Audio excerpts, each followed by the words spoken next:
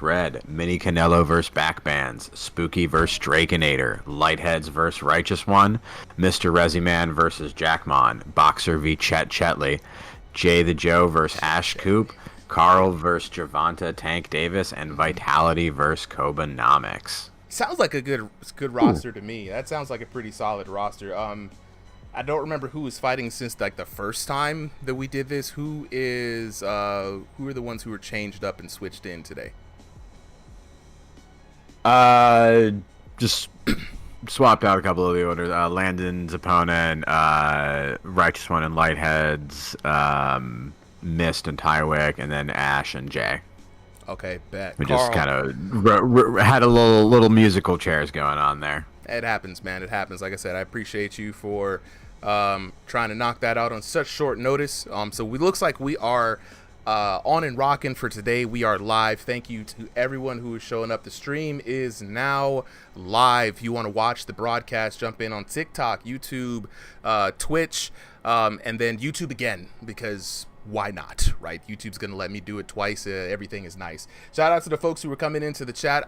I'm gonna be it's gonna be a lot of chit chat today, so thank you all for hopping in super early. I am your boy Super M with Ringside VR, the place to be for everything virtual boxing and combat sports. And tonight I bring you another special episode of Ringside VR Exhibition Night featuring Thrill the Fight 2, joined with me as always by my co-host Solly. Solly, say what's up to the people. What's up, people? It is Solly here, and I'm excited to be here. Yeah, man. As always. Good night, man. Shout outs to the chat, Resi Man on YouTube hopping in. You know what I'm saying? The early people jumping in, True Fitness, Steel, Chase, D, Casey, Caden, I see you out there. You know what I'm saying? Tricks for usual. You know what I'm saying? Holy Puma, I see you out there. You know what I'm saying? William Sire, you know what I'm saying? The real one, Narek, Noah, you know what I'm saying? We hopping in. What's good? What's good? We early. Thank y'all for jumping in early today. We gonna keep it usual, business as usual. Dropping in 30 boxers have signed up for tonight's fight. We got some new faces, some old faces. It's gonna be some surprises. I'm gonna let everybody know right now. The exhibition nights for Thrill the Fight 2, a VR boxing game, is all for fun. This is community love. It's a big cookout on Sunday. Tomato, I see you, bro. You know what I'm saying? Joe Mama in the building. Hey, Joe, when are you going to come back, bro? You know what I'm saying? We need you, cuz. You know what I'm saying? But today's going to be, and future weeks are going to be very special. So we are working on a top 16, maybe top 24 division, right? It's still under construction as we kind of figure out the odds and ends. But I'm going to be looking out for people to take over spots in that top 16. So the top 16 we had initially were community voted, and it was a great time. We had a great tournament. You guys are seeing the videos jump in. You see anything with ranked or $200 tournament on the YouTube channel. Those are going to be the high production value videos that we put together for those specific matches. But I'm not gonna lie, bro, the top 16 is looking a little stagnant. We got some people who ain't showing up. We got some people who done dropped out.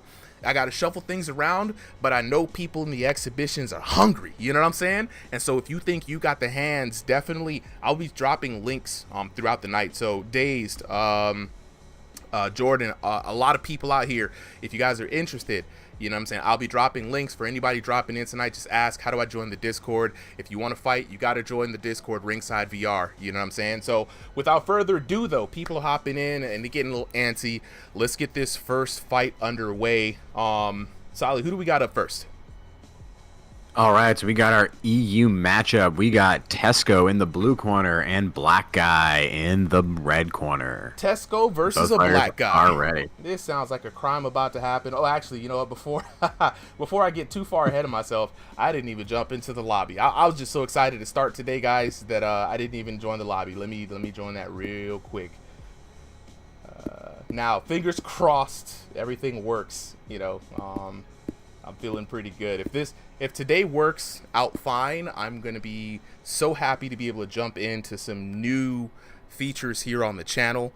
But chat, as always, keep me honest.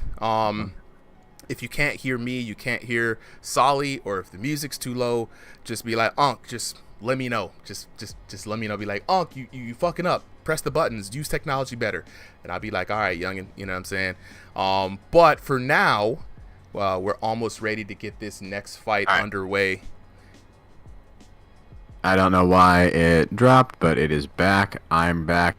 We all good to start the match? I'm good. I'm ready whenever you are. All right, let's do it. And then afterwards, I'll bring those guys up. Okay, first match, the EU match for tonight. Tesco taking on a black guy. I don't even know his name is, if his name is a black guy, but I'm gonna call him a black guy. So as always, let me go ahead. It's just black guy, right? It's just not black a guy. Black guy. It's not the black guy. It's just black guy. He's just the genuine concept of a black guy. Okay. Well then, just genuine concept of a black guy coming in versus Tesco. Tesco, though, representing one of the many gyms we've got going on here, Kronk Gym. So if you are in the Discord server and we mentioned there's a gym, definitely try them out. These guys like to practice against each other, like to practice new techniques, figure out the meta. It's a really good time. So let's see how the experienced Kronk Gym boxer takes on black guy. Yeah, black guy new, at least to ringside, at least to the exhibition matches here. Tesco, on the other hand, another regular, both in the ring and on the mic, likely to be joining us later after he gets out. And I always like to have, a fighter who, just got out of the ring kind of go up and, give some of their insight. Absolutely. Right, kind of, how's the weather today kind of thing.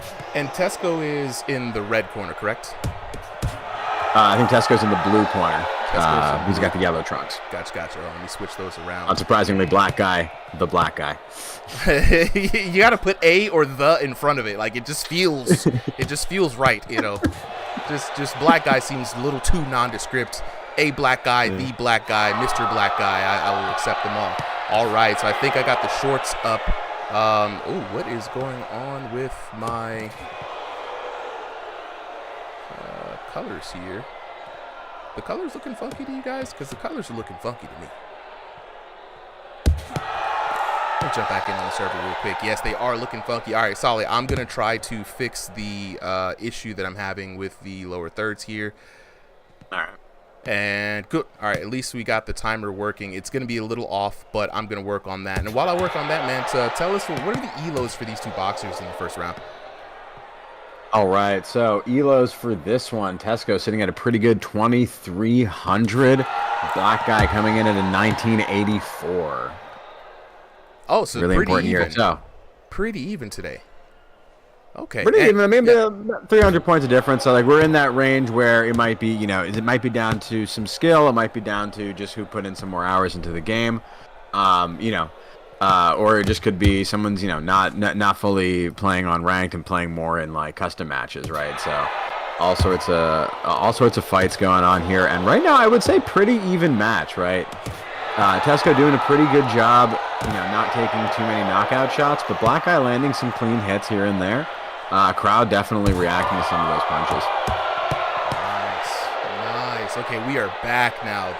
The lower third is fixed. Everything is underway except for the timer. Sorry about that, guys, and I'm back in the hot seat. So I'm very impressed. It's always nice to see new people showing up, especially when it comes to new EU fighters. We're still running the EU fights here on Fridays, right, Solly? I think we actually, that poll just closed today. I think we will be moving them back to Sunday, either, at this first time slot that we have. Or possibly recording them earlier. We'll see what the EU fighters want. Oh, and I'm down. I'm totally down. We'll just let them know, hey, what they want to do, and we'll keep it grooving. All right, so first round in the bucket. Shout outs to the chat hopping in. Let me answer a few questions here. Black Hokage says, is this on Meta or is it PCVR only? It is on Meta Quest headset for Quest 2. Quest 3, Quest Pro right now because the game is in early access, so not on PC quite yet, right? Shout outs to everybody jumping in. Okay, Fortnite Gamer wants the Discord link, so it's the first of many links, and again, I will if the link does not work for you guys, please let me know, because sometimes the Discord bot thinks we're getting raided, and it's not a good vibe. All right, round number 2 though underway. Even fight round number 1, right? I like what I saw from both fighters. Anyone could walk away with this. So let's lock in here now that I can have a time to like sit back and like look at the match. And for some reason, I can't hear the match like I usually do. Well, I'm saying the tech gremlins are in full effect here. Okay, here we go. I hear the match now. Now I can hear the crowd roaring at these hits. The double up with the right hook, and a counter hook comes from the big guy Tesco from the Kronk gym. Now I'm plugged in, Solly. I'm really hyped right now, bro. Yeah, I'm feeling it. This is an exciting moment now. You know, round 1 discovery round, round 2 adjustment round, but the adjustment for both of the fighters is just fists. Yeah. Now, I mean, look. If it ain't broke, don't fix it. You know what I'm saying? If you got to throw the hands, please throw the hands. It is what it is, right? And I like this. What I do like about this fight so far is, you know, with people who can throw hands like this, they tend to go too far, right? And when I say too far, for those of you who are new watching this, to make things as realistic as possible, the devs have been slowly implementing major damage system changes, system mechanic changes. I mean, they happen like once every 2 months or so, right?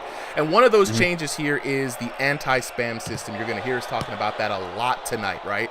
After about 3 or 4 consecutive shots, the game says, hey man, you spamming, you going too wild, you're not trying to be intelligent with your boxing, we're going to punish you by making your shots weaker. Your character will exhibit exhaustion on the damage, right? But also, because they're swinging so recklessly, you know what I mean, they are more susceptible to damage. And a lot of people who could throw hands, they throw them a little too loose and a little too much, and you end up getting counter hit and getting put down, and it's a bad time. But what I see from these two boxers, Solly, right, there's a lot of awareness, good jabs coming in from the black guy. A lot of the times, not a lot of people even bothering to jab to the body. That's your specialty right there, you know? Absolutely. So it's good to see this, bro. I mean, it's something I've noticed, and I do, you know, I run the EU exhibition, so I see it a lot. The EU boxers are very technical. You know, it's not that they're not willing to just throw down and brawl, but they're all, like, they really understand some aspects of boxing. Usually they have some sort of, you know, boxer that they like to mimic, some sort of style. Like, I know V likes to do Tommy Hearns. You know, Tesco in that Kronk gym, right, kind of still adopting that Hitman style, but he's, you know, a little bit more upright and a little more orthodox boxing with it. No, 100%, dude. Like, and I love to see it. The one thing I always remind everybody that this is a video game first and foremost, right? So while it is amazing, and I do really mean amazing to see people really kind of play the game of boxing, right? If that makes sense, right? Actually trying to use techniques that would work in real life. You know what I mean? People are not prohibited from swinging or using improper technique or things that don't work. Shout out to another community member, Tyborg, who's been recently doing some YouTube videos testing out like what actually works in the game. And I love to see that type of because a lot of people are under the impression that the game is going to track hip rotation and all this other stuff. It's only tracking your headset and gloves, my bros, right? So if you can figure out a way to throw a punch that supersedes those, it will still register big damage, and that's a big hurdle for this game. But unlike, that's not what we're seeing here, right? That's not what we saw in this last round. We are seeing a lot of heart and a lot of boxing enthusiasm showing up in these rounds. Now, round number 3, coming in here is going to be the deciding factor round. We have 3 3-minute rounds coming in. Solly, do you have a favorite for the matchup today? Honestly, not for this one, right? Like, I would have probably thought Tesco, just the higher elo and the more experience on ringside with, you know, just high-level competition. But Black Guy seriously is holding his own. And, you know, even like there, like, he's getting hit. He's never just getting, like, letting Tesco get that for free, right? He's always returning some sort of fire. He's always trying to probe him with the jab. And he's just trying to land, you know, some good high damage shots. He hasn't found the knockdown yet because Tesco's doing a good job of moving his head back to mitigate that damage. But, you know, he's doing all the things right for both technical boxing and, like, technical VR, you know, gaming, right? He's not exploiting the counters. He's trying to get, you know, the max distance. You know, he's finding all the critical spots, like right there, boom, right to the temple. The only thing is he's not guarding the hooks right, and that's where Tesco is getting his damage and is working, and he might find a knockdown if he keeps letting it go. And Whoa! Hold up. Let's see if we can see that back again, chat. Instant replay live in this action, looking at that, and a crisp. I think it was the body shot that actually put him down, but that hook was looking pretty dang spicy. I'm not going to lie. Not gonna lie. I think either one of those shots could have taken him down, and what a beautiful shot by Tesco. I mean, that's what you get for, you know, showing up in gyms, you know what I mean? Like, putting in the work, practicing. It's those key moments that you get to clutch it out, bro. It's so cool. So cool to see. Yeah, that's what I think people often don't realize, right, about, like, getting better in these games. It's not that you're going to get better at every single moment. It's that you're going to get better in, you know, at catching those key moments where you're like, all right, this dude's slipping. Like, I just get, you know, punch, boom, boom, boom, and then he's out, right? Or, you know, getting better and, like, surviving a 4-punch combo instead of getting knocked out to a 3-punch combo, right? It's the little increments, but they really matter, and you can see it in the fighters that show up here, time in and time out. Box on. Absolutely, 100% agree. 100% agree, and it shows so much. And this is not taking anything away from the black guy here. It's so hilarious to say. You can't take more things away from the black guy. You really can't. You really can't. He's doing a stand-up job, especially for the first time showing up on stream. It's a lot of pressure, even though this is just a fun community night, right? For those on TikTok, I will be dropping that link in the chat here in a bit. So if you want to join, again, join the Ringside VR Discord. It's a wonderful place to be. Just hit that link up and let me know if it works for y'all. Appreciate the follow, Big Dog. But yeah, bro, like this is an amazing first match of the night, and the EU people always come through with the clutch boxing. I mean, we talked about this earlier, right? Like when the game first started, like, oh my God, another knockdown from Tesco. Tesco doing the Lord's work, man, making the Kronk gym look good, and he was just tagging him, laser focused, man. Like 1-2, 1-2, hit him with the hook. It was very good. Braylon Cormier was good, players. That was a great end to that fight. That was real excellent work. I mean, I honestly thought Tesco might be almost working, you know, giving it up at the end, working to slug it out. But he was confident, he had the shots, and he put black guy away for a 30-25, like you say. Perfect scores on the SATs, 10-9, 10-9, and then 10-7 with those two knockdowns in round 3. Looking at the damage, though, yeah, very close in the first 2 rounds, 941 to 835. 837 to 748, and then 1135 to 1156. So Black Eye, despite getting knocked down twice, actually out damaging Tesco in that last round. Dude, I mean, he came in looking good, you know what I'm saying? He came in looking good, and honestly, this is why I like the post-fight conversations, because we get just a little bit more insight into what happened into that last fight. So when the boxers are ready, would love to hear from you guys here in a sec. Let me hop in. So chat, I hope you guys liked that last fight. It was very explosive. I just need to see some love in the chat for both of these boxers, man. I've already seen a lot of it today. A lot of people were impressed. But let me lock in. Thank you, Braylon, for letting people know. If you guys want to join in on the action, be featured in a fight like you just saw, definitely join the Discord, the Ringside VR Discord. You can join many ways. You can just search for Ringside VR. It is a publicly searchable Discord. We have pushing on, we're getting close to like 2,400 members right now. You know what I'm saying? So a lot of people are joining in on the action. We have, on average, I want to say, between 200 and 300 active per day. We already know Discord can have a bunch of people on there and don't nobody show up. I mean, this community is active where they're just chatting, just hanging out, jumping in gyms. It's a good place to be if you want a great place to fight and meet new people and participate and show up on the channel. This is what the channel is here for, to make sure you guys have the best spotlight. And so if you want to join, just ask for the link. I'll be dropping them. But fellas, let me hear from Tesco or Black Guy, whoever's up first. Yo, Tesco, Mr. In the Bag. You know what I'm saying? Speaking of being in the bag, you dug deep. You're throwing a lot of combinations. You were keeping it classy, and you got the dub. How do you feel about that win, bro? Yeah, I mean, it was good. At the start of the fight, I felt a little bit sloppy. Never fought him or seen him fight, so it was more of a downloading, trying to figure out how he fights the first round, and he fought really good, to be honest. Yeah, I'm he a little did. bit confused with the movement, but I guess that's just how like the joystick works. I don't fight joystick, so Yeah. So definitely a new experience. that's a good point to have, right? You know, we're so used to seeing you do rematches with your fellow Kronk Gym members, right? Because the EU people have not been here on Sundays, but we're gonna be moving more of them over to Sundays, trying to get some more fresh blood in here. So you had a new player, new environment, right? Fighting against a stick player. How did that like change your game dynamic? Because I know a lot of people want to ask, like, you know, oh, room scale versus stationary, it's not fair. I mean, what's your take on it? Honestly, I think it really depends on the styles of the fighters.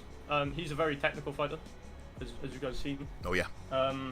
So for me, I mean, learning how to fight him there was just like keeping my defense up. You know, he ended up behind me a lot of the times. I never knew if I turn around if I was just going to see a big iron fist coming my way. So Right. yeah, I just had to keep defense very, very tight. And it paid off big time, man. I mean, it all worked. It all came together. You had an amazing match. Thank you so much again for always showing up, representing Kronk Gym, representing Ringside VR. It's always great to see you fight, Tesco. So, again, thank you as always, and congratulations on the dub. Thank you, man.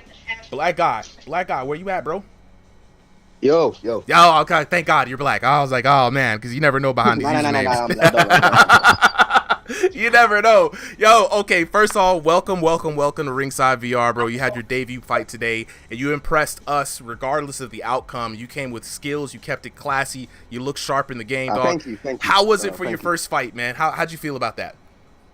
And no, honestly, when I was fighting them, I kept spinning around them, and Yeah. I didn't want to be like cocky and like throwing like some random ass overhook. And just like land a clean shot. I wanted to be like, you know, respectful. So it kind of threw me off having to like go back from spinning around them to go back to normal fighting. At the same time, I noticed when I was throwing my punches, I landed like 4 clean ones, and I noticed, damn, the anti-spam is on. So I'm trying to weave. Yeah. That motherfucker hit me with a good ass hook. That shit intensified. Look, I love the fact that you're aware cognitively of like the anti-spam and how you throw and you respond accordingly. I cannot tell you how many times people get caught up in the moment and really just want to like land shots on someone, and the counter hook gets them. I mean, it made the matchup look so crispy, bro. And I'm so glad that you showed up. I really want to see you out here more. We're gonna try to get more EU players here on on Sundays rather, just so we can get their matches out there on the channel so people can see them fight. Thank you, bro. Thank you. Yeah, So definitely come through next time. Very good fight. Yeah. I can't believe I lost that Tesco bag. Look, it's can't good, help bro. myself. It's good. Look, don't short memories. As I always tell people, short memories, man. You put on a great performance. It was close, man, so close. Dog, come back next week, and if you're interested, join one of the gyms. If you keep putting out good performances, you know, we're looking to see if there's enough people interested in starting an EU league. The league that we have right now is for NA, but because of regional differences, we just want to kind of keep everybody close to their home region. So get with the rest of the EU players around here, make some friends, dog, and hopefully we see you around again. Thank you. I'll you, man. definitely be back there. And good match, Tesco. Hey, good fight, bro. Absolutely. We love to see it happen. In chat, like I said, this is a place to be, bro. We got a lot of fun, a lot of things happening around here. But for now, we're going to get on to the next battle. Solly, who do we have coming up next? All right, next we have in the blue corner Yoboi, and in the red corner Smokey Mike, and then joining us from this ring into the commentators table is Tesco. Oh, we got Tesco commentary back. Let's go. All right, so Yoboi is in the blue corner, Smokey Mike in the red corner. Absolutely. Okay, so we got them up. Teams are updated, and we have the round counters reset. So whenever you are ready, I am ready, and we can get this thing on and popping. Let's do it. All right, and so again, this is two fighters I'm not super familiar with. I think I've seen them at least maybe once or twice in like a Crossing the Void, but not necessarily familiar with them from the exhibitions. So this should be a good match, right? Like sometimes I like to, you know, after seeing so many of these fights with, you know, regular high-level competitors, it's nice to see something, you know, new and refreshing here and there. Oh, absolutely. Absolutely. Round 1 underway. We've got Yoboi with the white trunks, right? Stepping in. This is going to be a good one. And Smokey Mike looking like Iron Mike in here. I hope he plays like Iron Mike. Fellas, take it away while I set up these. Oh, my God. Oh, my. Never mind. Never mind. That is not an Iron Mike moment right there. That is. Maybe Iron Mike in the Jake Paul era. Holy shit. Yoboi just slamming him to the canvas. The stiffest shot. Yoboi is him right now. Holy shit. All right. You guys take it away. I got to actually put the lower thirds on. God damn.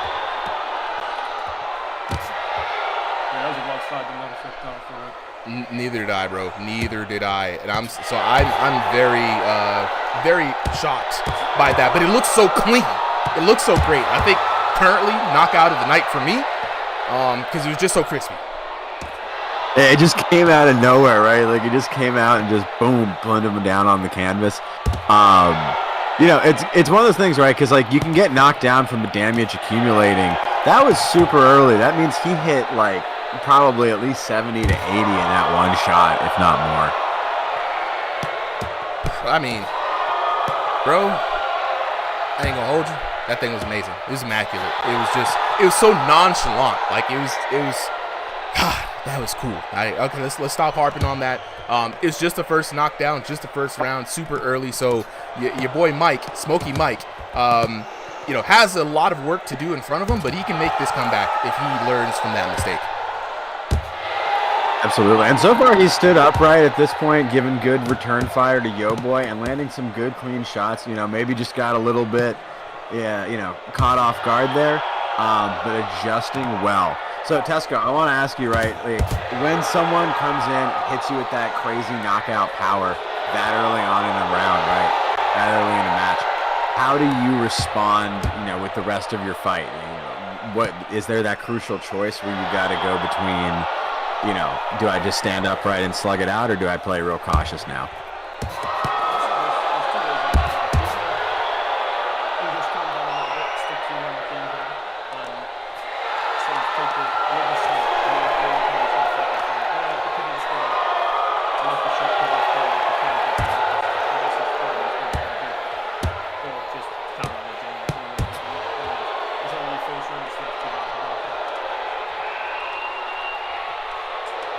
Good point. As this first round is getting close to an end, I think we've got a pretty clear advantage in Yoboi, but I gotta say, I was just about to say, Aunt Mike doing a good job in getting back, but not actually right at the end of that getting caught again. Another one of those super stiff shots. Now, here's the crazy part. Now, we saw it in the instant replay, and I hope everybody who watched the instant replay can see this as clearly as I saw.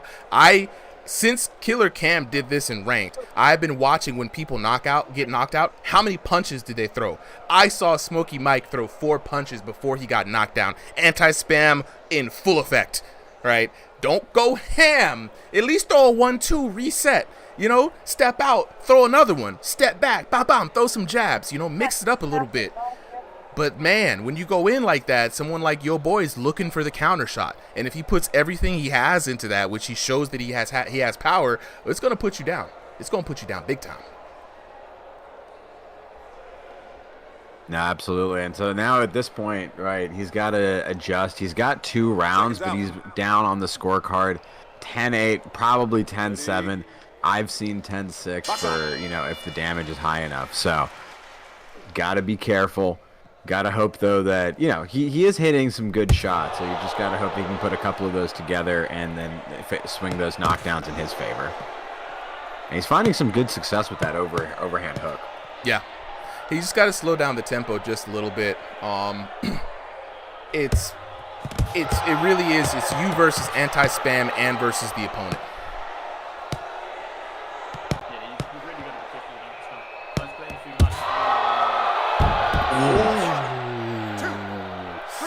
Let's take a look at that again. And this time he was tentative. He was looking, and he stuck the jab out and got that left hook in return for his troubles. It's unfortunate to see that, but that was well timed by Yoboi. Yeah, it's a tough fight, not looking good, and at this point he's starting to get into, you know, what we call that open goalie range zone, and that's a little bit too early for that. You know, this is just the beginning of round 2, but already significant scorecard disadvantage.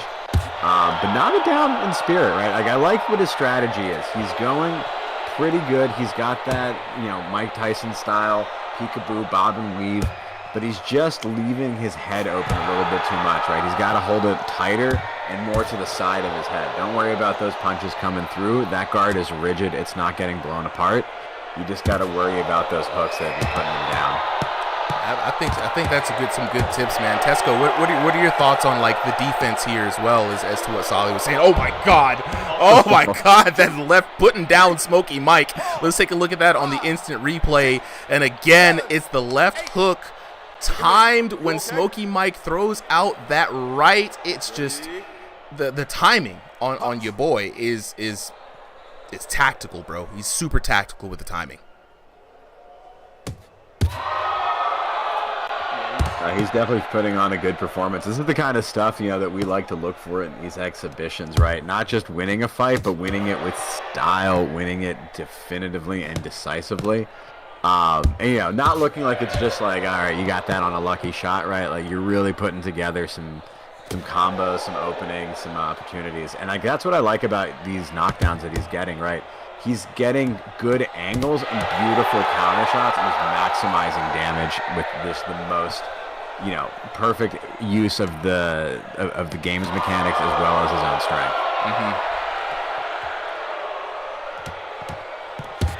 Coming to a close here in round number 2, about 20 seconds left. Smokey Mike looking in a bit of a tough spot as your boy is looking really good. And I know, Solly, we say a lot of times we haven't been keeping track records of the records, but we're actually going to go back and get everyone's unofficial records in the exhibitions, because some people have been just having some killer streaks, you know, and we want to let people know how well they've been doing. Absolutely. I mean, they deserve to know, right? Everyone here has been putting in a lot of work. You know, you're up on the channel, so right, that history is there. You know, show your friends. People do it, and you know, you gotta respect the effort that's put in here, right? Like, if some people love a game, some people wanna show off in it, and you know, it's fun to have it. It's fun to make a little event of it.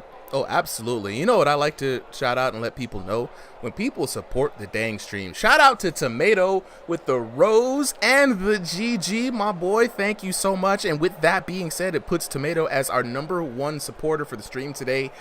King coming in at number 2, and DeQuavis coming in at number 3, and these are the folks here on TikTok. Shout out to the people also supporting on YouTube as well, whether you're watching this in horizontal and or vertical, you know what I'm saying? So thank you, Zux. Zux coming in here says these are the best exhibitions ever. And you know, I gotta be honest with you, we are surprised every week with these exhibitions, right? As much heart as people put into the exhibitions, and you know, I want to bring some of this action here live to you guys. When we're talking about our ranked division, so we're sifting through the competitors and trying to provide this level of action, but for ranked and for money. But for right now, though, round number 3 underway, and Smokey Mike backing your boy up into the corner. Tenacious as always. You got to give it to him for heart.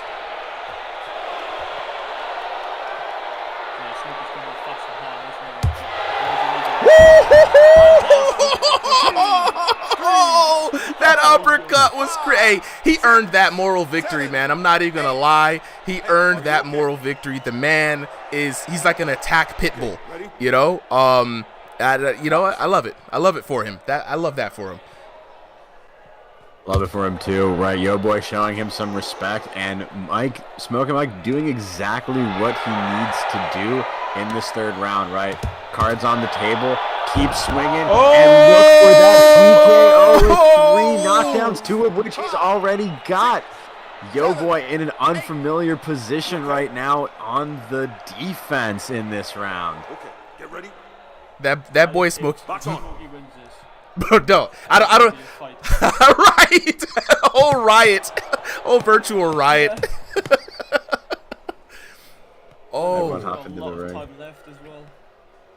Yeah, and he's got him in the corner, right? He's not letting him escape. Although good moves there by Yoboi. Hey, yo, if Smokey Mike can put him down one more time, guys, this is gonna be such a major upset. Your boy has to respect it, but Smokey Mike, oh, we could see it. He's got 1 minute and 10 to work with, fellas. I think Yoboi's got the wrong strategy here. He can't be too defensive.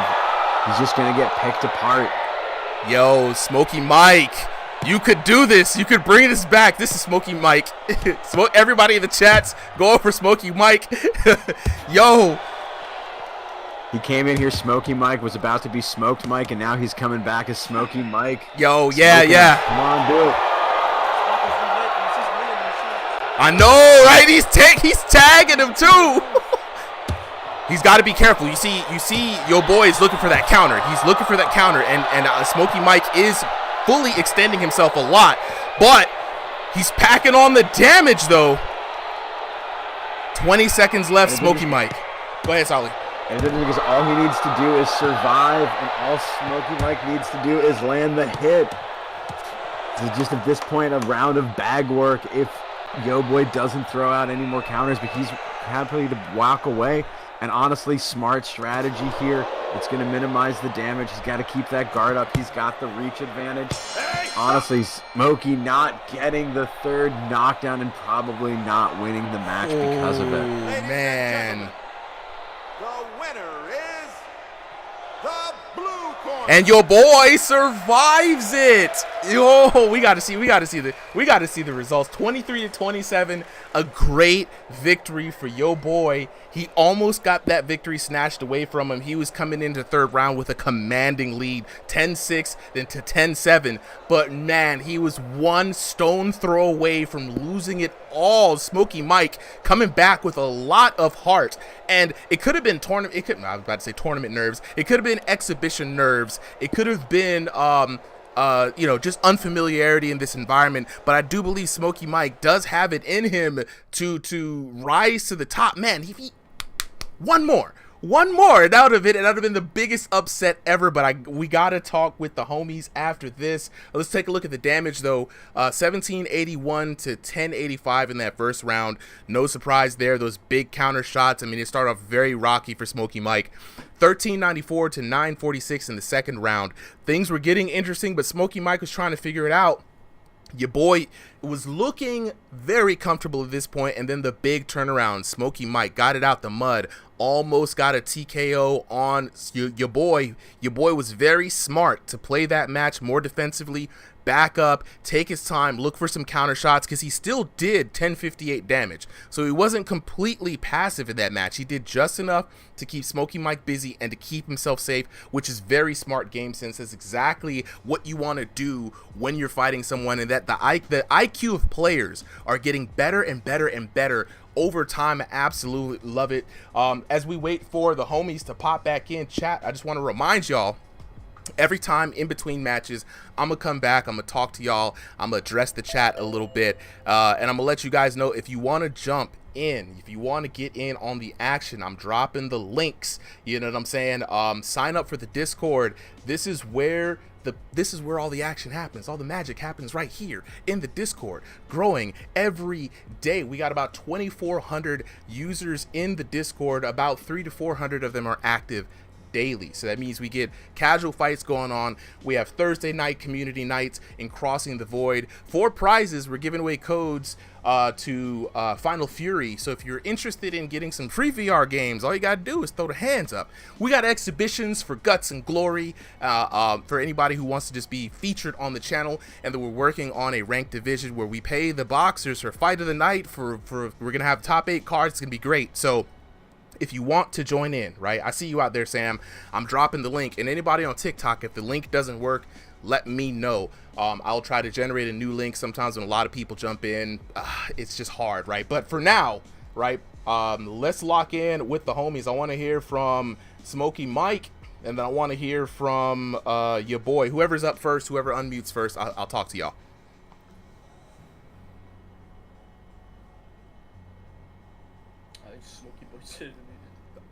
I see him out here. I see Smokey Mike. I think I might. Do I know? I don't have him muted. Smokey Mike. Oh, sorry. I accidentally had him server muted. Let me server unmute him. Yeah, get him on the mic here. Sorry, Smokey. Yeah, I thought I did terrible in the first 2 matches. He realized that I was better in the closer, so he kept ranging in. Yeah, dude. Okay, so Smokey Mac. First off, right? What an explosive way to come out. You almost took that in the 3rd round. Like, the upset would have been so real if you got that last knockout. I got to ask you, let's take it back to the 1st round, though. 1st round, stiff straight, puts you down. How much of a wake-up call was that? Yeah, like, when he first hit me, I never got hit that hard. Like, he stunned me, like, instantly. It surprised all of us. We didn't think that kind of knockout ability existed in V4 damage system, to be honest with you. And it looked like he was flicking his wrist when he was swinging. Like, he was snapping those things out there. I'm not gonna lie. Yeah. And also he was timing it really well. His left hook gave you a lot of problems with a couple of those knockdowns subsequently after that. And he just had good timing off the back foot. And that's him. He's a counter puncher, bro. So that was good on him to even have that kind of timing, especially when you were throwing with enough heat in the way that you were, because it showed in the 3rd round that you had the strength and the combos to put him down. So, you know, he was threading the needle, I'm not gonna lie. But you know what I mean, I gotta just say thank you for showing up. I always say everybody thank you, bro. Rounds, I was just trying to read him in the first 2 rounds, but he was just hitting really hard. So oh yeah I had to. But look, bro, I gotta ask, are you gonna be here next week? Absolutely. Dude, love to see you back. That's all I needed. That's all I need. I see people who got hands. I wanna bring them back in. Thank you so much for participating. Chat, give it up for your boy Smokey Mike. We're gonna hope to see him here next week. Your boy. Where you at, bro? Yo, are you Yogi's little cousin for real? nah, I just put that for just fun. Good, because I'm about to say, look, holla at your cousin, tell him to get back in ranked, but I'm gonna message him after this. Okay, bro, I gotta ask, were you surprised by that first knockout? Oh, yes, I was. I thought I was gonna do like a stun at least, but Jesus. No, it was probably one of the most beautiful knockouts we've seen in a long time. It just seemed so casual and almost disrespectful, like bam, stiff jump right to the jump. What's up, bro? It just looked like too commanding. That was V4 knockout. That was V3, my bad, not V4. You cheating somehow. No, I'm just kidding with you, bro. It was a great match all the way through. It looked like your strategy for counter hits and kind of making him come to you worked out in your favor. I mean, you did everything that the devs wanted you to do in V4. How do you feel about your performance tonight, man? Do you think we saw everything went the way that you wanted to, but how did you feel about it? I'll say like the first 2 rounds were going good, but the 3rd round I was really tired. I got tired to a point where. That's what it was. Yeah, pretty much that. That's okay. So that's because I was wondering, man, because you weren't doing as many of the counter hits, but you did the right thing, you know, playing defensively, trying to conserve energy, but you still were able to throw enough shots back to maintain some competitiveness with the damage. So, man, you almost had that 3rd round taken away from you. That would have been so bad. Man, it would have been a major upset, but I'm glad you pulled it out. You did your thing, bro. So congratulations on the dub. And we're going to look to get the next fighters up here. Solly, who do we have up next? All right, next up, we've got Landon Wolf, Lycan Uchiha in the blue corner up against Bobbert Schmobbert in the red corner. Bobby Schmobby. I'm going to put Schmobert. Yo, what's good? Oh, hey, good? Spooky? Spooky, what's up? Let me see, Bobbert. SCHMO. Yeah, oh, wait. Did Solly, did Spooky get switched out or something?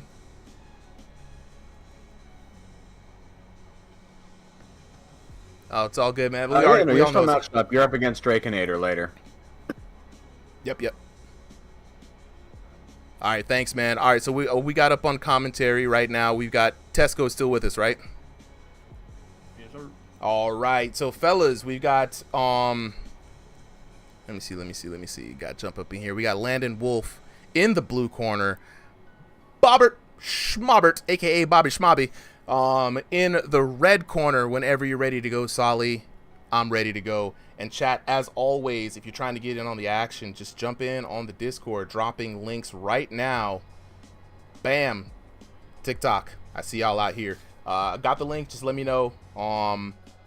Link is expired. Thank you, Hunter McHugh. I'll drop a new link here in a bit. So we're going to get started this round right now. Seconds out. And then in the blue corner with those purple trunks, his opponent, Bobbert Schmobbert, in the red, rocking the pink. I like that we got all the red-blue color scale on display here. Right, we go from red to pink to purple to blue. Poetic. Very poetic indeed. Very poetic indeed. You know, we got to rate the drip every time we can, you know what I'm saying? Like, people come out here showing up and showing out. That's what makes Ringside special, is like everyone else is giving fight commentary, game tips. We're here commenting on your drip and how much style you got, and that's what the people want. I mean, because if you look ugly, bro, I'm gonna tell you look ugly. You know what I'm saying? If you look lame, I'm gonna tell you look lame. You know what I'm saying? It's part of the fun. You know, this is the first game for everybody who doesn't know. This is one of the first VR boxing games. I mean, no, Creed did it, but you know, Creed multiplayer was of recent date. This is the first multiplayer VR boxing game that allows you to customize your character in this way. So being able to show this kind of character expression is a lot of fun and something that we've been asking for as a community for a long time. But fellas, I'm gonna hop out real quick. I'm gonna try to get an updated link for the folks in the chat so that they can join in on the action. So take it away. All good, super. All right, Tesco, who do you got so far ahead in this round? Honestly, I don't have a clue. I mean, they're both like landing a lot of shots, but I haven't seen anything significant so far. Yeah, I think I would agree as well, right? Like a lot of action, but not a lot of momentum one way or the other, right? Both of them kind of taking a few shots, backing out, taking a few shots, right? Each of them may be risking a few moments here or there. Well, they'll go for like a 3 or a 4 or 5 shot combo, but for the most part, staying within that anti-spam system. Fight. I do like what I'm seeing, though. Bobbert does have a strong overhand. I would watch out. I do think Landon is coming in a little bit too aggressively, and Bobbert's waiting to catch him. But at the other hand, you know, I've seen Landon many times in this on this stage. He is not a fighter to be taken lightly. Bobbert's saying that right now. Crowds. Out of the both, I'd say you know, Landon's looking more like the boxer, you know. I don't even know this guy's name, Bobbert or something. You know, he's got some good shots, but he's looking very very loose. No real style to him in a way, if that makes sense. Yeah, absolutely. And you know, first, this is an interesting way to do it, right? This is still the discovery round, and discovery rounds can go a lot of different ways, right? They can be very passive. You know, your round against Black Guy, for example, was a lot more of a tentative, you know, outbox discovery round. Here, the discovery is kind of happening with just a lot of fists in the middle. And what they're really trying to figure out, I think, is the perfect timing and just when the other person is going to be either slipping up or, you know, starting to get tired.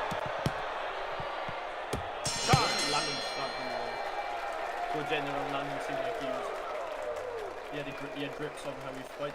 We fought, you know, good head movement and towards landing some heavy shots.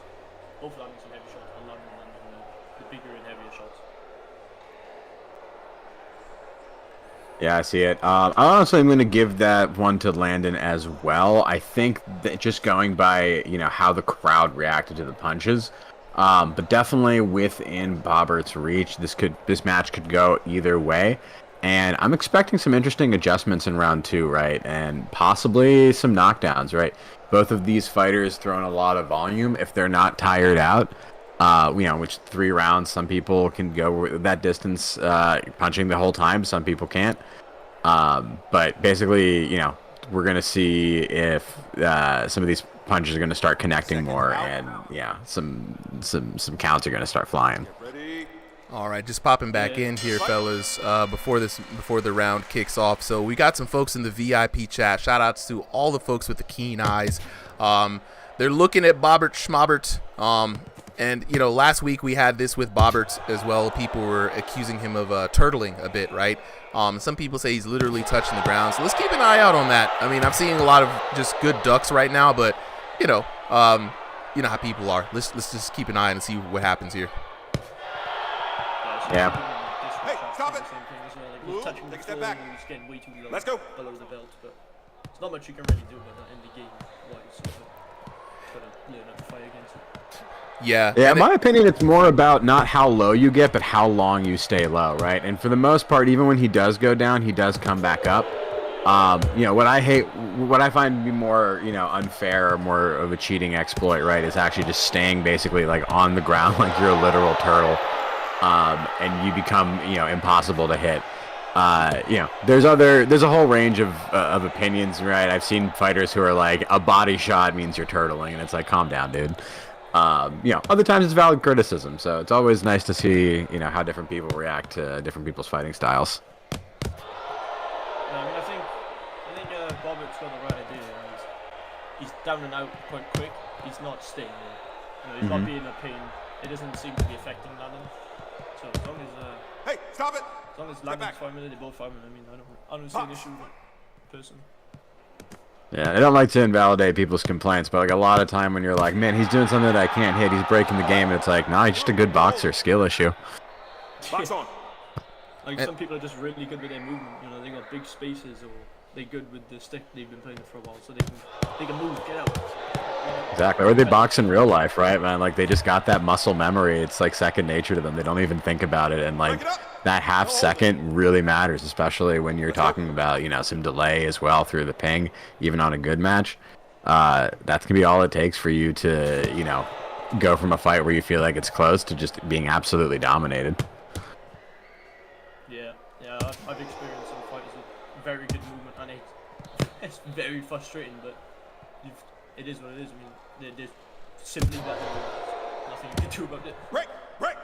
Take a step back. Yeah.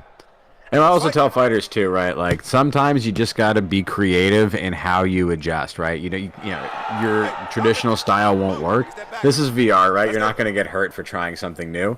Go for, you know, something that you don't usually do. Switch up your guard. If you like to do a peekaboo, right, switch it up to a Philly shell for a little bit.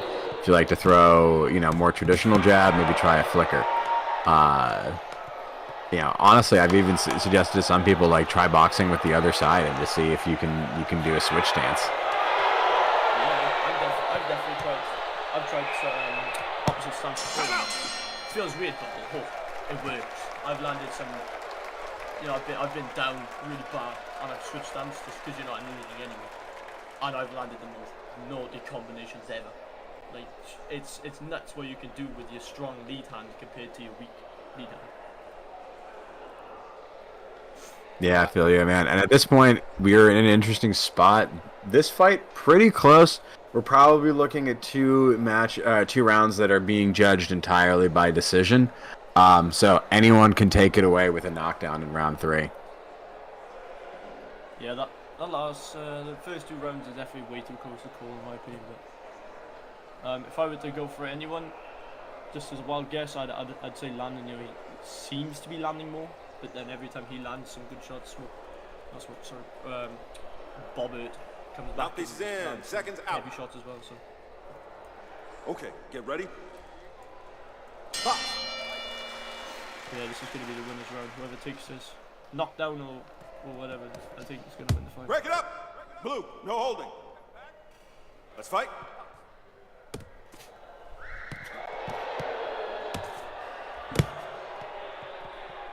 All right. Bobbert Schmobbert looks like he's still got a lot left in the tank.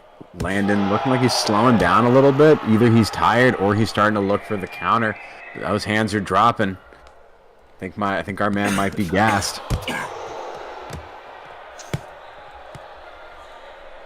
Sorry, but All good, all good.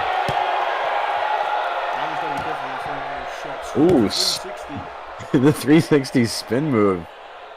That's how you get We saw a lot of people try to use it for offense the last time, and it did not really work. But honestly, as a defensive move, not the worst idea. Take a step back. Yeah. Box on. Quick out. your opponents don't have a clue what's going on. 1 minute there, 1 minute you know. That's true, but at this point, I would say round 3 looking like it's favoring Bobbert. Yeah. Landon just looking like a step shorter, a step maybe a little more tired. Punches don't have quite the zip, but there he is finding a combo, and there it is, putting it all out there and getting that knockdown he's been searching for all match. 7, 8. Honestly, Hey, I are you okay? was fully expecting a knockdown there. They were both just going to ham Get ready. throwing shots, both landing. Let's Just go. depending on who's going to land the heavy shot. Yeah, now we see, is he going to stick around Max Holloway style, or is he going to catch his own knockdown? Bobbert being tentative. That's not what he needs right now. He needs to go for those knockdowns unless he really thinks he's got it on the scorecards for the first 2 rounds and he's looking for that draw. You don't know, like, those first 2 rounds were way too close to think that you've got it. For both. Yeah. No, he can't be confident right now. There's still a little bit of time to work. Landon, a good shot there. And Landon. He's just going to follow it up. Landon's got a good head. You know, he's, like, look at that. 4 shots just weaved. 5 shots weaved. Just not landing anything. 1 shot. Yeah, he needs to stay in the range, right? He's always trying to come in with a punch, and he doesn't need to do that, right? He can just walk in with his guard up into Landon's range and wait for him to punch and then react. And I think that's what he needs to do, right? He got a better shot getting a knockdown with a counter punch than he is with his own aggressive, offense. There we go again. I think we're going to have another here. Bobbert looking like he's got the ugly face on him. Yeah. Box on. Clinch at a bad time. Last seconds to work, and there's the bell. Beautiful fight. Beautiful fight. Love it. Love All right, it. let's Love it go to to death. Your winner is the blue corner. Landon All Wolf right, takes it, and bro. Landon. I love it. I love it. All right, Solid. Let's take a look at that scorecard, bro. What are you looking at? All right, let's see what we got here. Both fighters leaving, and Oh, no. I just got kicked. Oh, dang! Yep. I just got kicked out. Did you get kicked out? Hey, I might be able to get him. Got kicked. Landon, if you're still in there, try to get a screenshot. If not, no worries. But Yeah, we need to hear. Chat wants the details of how that happened. A lot of people were. Some people are like, "Yo, how the fuck did Blue win?" I don't know. I had Landon up. You know what I'm saying? And so I wasn't surprised at the result. I was kind of just watching in the back, guys. What were you guys seeing? Let's chat a little bit about it while we wait for the official word here. Honestly, the first 2 Yeah, I rounds got him. were too close to call, in my opinion. But the 3rd round was definitely a winner takes it. And Landon took that opportunity and took it. So. All right. I hear myself in the background though. Who got the stream up? Yeah. Who got the stream up? Who got the stream up? All right, chat. What do you guys think though? Chat, let me know. One's in the chat if you thought that Blue Corner should have won that, and that's that was Landon, right? Bobbert Schmobert, Schmoovin Schmobert. That's what I'm gonna call him. Schmoovin Schmobert. Hell yeah. Did you think he deserved the win? 2's in the chat if you think he deserved the win. Big Blue already coming in, saying 2's. You know what I'm saying? 3. Taco said 3 is for put me in, coach. I love it. Twitch.tv tryhard C44 says let me fight. Tryhard Brody, join the Discord. I'm gonna drop a link in here. All the fighters set up for this. I'm glad that you found the channel. I definitely want to see you fight. Join the Discord. We'll be able to get you in for next week's card. Today, the 30 boxers are set up for the fights tonight. Sir Too Quick says Landon won. You know what I'm saying? A lot of 3's for put me in, coach. Look, if y'all want to jump in, join the Discord. I'm going to keep spamming the link here for y'all because it does expire quick. Hard-headed ass bots are trying to gatekeep, trying not to let people in the club. You know what I'm saying? But definitely hop up in here, y'all. I definitely want to see all of y'all jumping in here. So I'm gonna drop address that safety notification. Yeah, we're gonna work on it this week. All right, Jack Scally says I'm in the Discord right now. When can we join in? So how it works, everyone, is that at 5 p.m. Eastern Standard Time, right, we have signups in the Discord for people who want to join in. So the first 30 boxers get in on the exhibition night, mostly because it's a 5-6 hour stream with 30 boxers, and I got work in the morning. But we are trying to get more people involved. So when you join the Discord, Thursday nights is Crossing the Void.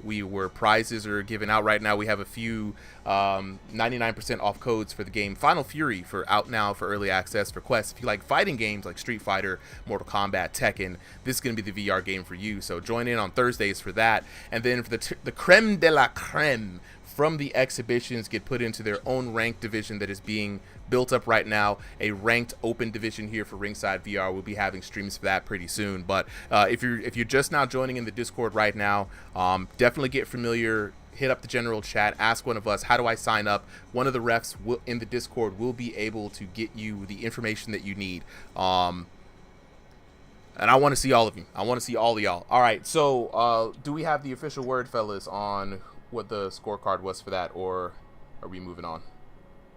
I got screenshots. I'm trying to send them to Solly now. Hey, yo, just read them off, bro. Just read them I know off. the scorecard was 30-26 him. 30-26 in favor of who? In favor of Landon? Landon. Yeah. 30-26, y'all. 30-26. You know what I'm saying? 30-26. Won every round.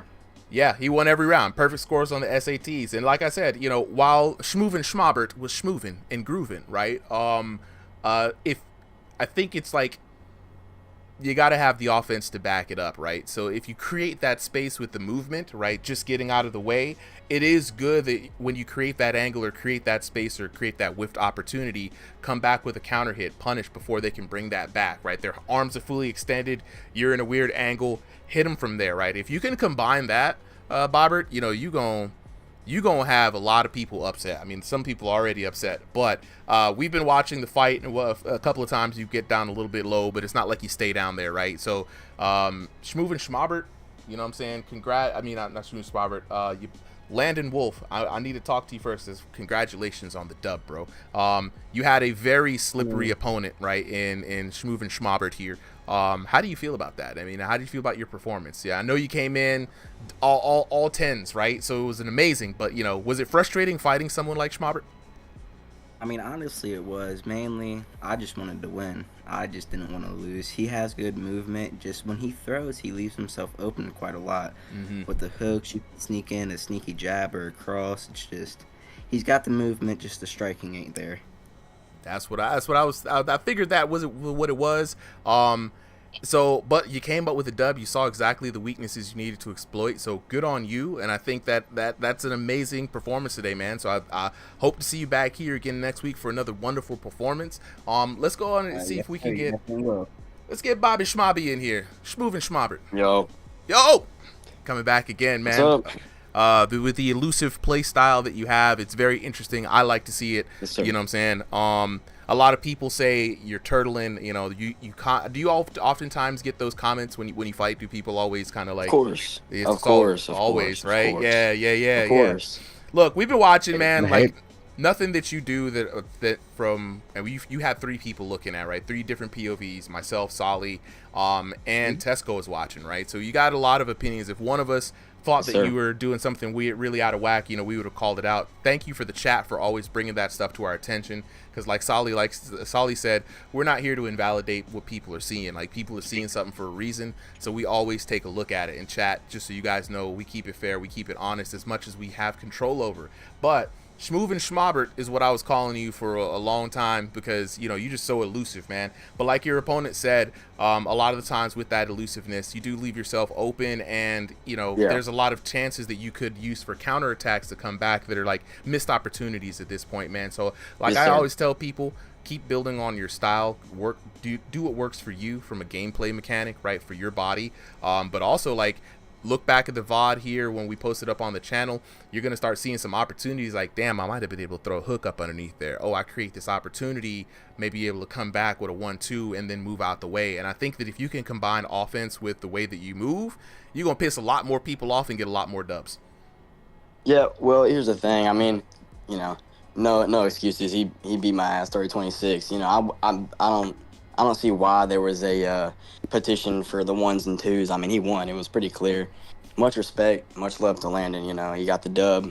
But, you know, I wasn't really expecting a room scale fight. I'm not making any excuses or anything. He beat my ass fair and square. That's really why I left myself open. I usually do not fight like that. But, you know, might as well go out with a bang.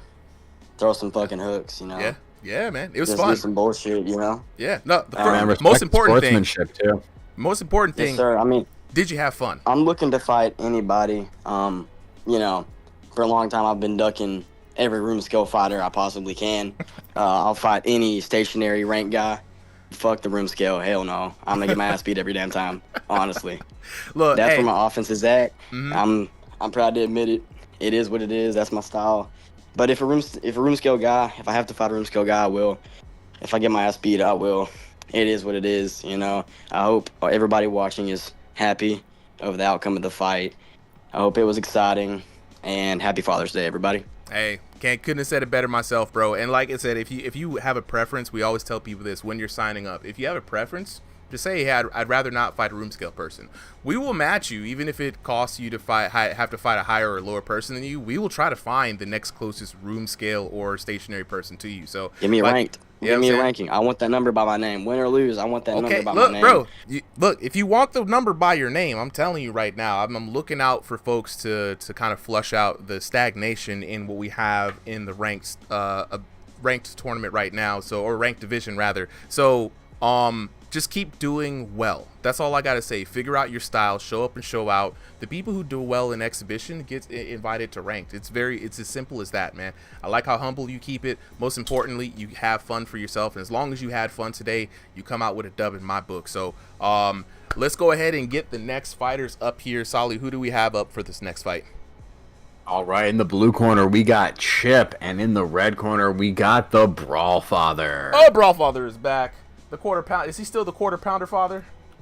Yeah, he is. The double quarter pounder father. Now, Brawlfather, I did invite you to challenge for ranked, man. So check the DMs. I'm going to check the signups again this weekend. This Saturday is going to be another ranked private recording.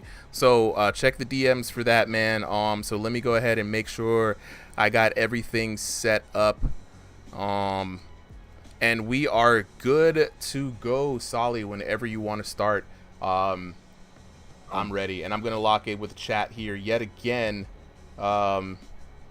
So Jack the Hammond, we got a next fight coming up. We do fights, then post-fight interview, we get set up with the next fight, so there's a little bit of a delay in between fights. But without further aduances, though, we've got the next fight up here. We've got your boy Chip in the blue corner with the pink trunks, and Brawlfather coming in with yet another new look. This time rocking, is that Kronk Gym colors right there, bro? It does appear to be that iconic red and yellow, looking like haired Saitama, and with a tan. He does kind of look like haired Saitama. I'm not gonna lie. The Super Saiyan pompadour is where it's at, dog. I'm not gonna lie. It's kind of a cold look. It's kind of reminded me of Lil Spidey Sam, if y'all remember him. He had a similar similar look. But I'm gonna let you guys lock in with this commentary real quick. I'm gonna handle some some chat stuff real quick. Yeah, you do what you gotta do, and that's what these fighters are doing as well. Brawlfather standing tall and striking with that range advantage that he's got. And that's the way you handle the short fighter, right? Don't let him just crowd you up. Stay long and stay away. Yeah, as a tall fighter, the two things you need is make sure you keep range, and if he gets close, you just want to smother him. You know, make sure you can't get the shots and step up. It's the best way to do it against a short fighter if you're a tall fighter. So. Yeah, and we've had requests before in this channel too to split fights up based on height leagues, but our philosophy here at Ringside, right, is you can make requests, but realistically, if you want to come here, you should be willing to fight anybody, anytime, anywhere, as long as the match ping and stuff allows it. Just be ready to square up. It's a video game. The whole point is you can fight someone who's twice your size and still have a shot. Oh, 100%. 100%. And another thing too, like just for some additional clarity, the reason why there aren't a lot of height leagues is something that I noticed is like it does not make sense to do a whole league and get all the production together for the 2-3 people who are 5'5". Right, I do think height leagues work. No, I'm not gonna. I mean, all jokes aside, I do think they work. It's just about will the community back it up. If we got like a whole 30, 15, let's say 15 people who are all around, between 5'0" and 5'5". Okay, yeah, we can make a short people's league and call it lightweight, but we got to have that participation. So if the community wants it, we've always been of the mindset to kind of do things for the community for fun, because that's what it's all about here. It's all about you guys, you know what I'm saying? So if you want it, show us you want it. Yeah, but getting back into the match, we have a slugfest here right on the logo, as I like to say. Chip using that kind of duck and weave style, keeping his hands low, but quickly responding with head movement and snappy punches. Brawlfather here trying to work the angles and just get the opening whenever he can. Chip doing everything he can just to not let him just take free shots at him. Always giving him pressure, even if he's not always giving him punches. Yeah, honestly, that was a really good round. I think that most sweet in Brawlfather's way, but Chip was come out strong, landing some good shots, but looking like Brawlfather had the more significant shots. And that's one thing I've noticed with when Brawlfather does fight, right? The shots look good, and he always does look commanding, even if it's at not as quick of a pace as some of the other fighters are being explosive. But he always puts on a good show, and it looks good, So we always have to really determine things based off of the card at the end. But Chip, he is the shorter fighter. He does have a disadvantage with both height and reach in this, so it's been a bit of an uphill battle for the first round. Let's see if Chip can make the adjustment here in the second round. Speaking of adjustments, fellas, what do you guys think Chip could do in the second round as the shorter fighter to make the adjustment? Honestly, he's kind of been doing it already. You saw it a little bit at the end of round 1. Let's see if he can do it in round 2. He just needs to pick the time, catch Brawlfather where he's, trying to step in and be a little bit aggressive, and then put in those big combos and then just reset. He got I think maybe 3 or 4 good shots off on Brawlfather there. And, I don't think he's going to find, that one knockdown shot. Brawlfather, I think, is just a little bit too careful. He's not jumping fully into that range. And so he's better off, right, just being very patient and just out-damaging him, right? He's got that body. It's a big target. And, I think Chip is realizing that Brawlfather, even if he's the bigger fighter, he's got a lot of stuff to defend. What about you, Tesco? What are your thoughts on it? Honestly, I think Chip's doing a very good job. I mean, he's not fighting on the outside like short fighters shouldn't be doing. He's waiting to get in, and once he's in, then his hands go, and he's landing some good shots. So I mean, for me, I think there's not much he can really improve on. I mean, maybe from what I'm seeing, try to do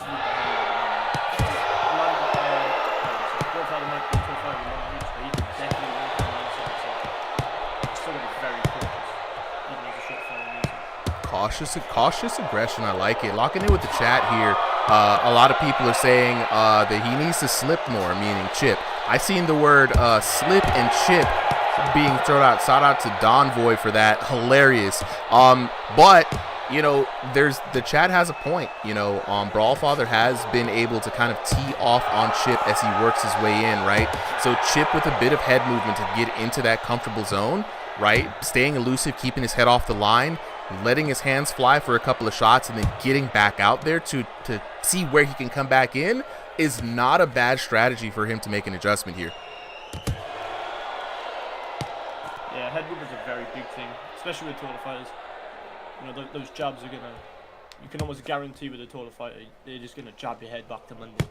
Oh, so yes. You need to make sure your head is off that line whenever you're trying to make a move. Never keep your head still, or it will become a speed bag, and you're just gonna get bong, bong, bong, bong. Mm-hmm. No, I agree with you. Goes on, so.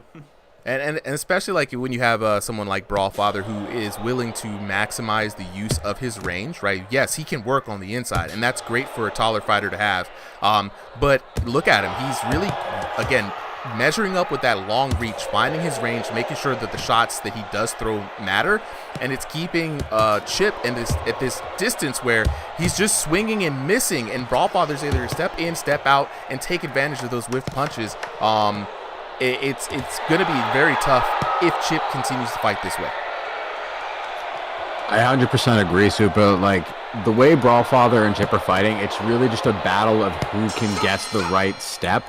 And what the issue is, right, I think Chip has to throw so many punches to, you know, keep Brawlfather, and even one that he knows that aren't going to hit, just to keep Brawlfather honest. And, you know, round one, that's doable. Round two, it's a little bit harder to do. Round three, you're really getting gassed and tired. Can you keep it up the entire match? That is, if this is something that and I'm always going to bring back my experience with fighting games, right? There is the tendency to constantly defend by attacking, right? We call it pressing buttons, for those of you who are unfamiliar. When you defend by attacking, normally someone can come in and counter hit you because they're timing the distance in when and where you let. They're just watching. If I step 3 paces away from you, you're going to start throwing cool. So when I step here and you throw, I'm going to move back and catch you. That is exactly what Brawlfather has been doing this entire time. But here's the added consequence of doing this as we hit in round number 3. You get tired throwing those punches that you know, what do we say in VR? You miss every punch you throw because you're always throwing it air.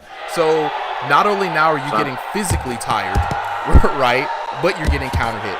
So you got to make them count, and that's where the head movement slipping in comes in. It's a much more cost-effective way of adding that pressure. We've seen other people add pressure without throwing punches, and I think that's what Chip would need to kind of get over the taller fighter.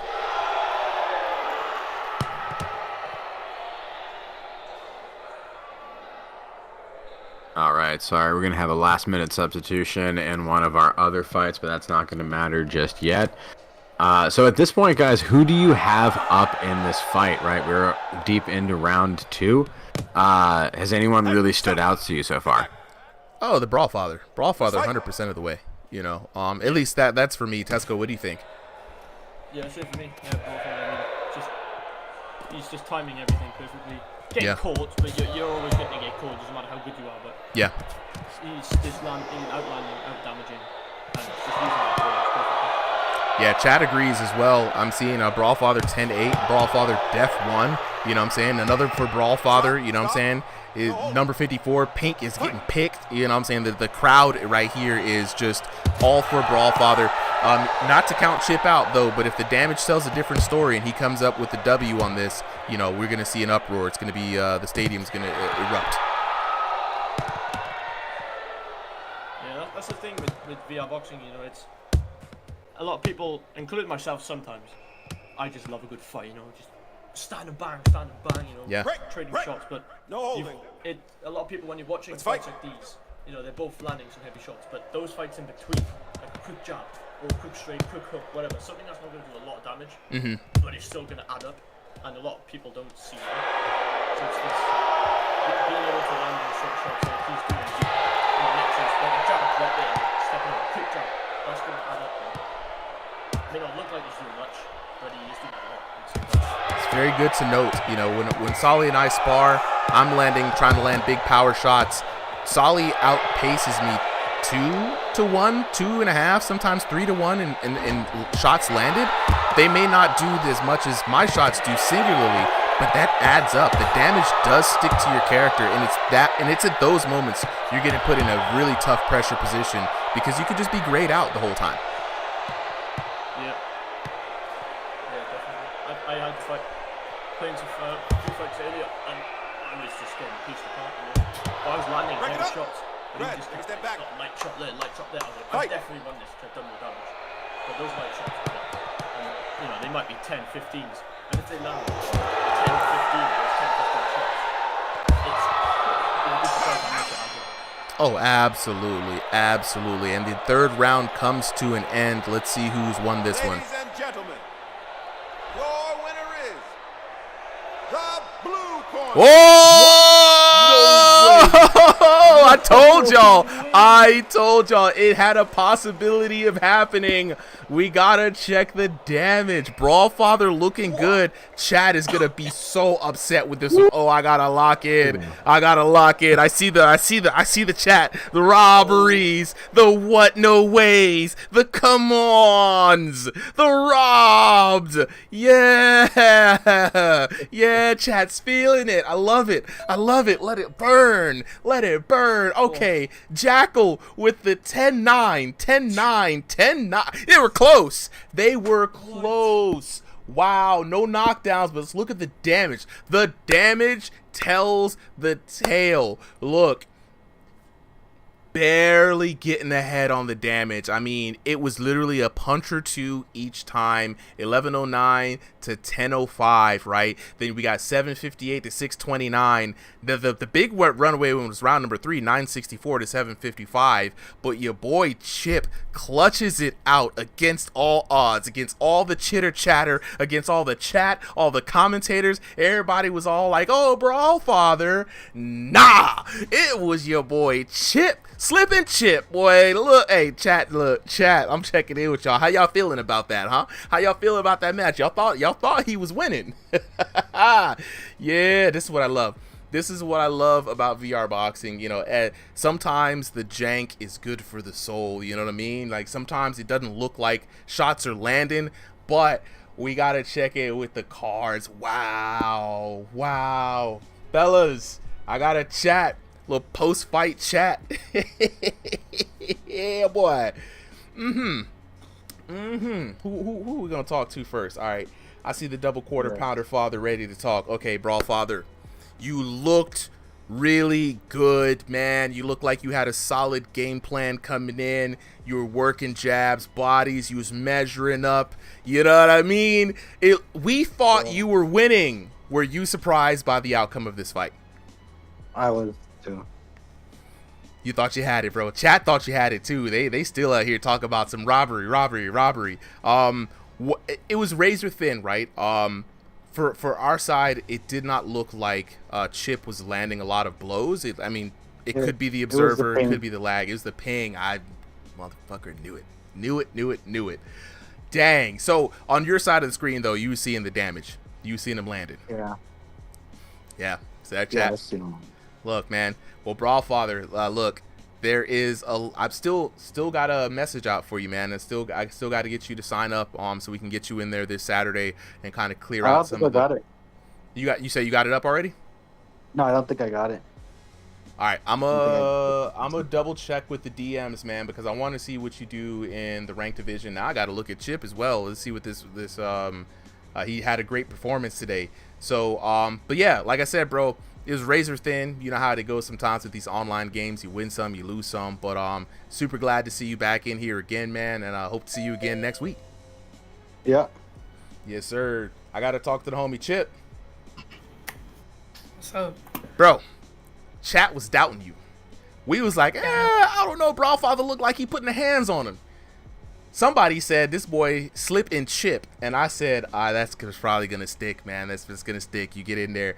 We were saying that, man, you were taking a lot of shots while you were trying to get in short. Of course, you're gonna do that with a taller fighter. Were you surprised at the outcome of this match? I mean, in my personal opinion, I wasn't that surprised. I mean, like on my screen, I was landing a lot of shots. On my screen, he was hitting me a lot too. He blinded me a couple times. I was actually getting worried in the last round because there was this part where, I think everyone knows that I love throwing right hands, so they're he big was right hands, and he was throwing a right hook that kept catching me. Man, and then everyone was doubting me, so like that gave me courage to like keep going, like because I was a little tired, but not really, but I still had the power in me, so that's So what you're saying is to the chat, let your haters be your motivators. You know what I'm saying? All that energy just charged you up like Goku with a spirit bomb. And you know what? Sometimes that's what you need. You need to hear that everybody is counting you out so that you can prove them all wrong. And that's exactly what you did here, Chip. Congratulations on the dub, my boy. Hope to see you back here next week, man. Really good fight. Yeah, thank you, man. I was really happy about that fight. You know. I should be, bro. I think I fought Brawlfather before. I don't remember. Like, I think I fought him in the Crossing the Void, and I won. But I don't know. I don't know if I fought him. Look, chat in here saying El Cheapo. You know what I mean? Like, they out here, you know what I'm saying? Some people like, I never doubted you, Chip. You know what I'm saying? Someone said, Chip, no one dissed you, trust me. And then somebody was like, nah, I did, bro. Not even gonna lie. Chat's go, you can see him down in the corner, man. Oh, you did your thing. Yo, Chip gang out here, right? You've got a bunch of people now. You've won over a lot of people in the chat, dog. So good stuff out here. We're gonna move on to the next fight. But before we do, I want to lock in with the chat. I know some of you guys have been asking for the Discord. Just drop the link in again if you think you got the hands. If you want to join one of the fastest growing VR boxing communities out there, join the Discord, Ringside VR. It's a public Discord. You can always just type in Ringside VR in the search bar, jump in on one of those links, you know what I'm saying? If you want to fight, every Sunday, 5 p.m. Eastern Standard Time, we open signups for the live stream. The first 30 boxers get in. If you missed this week, come back again next week. We do this every week. It's very consistent, right? We also have a Thursday night fight night and a Friday midday night fight night for the EU boxers, as well as a Saturday rank. So it's a lot of opportunities to get in on the action. All you got to do, though, join the Discord, right? Let's get on with the next battle. Solly, who do we have up first? All right, in the blue corner we've got Sun, and in the red corner we've got Saint Granola. Sun versus Saint Granola. Saint Granola, another recent regular here. Love to see when he shows up on the fight chat. I hope you guys are excited for another battle as we get underway. So, Solly, whenever you are ready, go ahead and I'll take it away. I'm gonna be silent for the beginning part as I get some of these messages cleared out for the chat, as well as getting the lower third set up. But we're gonna bring you right into this action, folks. We've got Sun in the black and white trunks and Saint Granola in the teal trunks. I love any of the characters that do the bald look. It always looks like intimidating. Of course, man. And it's also you shaved for this fight. You're locked in. Yeah, super you had locked to make in. weight. Super locked in. Like, come on now. You know, like that's when you know somebody's serious or they got really high testosterone. Either way, they're here to put the hurt on you. Either way, an early ugly face coming out. Sun's got to be careful rocking those black and white half shorts. Let's go. He's getting, I think, the worst end of these exchanges, but so far both fighters still trying to figure each other out and clashing a little bit. I mean, Saint Granola is firing off with that right hook. I mean, looking with some mean intentions out here in round number one. And, you know, Solly, we always like to say this, man. The first round in this 3-round format, it's very short, right? Short for a couple of reasons. One, it's easy to plan around, and it's similar to the ranked experience, right? So it's easy for people to come in. But we call the first round the discovery round, right? And honestly, the best strategy is to fight in a way that doesn't reveal all of your cards. But Saint Granola coming out here in the first round, just like, look, I'm just trying to sunset the sun. I'm trying to put out all of the light here in the crowd, and I'm not mad at it, bro. I'm not mad at it. Also, you bring up a good point, right? Like, there's just a lot of different ways to do that, like, initial discovery. Tesco, I want to throw it to you, right? Like, what's your favorite way to approach the discovery round? Personally, my way, just slow and steady. I like to start, but Jack is very different, but with other fights like the one I had today, just start with some slow jab, you know, just don't throw too much. Just jabs, crosses, whatever. See if your opponent is going to put the effort in off the first round. If not, second round is just where you just need to start teeing off again. But yeah, slow and steady is how I like it. That's a good approach. Me personally, I like to try to, you know, start building their familiarity with one type of style, one type of guard. If that doesn't start to work, I'll switch it up by the end of the round, or, you know, that's what I'll switch into in round 2. So, yeah, always fun to see different fighters approach it this way.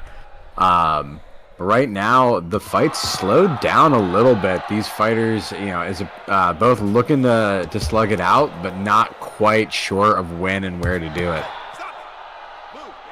Yeah, Sun just getting caught a lot as he's coming in. But also giving some good shots as well, but just receiving more damage in the trades.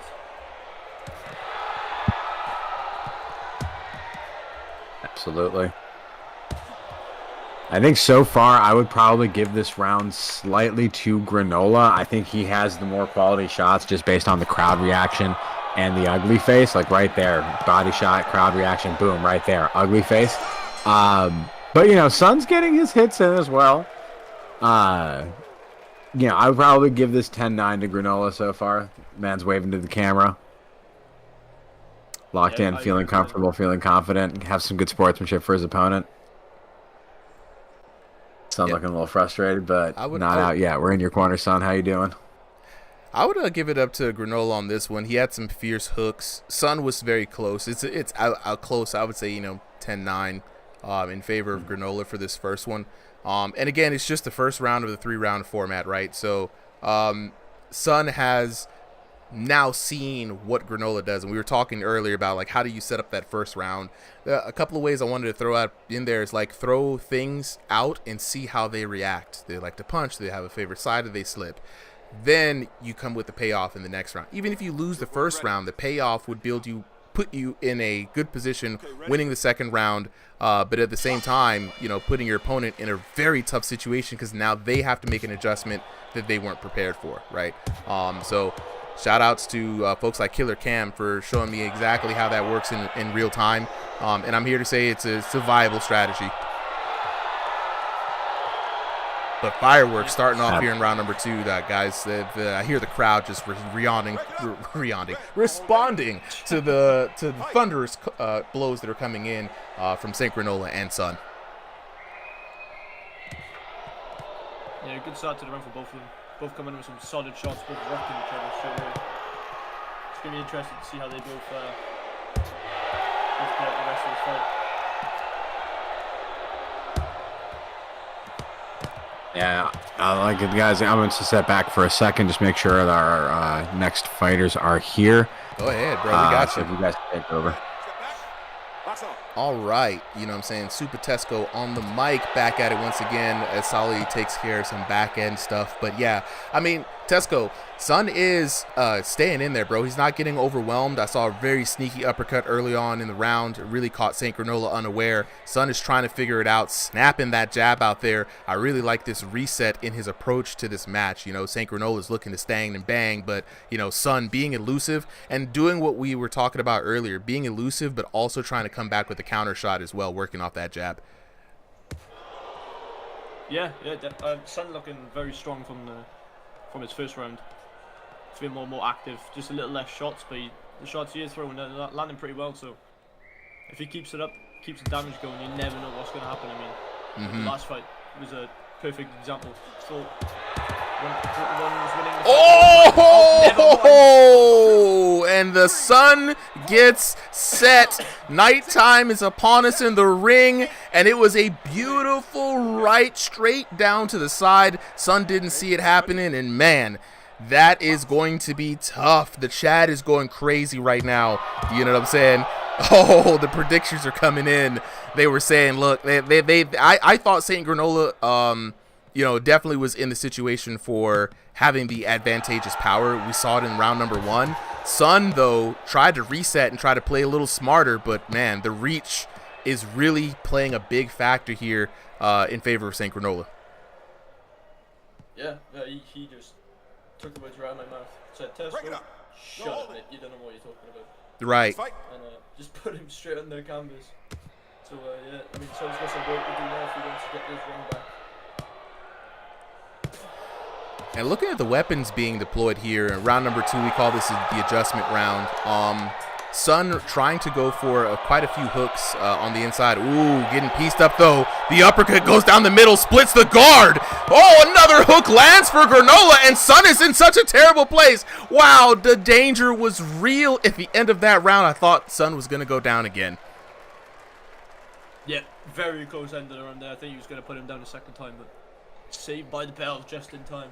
I know, Probably man. 2 more seconds. Well, he would have been out, I think.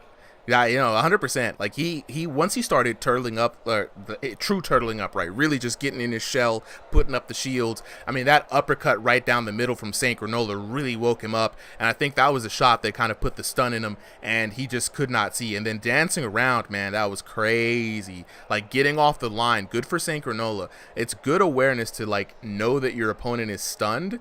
Then get off of that line, get from in front of them, especially when you realize they don't have auto turn on.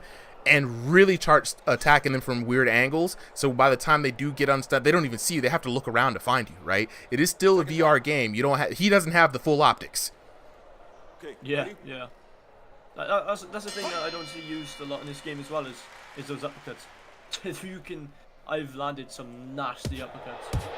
It's just not used enough, mainly because I think with the practice dummy, it's quite hard to land. Yeah. It's a vital punch, especially when they turtle down. Trying to guard, whack, straight to the nose. Oh, and the sun sets again. The sun sets again, and you already saw like the jab to the body went to the hooks. I mean, he was already hurt at the end of that exchange. Saint Granola coming in like a pit bull, taking advantage of that. The G's and the G's are dropping in the chat right now. People are absolutely going crazy over that knockdown. And to what you were saying earlier, Tesco, man, that uppercut is deviously difficult to throw. And Saint Granola throwing some uppercuts of his own right now, just walking away with this match. The Donkey Kong punches are coming down. Saint Granola now just running away. The showmanship at this point. But let's lock in, man. The uppercuts. I will say, Tesco, another reason why the uppercuts are hard to throw, because it even in real life, it is a notoriously difficult shot to be effective at employing. Right? To me, it's the most advanced of all of the shots. People intrinsically understand how to throw a hook, how to throw a jab and a straight, but the uppercut, that takes some skill and practice. So for anyone who can pull it off, even in a VR game, and kudos to them. Yeah, I mean, uppercut is one of those punches where it has to be perfectly timed, or it's not going to land. I mean, you might hit the arm, whatever. That's not going to do anything. I mean, the one I love the most is the Canelo feint. Whack with the uppercut, Yeah. Shot. I mean, that's just a perfect display of how to use an uppercut. I mean, it looks pretty. It's effective. God dang! Oh, the Sun's still firing back though, but Saint Granola, the Sun's got to be very careful. He's looking pretty hurt as well. Another hook lands, and Saint Granola teeing off at this point, making it rain with the taunts. This man got the Fortnite emotes, trying to force Sun to come in when he doesn't want to. But Sun, fighting with pure heart, still boxing here in this third match.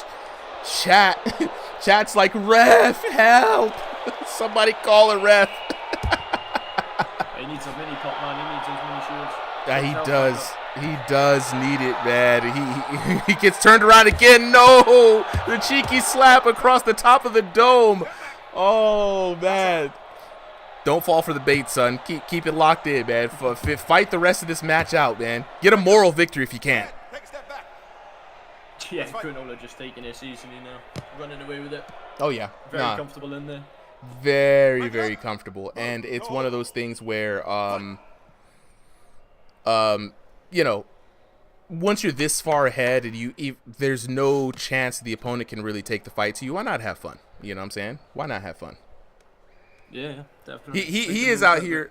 Sir Too Quick in the chat saying, bro hit the Ben Whitaker head tap on him. I mean, that's facts though. He's been having an absolute fun time. Let's take a look at this. No surprise here. Your winner is the red corner. And there we go. Saint Granola takes it. We gotta really hold our breath right when the chat we'll wait for the score, because the refs are paid in this game. They're paid in Bitcoin, guys. Do not leave it up to the refs, right? They got fat pockets. But let's look at this decisive win for Saint Granola. As I like to say, when you get 10s, that's perfect scores on the SAT, baby. You going to high school, you graduating 10-9, 10-7, 10-8 for your winner in the red corner, Saint Granola, with 30-24. Looking at those two beautiful knockdowns in round 2 and round 3. And then let's look at the damage. Over 1,200, about 1,200, a little bit over 1,200. Yo, Luke 637 with the 3 GGs. Not once, not twice, but thrice because everything is nice. I appreciate you, homie. 915 to 799. That damage was pretty significant for Saint Granola. Saint Granola ran away with it, 1323 to 669. That was the big decisive round for him, which allowed him to set up and have a lot of fun in that third round. And again, doubling the damage for 1047 to 564 for your winner, Saint Granola. You know what I'm saying? So at this time, that time, folks, where we like to chat with the homies for a little post-fight chat. Something that we have recently started doing because people have been asking. They want to hear from the boxers, and for real, I want to hear from you guys. So let's see who's up first. Tesco, you're unmuted, bro. I'm gonna talk to you first. I was not fighting. I mean, my bad. Saint Granola. I'm tripping. I looked over and I looked back over the chat. Saint Granola, bro. What's good? No, man, you're good. You're good. So, super. Holy shit, I cannot think. I'm sorry. Nah, I'm happy I won. I think after that third round, I think now is going to be the rebranding of Saint Granola. It's going to be Saint the Gunslinger Granola. You guys could see I was pulling out my dual actions right there. Boy, you Is had that tough? the Is that tough? akimbos. You had the akimbos. Yeah, bro, I got that I'm akimbo all on for me. it. I'm all for it, bro. Like you were throwing. You had the guns. You know what I'm saying? The left one and Yeah, the right man. one. You know what I'm saying? Name your left hand and name the right hand. You know what I'm saying? Ebony and Ivory in this Exactly, bitch. dude. If y'all, some Devil May Cry references for the homies. Look, you after the second round, bro. It was a runaway game for you, right? It was. Yeah, it was dude. absolutely. insane. I could have fought. I'm not gonna say that. I'm not gonna say that I wouldn't have gotten hurt there, but I could have fought back. I don't know. My head hurts today, and I just kind of wanted to chill. Nah, you did more than chill. You did more than chill, Yeah, bro. man. That the last round, like the Ben Whitaker head tap, the Donkey Kong punches, it was just you were just having a ball out there, and I love to see it. You know, it was a great fight, dog. Like I can't take away nothing from you, textbook, bro. I think the Donkey Kong punches are gonna be my new trademark. I gotta go now, but I'd like to say before I go, Happy Father's Day to everyone. RIP to my dad. You know, I lost him about a year and a half ago. It's been real tough since then, but you know, we got to make it through. You know, we got to pass through the hardships. Yeah. So, you know, everyone have a great night. Absolutely, bro. And you know, my heart's with you, bro. I don't have my dad in my life either, man. So it's tough without the homies, the fathers. You know what I'm saying? Especially the real ones that matter. So you got the dub for today, man. Go ahead and take it the rest of the day, evening. Hope you enjoy the rest of your Father's Day, man. Thanks, man. Hey, GG's son. You did well, man. Good shit. All right, son. I got to hear from you next, bro. Whenever you're ready, unmute. See if we can hear from Son here in a bit. And in the meantime, I'm gonna address the chat. So a lot of homies are asking, how can I join in? That's a really good question right now, especially right here, right now. I'm dropping another link to the Discord. Yo, Son, where you at, bro? What's up? Oh, that's Adonis. Hold on, wait. Adonis. Yeah, hold on, wait. We'll bring it back up here, Adonis. I don't think Son is gonna respond. I don't hear from him Keep right now. Adonis here. Just have him muted for. I'll just mute him for a sec. Okay. But we needed one of the fighters for the next round needs like 5 to 10 minutes, so we're slotting in a quick fight in front of theirs. That's fine. All right, so we won't be able to hear from Son. We're going to go ahead and get him off the stage. I'm going to use this time to lock in with the chat. So for everybody who's wondering, you know, how do they get in, it's right down below. If you think you got the hands, join the Discord, RingsideVR, right down there. It's a public Discord. You can join a number of ways. I'm going to send you a link. The link does reset pretty quickly for some reason, right? If you're trying to fight tonight, however, you can't fight tonight because the 30 boxers who are fighting have already signed up. But if you join the Discord, you can sign up for next week because this is a weekly thing. It keeps going, and it keeps on growing. You know what I'm saying? So, chat, if you guys... Yo, oh no, Vitality, who did you lose the title to, bro? Vitality just lost his RFC title. And if you guys aren't aware, there are a lot of other Discords, there are a lot of other leagues that are out here. I think Thrill to Fight 2 is the one game where a lot of other leagues, like ARVB, RFC, you know what I'm saying, like a few others. Bing, I haven't seen Bing fight. So a lot of boxers move around and there's a lot of leagues they fight in. So it's a big, wonderful community with a lot of good people doing a lot of good work, making sure their leagues run and they offer you guys content. It's all over, man. It's not just Ringside VR. A lot of people that jump in, but you know what I'm saying? Since we on the Ringside VR stream, I got to hype it up for the homies, you know what I'm saying? So if you guys want to jump in, you know, when you jump into the Ringside VR Discord, we also allow other people in other leagues to advertise their thing. We're not being stingy out here. We want everybody to have the most fun ever. So Jason, if you want to fight, join the Discord, bro. Drop in that link right now as we get set up. So for those of you guys who are wondering, hey, when's the next fight? We're getting the boxers locked in right now. Solly's working in the background, but in the meantime, though, you got your Unc Super. You know what I'm saying? We here to talk to all you nephews and nieces out here. You know what I'm saying? Mr. 8 Seconds saying, how do I join the Discord? Jason says, is this not the thrill? It is the thrill. I'm thrilled. I hope you guys are thrilled. Thrill the Fight 2 out now for Quest 2, Quest 3, Quest Pro, Quest 3S, right? Early access. The game isn't even really out fully, to be honest, right? The developers are doing everything they can to update the game and work with us. The community helps feedback and influence how the game is developed, so it's a wonderful time.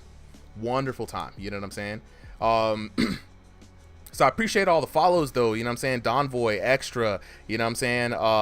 HBB, Anime 15. And I got a shout out to our top supporters here. Holy Puma on TikTok, #1 with the support. Luke, 637 with the support, coming in at #2. And Donvoy coming in at #3. You know what I'm saying? I can't leave out the homies out here on watching right now on YouTube and on Twitch as well. I always appreciate the support. If you guys don't know, all of the matches that are on this stream end up on the YouTube channel throughout the week, plus ranked events. Working on some other content as well, as much as I can, but you know what I'm saying? Oh, JC Design up in here talking about some don't nobody want to see Super M. Boo! Get that old man out of here, boo!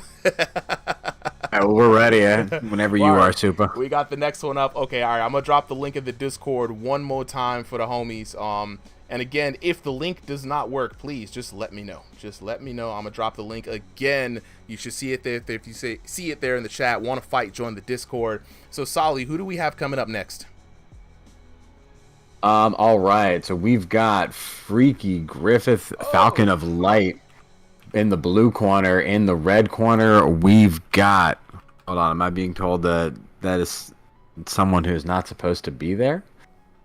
We should have Adonis Banks as a last minute sub. Adonis, can you check with us? Are you in there? Freaky versus Adonis? Yeah, that's me. I'm in. All right, good. All right, let's do this.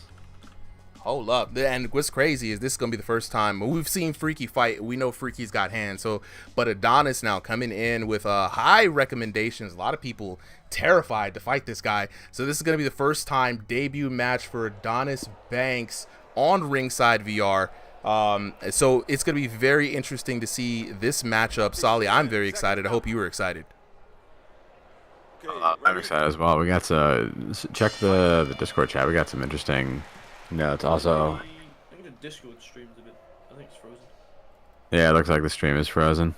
Like frozen, like, you know what I'm saying, like Elsa frozen. Oh no, the match itself got just timed out as well. So we're gonna look at a wholehearted reset here, Solly. So you got your chance to get back in here. All right, so chat, be a little patient with this, little technical difficulties, if you will, back in on the stream. So let's see if we can get these boxers lined up and get that.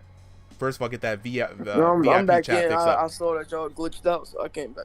I appreciate it, bro. Appreciate it. Solly, let me know when the stream is up back for you. We're ready up, but his stuff is still I think my version of the client crashed. I'm just gonna reset it and I'll get right back in there. All right, folks. Just momentary pause again for the action. Do not worry. We're gonna get back into this fight as soon as possible.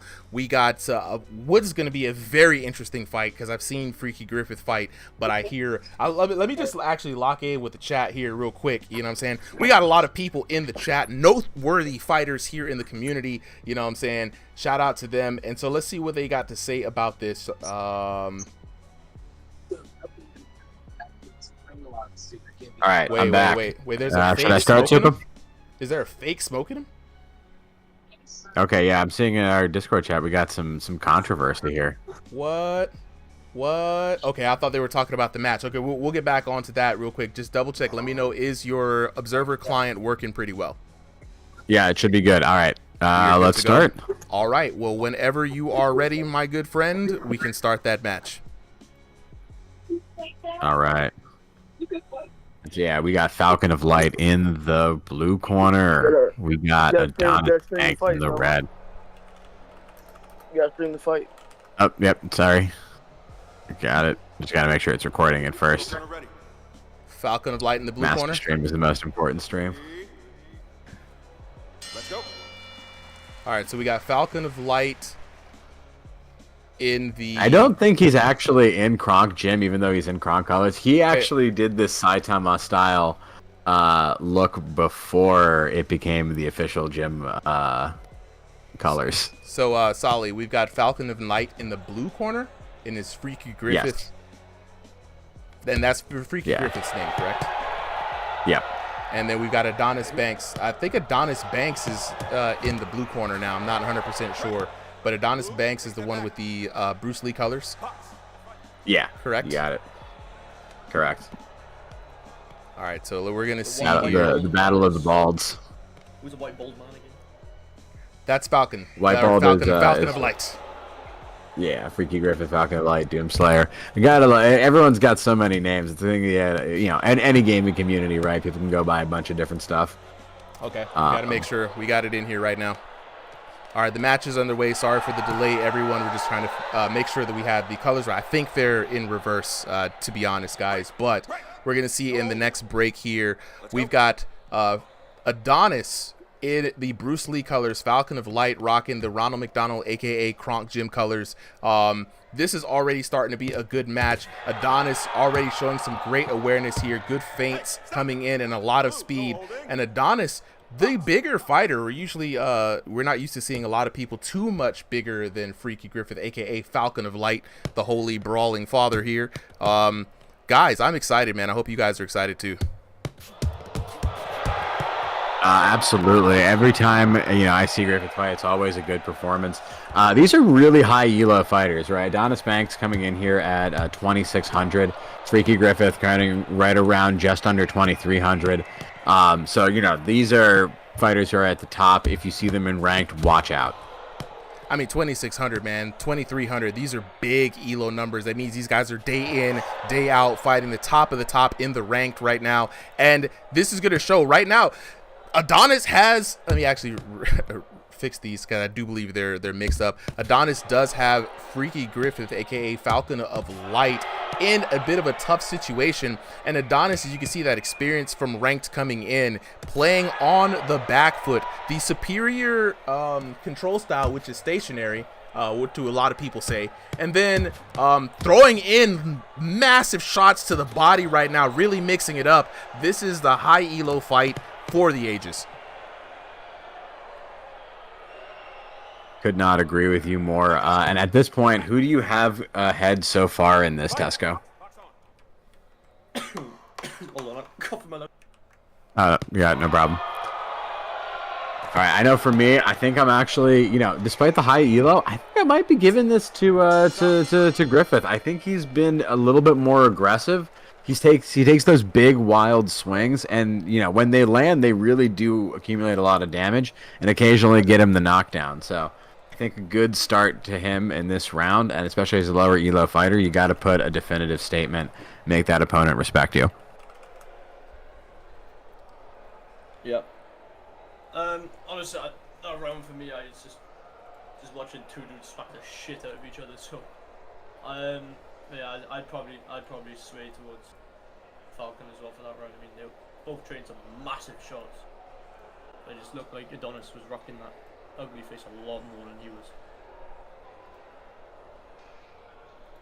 All right, I think I have everything correct now. Falcon in the blue corner, Adonis in the red corner. Things are looking good. We got the right graphics. Chat, I want to hear from you guys. Who do you guys think is up right now, and who's your favorite to win? Adonis in the red corner or Falcon in the blue corner? Chat, we want to know.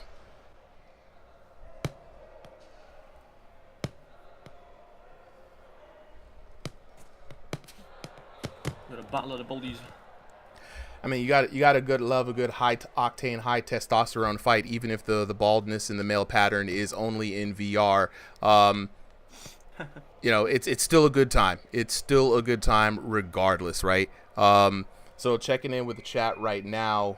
Let's see, we got some favorite people say they think it's Falcon. Wow. Wow, blink and you'll miss it. Hopefully we caught that on the instant replay. Let's take a look at that. Stalking him, and the biggest right hook ever comes crashing down on the face of Falcon, man. Wow. That was. I've never seen this one. Tadoosh. Yeah, that was. Before that's rare. I'm gonna be real cheesy and say that is one hell of a Falcon punch. That man went down and again. Man, honestly, I had Adonis up in the first round. It'd be very interesting to see what happens. Oh man, just absolutely mauled in that second exchange right there. Falcon has one more knockdown, and the Falcon of Night is going to be the Falcon of Darkness here, as things might go lights out for your boy Falcon. Yeah, it's gonna be interesting to see how he plays this the end of this round. I definitely prefer the defensive, but they both. It just looks like he doesn't have that back end up in him, although finally now taking some more defense, and it looks like it was working for him. I like that head movement. I like that fluid guard, right? Not just leaving those hands by your head, but shifting them to go with the punches, leaning your body into it as well. You know, the same techniques that help you absorb a punch in IRL can actually help you block well in this game. Adonis is mixing up the offense, though, so he's sneaking a lot of shots in there to the body, and you can see with every hook that Adonis is throwing, they're being thrown with serious conviction. And so even though the defense is shifting around in the favor of Falcon, he's doing everything he can, and that's what you're gonna run into. Like, you're gonna run into the point where you're gonna try to throw fight fire with fire a little bit, and it's going to end up in a tough situation for you. And the damage is really going to tell the tale here to really see how hard Adonis has been hitting throughout this match. But he has been throwing absolute dynamite, it seems, from the first round up until now. And Adonis comes out with a dub in his first debut match here on Ringside VR with a stunning TKO. Let's take a look at the details here. And a look, as I was telling you guys, man, Adonis was coming out with that heat. 10-8 in the first round, 10-6 in the second round. Looking at the knockdowns, no knockdowns coming in that first round, which is key. It's going to go to the amount of damage that Adonis was able to pull out there. 3 knockdowns. It's rare to see a TKO in V4. Looking at the damage, 988 to 230 in that first round, and then 771 to 217 for a staggering 1759 to 447 finish. Chat is going crazy right now. I see a HBB anime out here celebrating. You know what I'm saying? People saying that Falcon got cooked. We got the turkey bird special. You know what I'm saying? KFC in the chat. You know, it's all kinds of crazy stuff happening right now. Of course, nobody in the chat said any of that stuff, but no, they did say some of that stuff. I'm lying. It was a pretty interesting fight. You know what I'm saying? A lot of people came into this match. Adonis was like, yo, if I can sub in, let me sub in. And there was a couple people in the VIP chat that said, shit, y'all let Adonis in the server, everybody run for cover. And I'm like, oh, I mean, if you're getting this response just by showing up in the chat, you must got the hands. And you know, there we go. He throwing with conviction. You know what I'm saying? He did his thing out here, and now I'm very interested to talk to. First of all, I got to talk to Falcon of Light first, because Freaky Griffith has been a you know, I still call you Freaky Griffith, but I know it's Falcon of Light. You got the holy hands now. You know what I'm saying? Yeah. First of all, this is the first matchup that have you faced Adonis before in any other league? Yeah. Yo, Adonis, do you remember Caden's server or whatever? It's my first time ever fighting. Really? Bro, I swear I saw you in, what's it called, Caden's server. I fought you Yeah, once. yeah, I was in Caden's server. I don't remember fighting you, though. Alright, but yeah. I've seen him around. He's a really good fighter. Yeah. Yeah, man. This looks like a really good fight, bro. So, like, you remember fighting him. Did this go the way that you expected, or were there some surprises? Honestly, yeah. I mean, I'm not surprised. He was throwing explosive, like, hooks, like, out of my blind spot. Like, he was, like, whipping that thing, bro. What the? Hey, yo. Okay. I ain't gonna lie, I wasn't expecting that one-shot knockdown, bro. Dude, yeah. How we that I came in with the right hook and he went down. Bro, That first knockdown, I feel like that was pure luck. I don't know. Man, no, we got it on an instant replay, Adonis. It was kind of crazy how you kind of came in low and you was stalking. You was like, and he came in, boom! And I was like, yo, what is this sauce? I'm like, yo, what the hell? Get out of here, bro. Like, when you see this video on the YouTube. I got cement in my gloves, bro. I'm telling you, Dynamite is in there, dog. Got the WMDs in the left and the right hand, dog. So, Adonis, man, first time coming in here for the server. You had DM'd me a while back saying that you wanted to make a debut, and you definitely had all the intentions of taking on with ranked, you know what I'm saying? And you had an explosive matchup. I want to fight one of y'all best fighters. Look, man, you got to fight up against. Go ahead. Let me fight Mist. Mist. Mist just got in on rank too, bro. So like, look, you're gonna be able to fight Mist.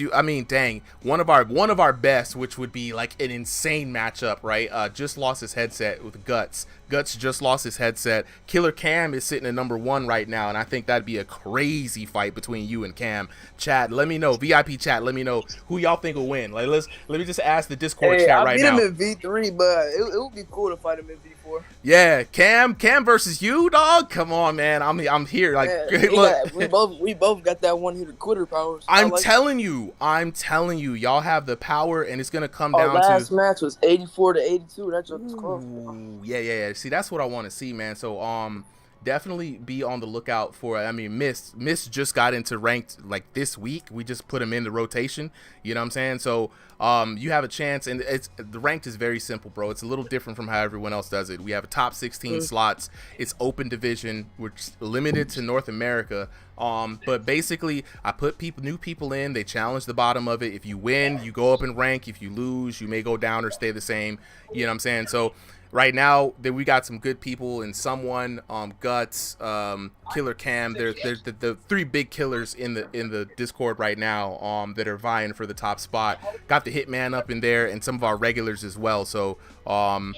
Resi man just got up in here as well. Who else got up in here? We got a bunch of people. Like I said, Mist just got in here. So, it's gonna be very interesting. This is actually going to be not this fight, but the fight after that. Yeah, so yeah. That gets to see. Okay, speaking of the next fight, though, Solly, I appreciate both of y'all for coming through. Like I said, a hell of a fight. Great debut, bro. I'm so glad to have seen you firsthand. You know what I'm saying? And I'm so glad to have been able to record that. So we're going to try to get those fights out. They're probably going to drop next week. To be honest with you, we're still dropping in the ones from 2 weeks ago, trying to clear things out. But be on the lookout for the fight in the YouTube channel. So who we got up next, Solly? All right, we got in the blue corner that dude guy, aka dude guy, and in the red corner we got Entity. Wants to be, and I think he's got to earn this name, the Booty Snatcher. Hey man, he likes it and he wants it, man. Let's see if he can get it. Entity. All right, we got Entity up here. Let's go ahead and clear out the people on here, resetting the timer, resetting everything. So chat, we're about to get ready on this next fight. Just to remind everybody, if you want to get in, you think you got the hands, you think you go toe to toe with people like these last two, right? Join the Discord. If you need the link, I'll drop it in the chat. I'm actually just gonna drop it right now, and we're gonna get ready for this next fight. So Entity looking to make a new name for himself, the Booty Snatcher. Let's see if he gonna snatch some ass or get his ass knocked out. You know what I mean? Versus that dude guy, aka the dude guy. So Solly, whenever you're ready to start, I am ready. And we can get started on this next match.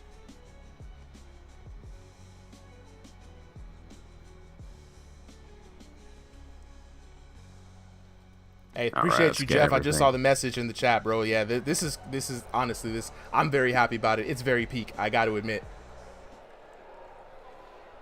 Seconds out. All right, round number and one. a lot of. All right, yeah, Entity in the red corner looking like a young Rocky Balboa. And another Saitama clone. It's a common look out here. I mean, is dude guy in Kronk Gym? I gotta ask. I don't believe so. So he is just a Saitama clone. Because that's the crazy part about Kronk Gym. Kronk Gym colors are basically Saitama's colors. But round number one underway, fellas. We've got that dude guy versus Entity. Solly, what are the elos for this fight? All right, let's check those stats real quick. So we've got Entity sitting at an 1895. That dude guy sitting at an 1800. Okay, so decent elos for both of them, pretty evenly matched. And like we say, ladies and gentlemen, we try to match people up in their region and, you know, with all kinds of things to make it a fair, equal exhibition fight. But, yes, the DFG 242 GQ says, what the fuck is this? This is VR boxing, baby. It's the hottest new sport that not a lot of people know about yet. Forget your pickleballs. This is where the new action is right now. Throwing fake hands in virtual lands, as we like to say. Out now for Quest 2 and Quest 3. Thrill the Fight 2, man. Multiplayer VR boxing at its finest. And we've got some pretty dope dudes in here. Chat already kind of weighing in. Sir Bartholomew in the chat saying what's good. Really pulling for Entity right now. Does anyone have any early favorites for this matchup between the two of you guys? Let me check. Not seen anything so far. I mean, Entity looking good with good form, so I mean, can't really sleep with them for now. I'm gonna go with Entity in this. I've never seen Dude Guy, so I'm just going with who I know. See, that's why I like to get the divisive answers. This guy Tesco, always fair. You know what I'm saying? The EU guys, like, I don't know, man. I haven't seen the hands yet. I'll judge a little later on. Classic Americans, like, go whoever I think is gonna win. Yeah, you know, you gotta love it. You gotta love the differing in opinions. You know. And also, just to add on to the chat, we got Carl joining us on the mic, regular ringside competitor, and recently doing well in the ranked division. Carl, thanks for joining us. And what do you think so far about this match? It's pretty light right now. They're both trying to make their distance while also being aggressive. So, nothing much yet. I'm still going with Entity because I know him. Gotcha. Hey, stop it! And this Can't first wait for this game to be like esports. You know, start betting on VR boxing. Now, that's the interesting part. You just said two very interesting things, Tesco, right? This being an esport and betting, right? We have been trying to figure out the best way to go about betting because I think it's a great complement to this. Unfortunately, the platforms won't allow us to actually bet real money without getting our butts kind of kicked to the curb, if you will. Yeah. But, however, there could be some cool opportunities for some funny money. You know, so looking into it, a few other leagues have kind of figured out a way to do it. Shout out to ARVB for the chat-based betting. There's some people also who bet. UFL, for example, they bet within their Discord. So just weighing the options on which is really the best. For chat, I already know what the answer is. Y'all let me know if you guys are interested in betting on these fights. I just need to know from the chat, man. If you guys want it, I'm going to make sure to figure it out. And if you are betting, do you want to bet for completely fake stuff? Or do you want prizes and things, you know? So this is going to be very interesting to hear from the chat. Shoot, absolutely. For me, virtual money or real money, I'm always betting.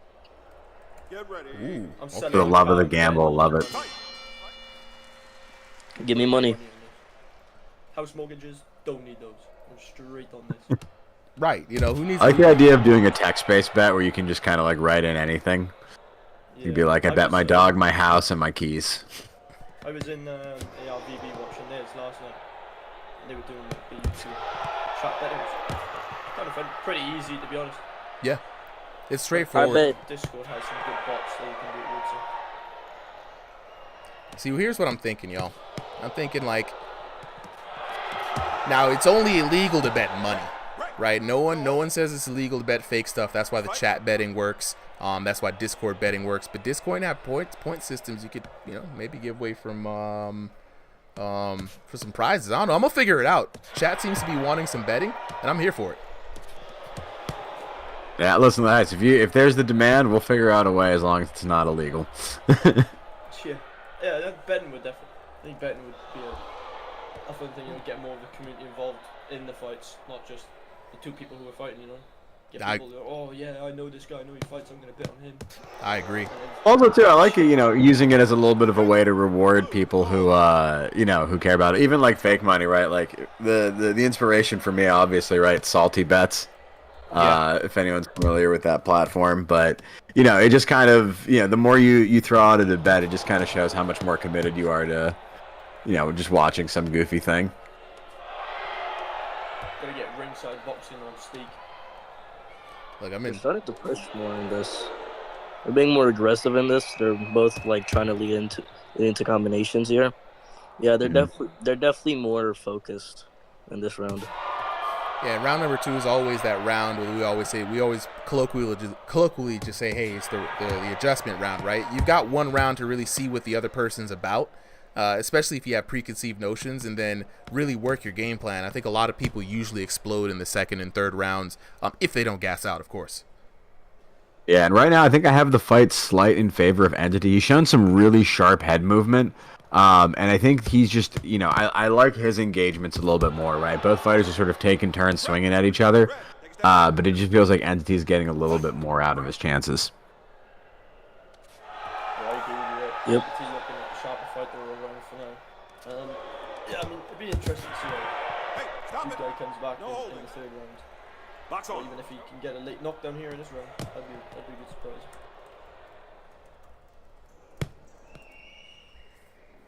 Yeah, Entity's stalking him down. This is one thing I like about counter shot. it's one thing I like about the joystick. You can utilize the whole ring. As a fighting rule scale, you have to put him into you're just stuck in one place in the ring. When I play fighting games, my favourite is cornering people and just going ham. Stop. But as a rule scale, you can't really do that unless you literally are fighting in a boxing ring.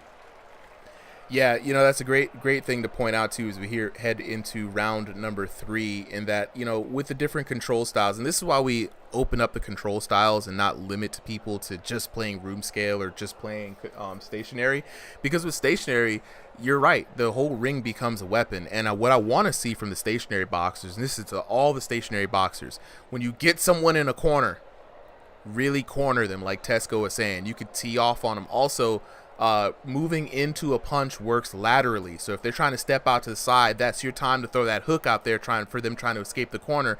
They're gonna have to pay that big toll, and every time you trap them, they can't back out anymore, right? They're stuck. They try to move to the left or move to the right, you can score extra damage on them. So you got to kind of be aware of that, especially in this new damage system.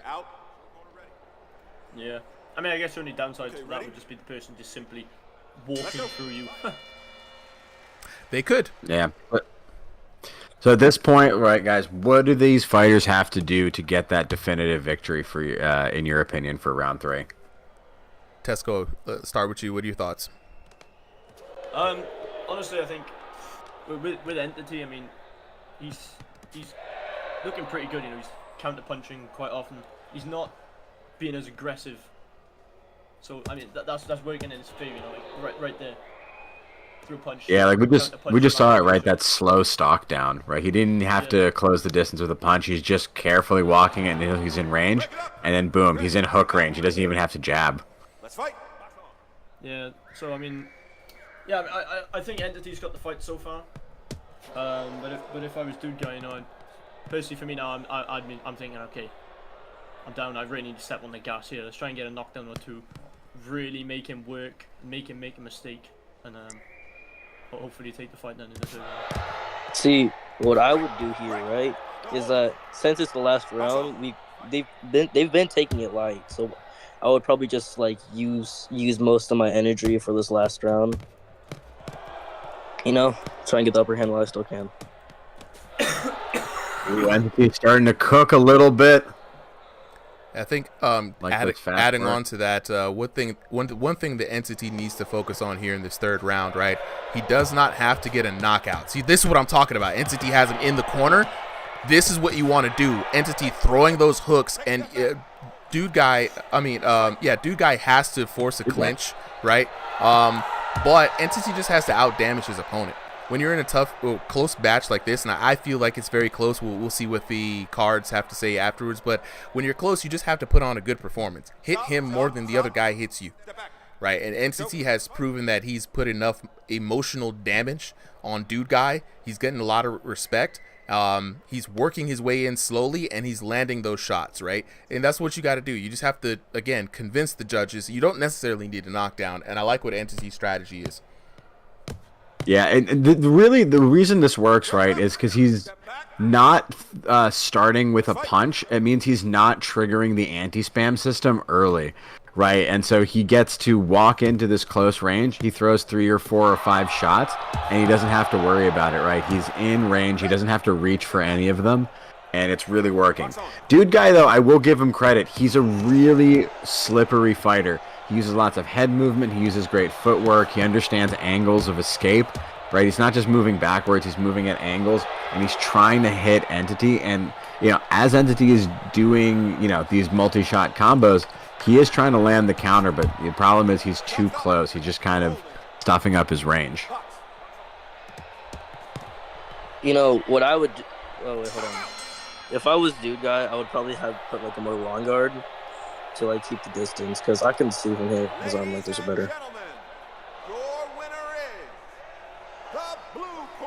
Ooh, Dude Guy. The Dude Guy it. took it. 28-29, razor thin match. All right, let's go to that scorecard. So we got a 10-9, 10-9 round in favor of the Dude Guy for the first 2, and then 9-10 in favor of Entity for that last one. No knockdowns, and going to the damage, 421 to 342, 665 to 593, and 510 to 677 for a match that was entirely about one jab apart, 1596 to 1612. Could have went either way. Could have went either way. It's razor thin, man. Maybe the knockout was necessary at the end of the round there. Hell, chat, how do you guys feel about that? Let me lock in with the TikTok chat here for a minute. You know what I'm saying? Everybody asking, how do you join? How do you join? It's a good time to holler at the homies real quick, right? So for everybody who's new here, definitely checking this out. If you want to join, you think you got the hands, definitely join the Discord, RingsideVR. It's a publicly discoverable Discord. We've got about 2,500 members right now. And you can either search for RingsideVR in the search bar or click the link. I'm dropping it right now in the chat. So for these fights, every Sunday there's a sign up, 5 p.m. Eastern Standard Time in the Discord. If you don't know how to sign up, ask anyone with the ref tag, ask in general chat. Go in, put it in the intros, be like, look, I'm looking to sign up. Somebody will help you within this week. Figure out how to sign up. Is very easy, and once you know, you got it locked in, right? So for now, the format goes, after each match we like to talk to the homies real quick. So if I can get the Dude Guy up here as well. Dude Guy, where you at? Yo, my boy, Dude Guy, that dude. You know what I'm saying? Clutching it out there. Big, not a big win for you. A first time for me seeing you here as you fight. How are you feeling about that win, man? Are you happy with the results? yeah, I definitely am kind of surprised. My first fight, I think I did pretty good. I'd say you did pretty good too. I mean, it was a razor thin win. I mean, really, as Solly said, is a jab that could have decided it. But you had the upper hand in the first 2 matches. You kept it calm. Entity was stalking you down. You didn't take the bait. I mean, it went about as good as you can expect it, bro. Yeah, thanks, man. I got to give props to Entity though. He was really good. Absolutely. Tough fight for sure. Absolutely. This is well matched up. We have the matchmaking system that we have in the background just really works, I think, a lot. We get a lot of good matchups, a lot of good fights here on these exhibitions. So wanted to say, welcome to you. Welcome to the Ringside VR fam. And I hope to see you back here next week or in a future week, man. And just say what's up around in the Discord. Sure. Absolutely, man. And let's lock in with our other homie. Where he at? The Booty Snatcher, Entity. What's good, bro? Yo, I mean, one punch, one more hit could have changed the outcome of that match, man. How are you feeling about that result? Oh my god, I was so close. I was pressuring him. I was so close to knocking him out. That third round, you were really doing your thing, man. And I mean, especially when you had him in the corner, it was looking very dangerous, man. It's things just hearing one punch, one more hit at the end of the round could have swung it in your favor just by, well, I mean, it could have led to the knockdown, which would have definitely swung this in your favor a bit. But man, not taking anything from you, the Booty Snatcher, I gotta ask you, what's up with the new nickname, man? Where's the inspiration for that? My coach gave it to me. Yoboi. Ah, Yoboi blessing him with the name. Well, look, keep the name, bro. The Booty Snatcher, the entity, it's inevitable. I love it. Hope to see you back here next week, my boy. Yeah, I need to train more. See ya. Later. All right, let's lock in with the next fight here. Solly, do we have our... Why is it not letting me spectate le match? Okay, I'm back in. All right, who do we have up in the next match? All right, we got Tywick versus Mist. Oh, this is a good one, folks. This is a good one. So we have been talking all night about the ranked division that is being in development right now, right? We are getting all of the fighters accustomed, figuring out the schedule, finding the right people for the top 16. So by the time that you see a stream, it's all put together really well. And a lot of those people who are coming into this are being handpicked from the people who participate in exhibition. So for those of you asking how you want to get in on the exhibition, join the Discord, do well in exhibitions, and then afterwards, when you do well in exhibitions, you're going to get an invite to challenge that top 16. All right. So, but these two folks right here, Mist, being one of those people who did exactly that, doing well in his exhibition matches, got called up to ranked. I wanted to see him take on that ranked, and now we've got Tywick, who is also in ranked as well. So in this exhibition, we're gonna give you guys a little preview of the talent for the ranked boxer series. I'm excited about it. Solly, whenever you are ready, you can go ahead and take it away. Start that match. This is gonna be interesting, and I think Mist asked for any of the available top 16 boxers to compete today. That's correct, right, Solly? He did. He's been one of those fighters who's been doing real good in exhibitions, and we listen when you got a bunch of wins, when you are especially willing to work with any like technical issues that we have. We'll give you a fight that you want. And Mist was like, put me in against Tywick. I'm ready to fight someone higher up there. And what's great about this is, though these exhibition matches, right, they're not sanctioned, so their records will not be affected in ranked by this. This is a nice cheeky way to kind of get into your opponent's head in ranked, especially if they're ranked higher than you, right? Because that way you get to show everybody that maybe you deserve their rank and they don't, right? So it's a real big risk, like in the mental factor, to take on one of your compatriots in ranked, especially in front of an audience on stream. Absolutely. You lose to a fighter, especially you get like TKO'd in a bad way in round one. People are going to start calling for your head. Oh, absolutely. Absolutely. And so, for those who have been in the top 16, how we started this off was just an invitational tournament, Discord invite, just to reward the homies who had been here with us for the longest. And then now the top 16 has been established, and people like, nah, I could take this top 16 on. What are y'all talking about? So this is going to be a good matchup here. And so Mist doing well in his matchup against Ash Coop, debut matchup. You guys will be seeing that on the channel pretty soon. Stalking his opponent, Tywick, out now. And this is what the difference between ranked and a lot of the exhibitions. Both these fighters well-versed in the game mechanics, taking a nice, careful, tentative approach, feeling each other out in this first round, and not giving up too much of their own strategy. But, man, fists are flying really quick. Speaking of top 16, we got, one of the top 16 fighters up here in the commentators table. Whoa. So, Carl, what are your thoughts either on this fight or on being one of the, top-ranked boxers on the server? What's it like? Tiring. So, tiring. I don't know what It's very high octane for real. It's very high octane for real. And like, you guys can't hear this, and I don't think we have Mist. He's probably muted. We had the pleasure of hearing what Mist sounds like when he fights, and all you heard was in the background. I'm like, yo, who is this man training for? Mist takes these fights absolutely seriously, man.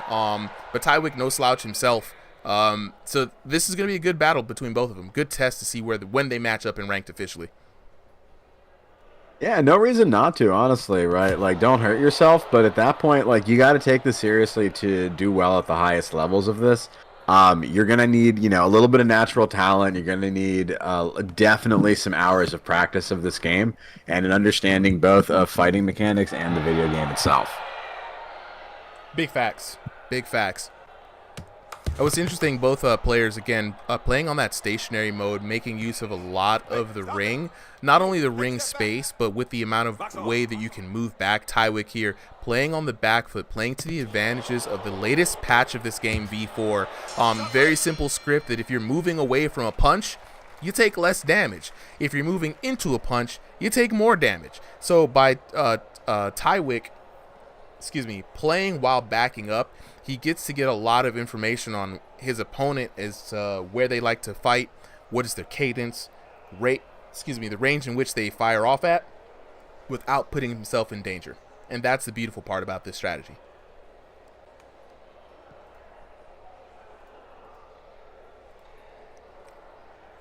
All right, Good grace. So Tesco, who do you have so far ahead in this match?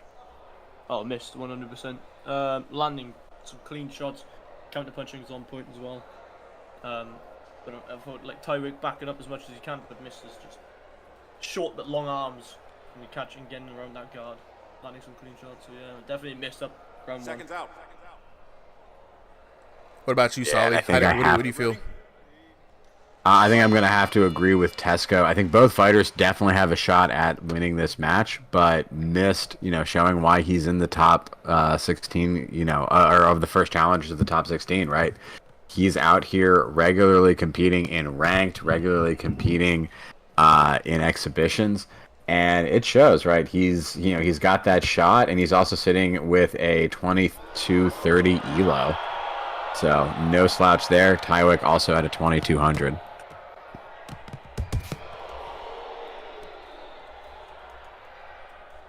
Tywick caught him with a clean shot there at the start of the fight. Make him missed. Double think. Then re-energizing, coming straight back in. Thing is, with stationary, you get to use less power than usual, which then that equals more power into your punches, which is really a big standoff of room scale. Yeah, I mean, I thought once in my game glitched and they put me in stationary, and I did not like it at all. Like instantly moving with the stick and not moving myself, it just made me sick straight away. So I mean, I don't know how it works for the people with stick, but some people are just really good with it. It's an acquired skill, right? Like if you think about it, you're basically like doing a fight on like a skateboard. Which, some people have it in them to, kind of grasp what's going on in their head and adjust. And for other people, that motion, that level, that step up in like intensity level really messes with them. Yeah, I know if I tried it again now, I'd just be taking a while to get used to it. I'm so used to, actually moving with the shots, and I'd just be inside that little circle, and I'm like, oh, I can't go anywhere. Yeah, it's definitely a preference. Some people love it. Some people, it's like it binds me up too much. It feels like a limiting factor. You got every opinion in between. Yeah. And some people don't have a choice in a limited space. Mm-hmm. I moved rooms a while ago, and I used to have such a big room scale. And then I don't anymore. Then I remembered I have a living room, so I just started using that. Yeah, that's why people ever ask if we limit it to room scale only. We want to include everyone in this, in the server, in this community, and that includes people who don't have a lot of space. And, there's a lot of people in colleges, people in dorm, people with roommates, people in apartments, people in big cities. You've got everyone, people playing in like a closet or just in like a little bit of standing space, to people who are like, I got a whole field and I can run around outside the ring if I wanted to. Yomo. I've seen some videos of some people with some crazy space. I mean, was it Tony Jeffries in one of his videos? Mate, like that space, I just die for space like that in this game. Tony Jeffries' space is absolutely killer, man. Of course, would not be anything. I wouldn't expect anything less. Tony Jeffries doing a lot of that with bronze medal Olympic boxer and all that. Got to have space, man. The man's fully invested. Oh yeah, definitely. I mean, having space like that is like, if you come up against someone else, because obviously it goes off of whoever has the smallest room scale. You come up against someone with big room scale, that can make for a very interesting technical fight. So That's something I would dream about, having that much space. One time, right? I was playing ranks. I was in stationary, and there was this dude with a 5x5, the whole boxing ring, for a room scale. Wait, you said 5 by 5 foot? The whole thing, the whole ring. Is that possible? Yes. Yeah, I think so. God. I've seen people do hallway fights, I'm not gonna lie, where it's like it's one really long space, like 10 feet by like 4 feet, and you're literally looking at this rectangle like, oh, so we are literally in a hallway right now. That's cool. But speaking of, let's get back to this fight, guys. So we got Mist and Tywick taking each other on in this third round. Mist still looking very sharp, honestly, you know, and that's one good thing about Mist is Mist has quick hands, good IQ for where he wants to place his shots, and very intelligent about the feints. If you can see what he's been doing, a lot of feints to try to get around the guard of Tywick, trying to score some really sneaky shots in there, and no stranger to throwing combos too, so always impressed with how Mist approaches the game.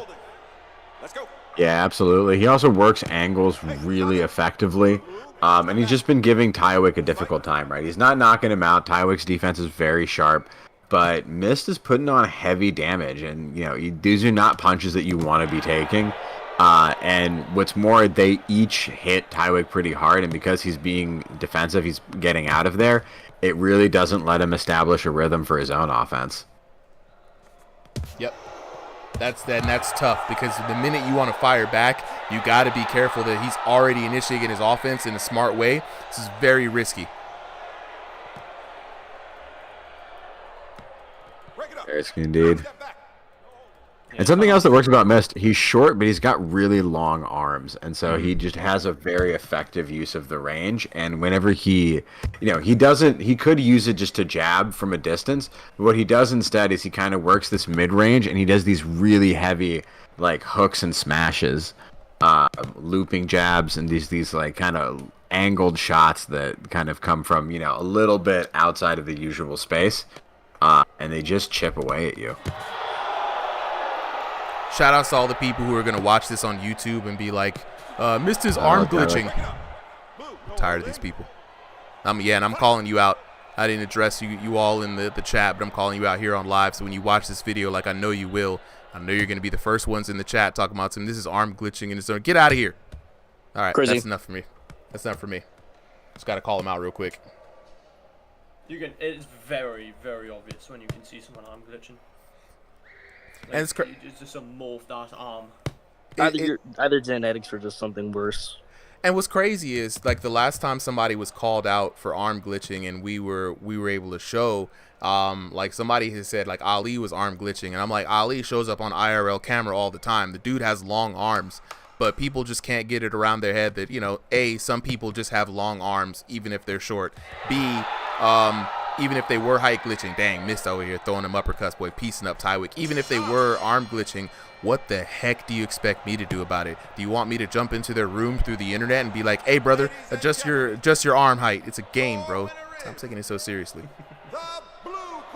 Oh, Tywick getting the dub. it. We thought it was going to Mist, but Barely. a razor thin win. Barely, What is going though. on tonight, dude? I mean, look, it's the similar situation like last time, right? Tywick coming in 10-9, 10-9 over Mist in the first two rounds and just losing that third round. Again, 10-9 as well. And I wouldn't be surprised if the damage was also very thin margins as well. Maybe this time not just one jab, but just a few more hits. And it really was that runaway third round for your boy Mist. They kind of brought him back up. His big deficit there. But look, 464 to 439 in that first round, right? Very close. Damn near dead even, right? Then 391 to 269 in favor of Tywick, coming away with that round with a bit more commanding lead. And then it was Mist who came back in the third round with an even better performance. So honestly, if this was like a 6-rounder, like this could have gone either way. I mean, I feel like both boxers were just now getting started and just not really getting into their groove for this match. But wow, such a close match here for this round. And again, this is how the ranked matches go. They're a little bit more in the mind, right? The players are not only physically fit, they know the games and they know where they can push the gas, and they also kind of have a better idea of the opponents that they're fighting. So very good technical match here coming in for Mist. Shout out to your boy Tywick coming away with the dub. I want to talk with the homies real quick, and while they get set up, I'm gonna address some things in the chat. Absolutely. So Slushmatic VR, so they play stationary. So we have an open rule, so people are allowed to play whatever movement style they want, whether it's room scale or stationary, because these are just exhibition matches, right? And so what we like to do is we like to use these to kind of gauge how people enjoy playing in different environments. And so far we found out that people really don't care too much what play style the other person uses, and if they do, we allow them to make requests that says, hey, I don't want to fight anybody in stationary, or I don't want to fight anybody over or under a certain height. So that helps us match make up as probably as evenly as possible, because you never know who you're gonna get. But speaking about knowing who you're gonna get, we already know who just fought. We got to talk to the homies. I need to hear from Tywick or Mist, whichever one you guys unmute first. I'm gonna talk to y'all first. I'm just gonna say I'm heading off for the night. So. All right, Tesco, appreciate you for coming through. Always appreciate the commentary. As always, you're welcome back anytime, bro. Have a great night. Yeah, man. Have a good fight. Have good fights, guys. All good right. Night. Bye. Tywick. Yes, sir. Yes, sir. Coming away with the dub, bro. Got challenged by Mist today. Mist, of course, just now brand new to the ranked division, so already trying to make more of a name for himself, getting experience with the ranked fighters. You stepped up, very risky business, big exposure. How was your fight against Mist, and how do you measure up your opponent today?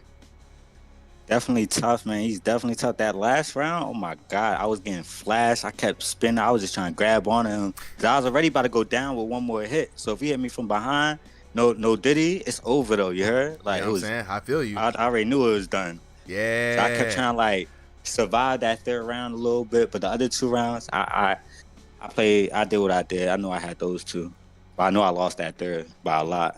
It was close though. I mean, just a couple of punches between two, and it really was like that third round that really made it up for him. But Mist is hungry. Yeah. He's trying to come for them spots, man. It's gonna be not too long before you're gonna have to face him in an official capacity. So it's good that you guys both got that experience, and I know the mental victory goes for you, but homie's real hungry, so you gotta, you know what I'm saying, you gotta train up, bro. You gotta that's look back at I'm this hungry VOD. too. I want Cam, man. That's the fight to make, because Guts headset, you feel me? Yeah. I was supposed to fight Hitman. That ain't come through. Yeah. Cam the only one. Yeah. In my eyes. You got a clear runway, bro. Clear runway to take the shot at the #1 spot, man. So looking forward to seeing you in action this Saturday. Hopefully you can make it through. But congratulations on the dub again, my boy. Appreciate y'all. Thank y'all. And one more thing. Shout out Yoboi, man. Yeah. Without Yoboi, y'all going like boxing with him these last 2 days. Oh my God, I wouldn't have been prepared for this. Yoboi, he next up. Him, Resi, all of them. Look. You got to shout out the training partners and the homies, man. Yoboi been putting a lot of people on, training with a lot of people, sparring folks, you know what I'm saying, blessing people with new names, you know what I mean? He out here doing his thing, So yeah, bro, like I said, looking forward to seeing you again this weekend, man. And so congratulations again on the dub. Mr. Iron Fist Mist, I got to holla at you, bro. What's up? Yo, what's good? Look, man, Mist, that was close. You was working on it in third round. I mean, I know you came up with the L, but what do you feel about your performance here today, man? I didn't work hard enough. This upcoming to this fight, I didn't work hard enough. That's one thing I know. That's true.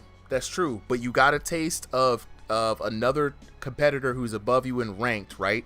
You can get to measure yourself up against that, even though you did not perform as much as you would have wanted to. Like, I've heard how much enthusiasm you throw into these punches, and you're on your way up right now. So how do you feel about your climb to the top of ranked? Nothing really special about it. Ooh, keeping it humble, I see.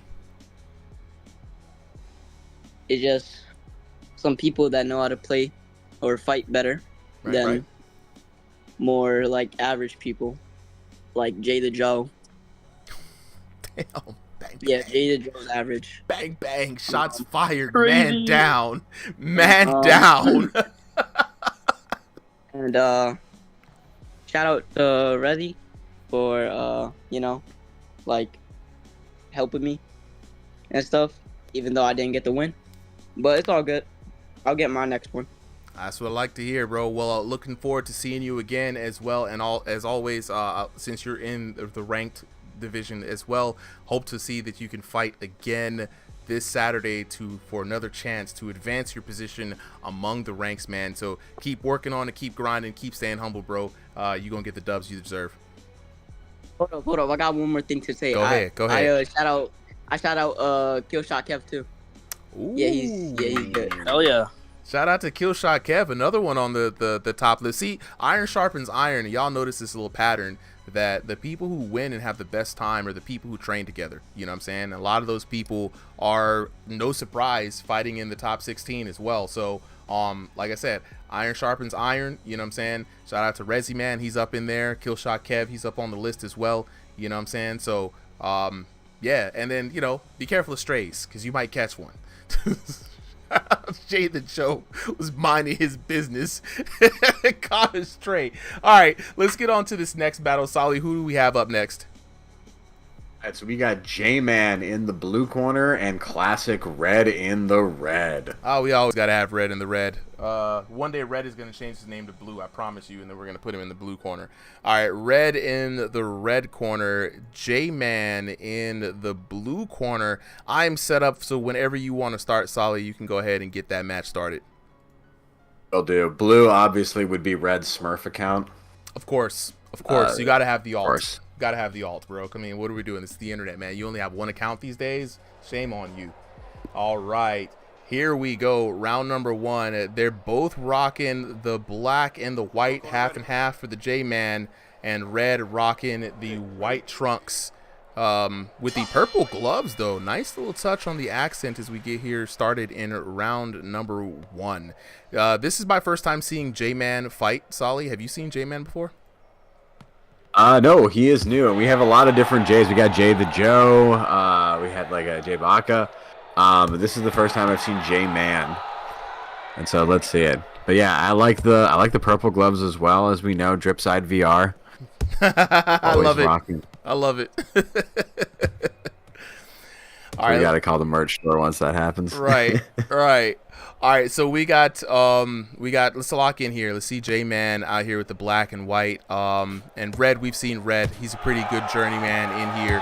Always showing up and showing out. And Red already scoring some early shots here on J-Man. The crowd starting to react. And for those of you who are new to this game, you can always tell how hard a hit lands by how the crowd reacts to the explosion. Wow! That's another way to tell how hard the hit lands. Jesus, good Lord. That was a strictly stunning right to the face of J-Man. J-Man getting woken up by that. That's absolutely amazing. Resi Man in the chat going absolutely insane right now. Holy shit. Yeah, Red is red hot cooking right now. And you can see he's just got very good fighting instincts. He keeps those hands up. He keeps those hands moving. And he just hits his targets with such speed and sharp precision. Now, if you're J-Man, you now have to be careful, man. And Red landing another series of blows, putting J-Man in a very hurt position. He's got the ugly face, a.k.a. the crybaby face. And that's a tough position to be in. Red now showing that he has got the hand. I mean, a journeyman here. He's been around the block. He's fought against some of the best in his time. And now J-Man is learning the hard way that, even though we out here to play, bro, the people will be playing a lot. You know what I'm saying? Yeah, you are absolutely right. And at this point, J-Man is in a bit of a difficult situation. Quite. Carl, what do you think he's got to do to come back? It's quite obvious. A knockdown. It's easier said than done, right? Easier said than done. If we're looking at how J-Man has been playing right now, it does not look like he's putting himself in the position for a knockdown. He's getting a few shots in here, but Red keeping the head movement mitigating a lot of that damage. And again, with so much overreaching, J-Man is putting himself in a difficult position for a counter hit strike, and Red is out here looking for it.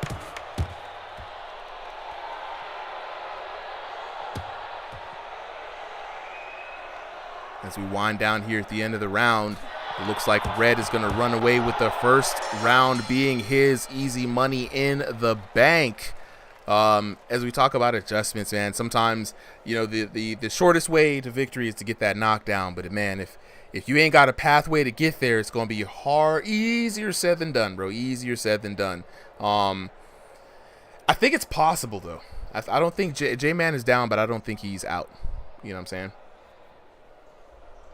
Absolutely. He's still got some power in his punches. You know, he's still rocking the pompadour, so that's not a disadvantage just yet. Yeah. You know, he's got options, but the difficulty here is, right, Red is a very hard fighter to go against because he just got good instincts, and like there's not really a good counter to that aside from basically good high boxing IQ that sets up the situation where you can't get out instinct. Okay, ready? Let's go. I don't know if that made sense, but anyway, round 2 underway. Red starting off again with sharp punches.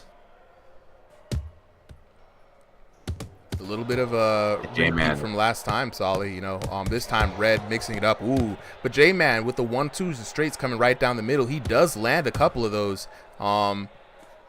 He's just got to. I would love to see J-Man take it to the body sometimes, man. He's got some sharp straights.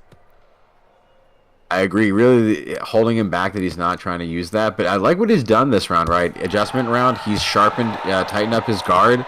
Started more head movement. I like how he's ducking these shots now. I think the body might be the key that he needs to really crack this his opponent. If he's already down in the basement, might as well get some of the goods. You know what I'm saying? Like, it's just wasted opportunities to go all the way down there, not throw a jab on the way down, and then come up with another one, right? You know what I'm saying? Yeah, I know what you're saying. Chad, I hope you guys are feeling me. I hope y'all are feeling me. Eli, I know you feeling me. You know what I mean? We're tired. We're too tired. It's been. Well, y'all better get some Red Bull. I give you wings. I don't have a lot of stamina in the ring, but the ability to commentate for hours on end always amazes me. Because I do have the co-commentators come in towards the end of the night. They be like, "Yeah, man, I see it." I'm like, "Come on, guys, let's get hype." That's what I'm here for. I'm the anchor. But round number 2, the adjustment round, guys, you know what I'm saying? J-Man, the most improved, I would say, right? The most improved. He's actually now starting to go to the body a little bit. The exchanges are going better in his favor now that he's mixing it in, but he's got to be careful not to overextend. Jeez. Yeah, but he has the right style. If he can keep this up, I'll be honest, I'm gonna make a prediction. Draw. Go ahead. Draw? We're gonna see our first draw of the night. Oh, that's a risky position. Ooh, you might be right. Not gonna be popular. Yeah, look, Red just got hurt for the first time significantly in this match. Solly, you might be onto something. J-Man making the adjustments, and I think I would give this second round to him if I were a betting man, and I've already lost the house, so, you know, do not take my bets lightly, guys. Don't follow any of my parlays at all. Do not lock in with me.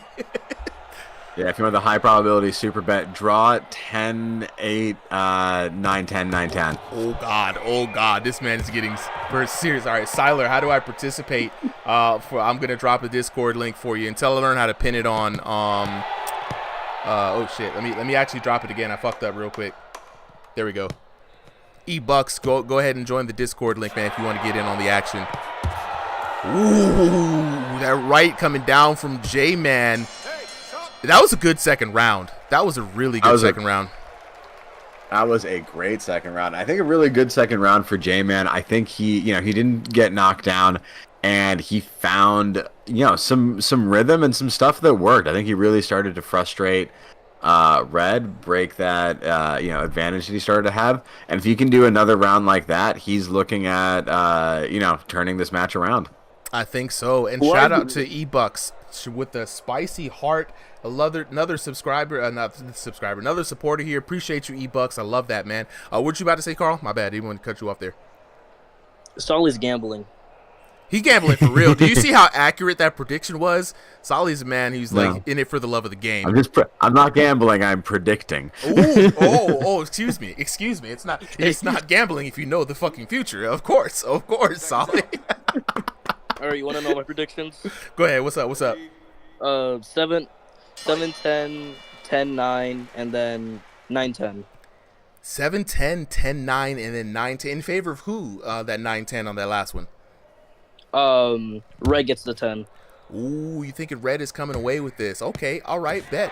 Look, we got the odds up. Little friendly bets among the commentators here. I'm gonna stay a little neutral because I don't have the ability to predict the future. All I can do is read the tea leaves. And right now, both these boxers here in round number 3 have done all the adjusting, and it's time to let the gloves fly. It's about heart, it's about tenacity, and who wants to win the best. And I think J-Man's got something to prove.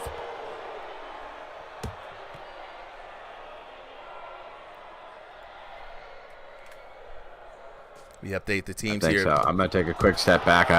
We got a substitution I gotta find. You got it, bro. I got you. Again. When it gets down to the later in the nights, a lot of people do switch out.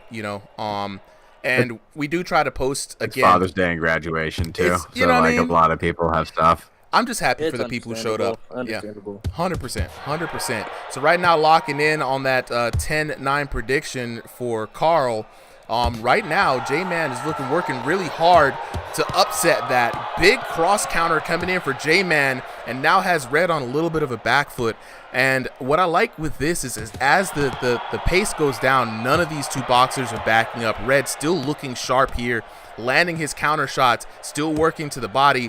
J-Man, however, on the other end, trying to make the adjustment, and now both these boxers have become so well-rounded. Ooh. Big left hook from Red, shocking the crowd, and it's going to be all about who can get the better positioning and who can get the knockdown. Both boxers not backing down 1 inch. Ooh, big body shot coming in from Red. Now, Carl, you still feeling good about that 10-9, bro? Hell yeah. All right. I'm man, and that's all I'm doing. Siler, I got you with the link right there, bro. We lock it in. If it doesn't work, let me know, because sometimes the link does expire. But right now, these guys are just banging it out, leaving it all on the table, and this is what you want to see from a third round in a 3-round format. Very excited. The virtual crowd on the edge of their feet. I'm on the edge of my feet. I'm trying to see if Carl is going to have this prediction on lock. Might have to bet with him in the future. I lost 2-2. I can't even lie. So Red's got the black stripe. J-Man has the half and half. Name's the red, but purple gloves. Yep, Red with the purple gloves. He's lying. Yeah, he's tricking us up. He's definitely tricking us. All right, last 10 seconds. A little bit of a break. Good glove touch there. No, I don't think anyone's going to run away with this one. It's going to come all down to the scorecards, and the referees get paid in Bitcoin, and the judges get paid. War Thunder Glazer, right, what's good? What's good? I'm begging. Ladies and gentlemen, the winner is the red corner. Ooh, Red comes out Red comes out with the win. Let's see what the scorecard was. Let's see if you boy 30-26. 30-26. I don't know what I'm talking about. Look, the last round was 10-9 in favor of Red. So, Carl did, get a little something. We got 10-8 in favor of Red, 10-9 in favor of Red, and then 10-9 in favor of Red. Red, of course, with the perfect score on the SATs, coming in with that crispy 30-26 on J-Man. But let's not take anything from J-Man, man. He had that early knockdown that really set the tone for the fight, and it was hard to come back from that. But he fought with pure heart, putting up some pretty decent numbers, right? 645 to 970 in favor of Red in that first round. J-Man coming back stronger than ever, making the adjustments he needed to make for 867. those body shots were adding that damage in, and he was trying to mitigate some damage. But Red, with the laser targeted gloves, 11:59 in that second round, and then J-Man takes it up another notch, 9:13 to 11:43. It did come up short though, 2,425 to 3,272. I mean, we saw the improvements. It was just a little bit too little too late, but I like what I saw. There was a different J-Man in round number 3 than the J-Man we saw in round number 1. So chat, man, I hope you guys enjoyed that fight here for Ringside VR. I just want to remind everybody that this is a card that is put on every Sunday from our Discord community out to the public to let people know that they can throw hands and just watch some enjoyable fights, right? If you want to get in on the action, join the Discord, either search for Ringside VR, join one of the links that I've dropped, look at the link for on the YouTube channel. If you like the entertainment here, catch all the videos. Each one will be clipped out and put out in an individual fight throughout the week, so you get to watch your favorite fights reel back, as well as support the channel, man. Everything that you guys do to support, from throwing out all of these little emoji thingies here on TikTok to dropping the subs on Twitch, which is very huge for the channel, as well as just subscribing on YouTube, right?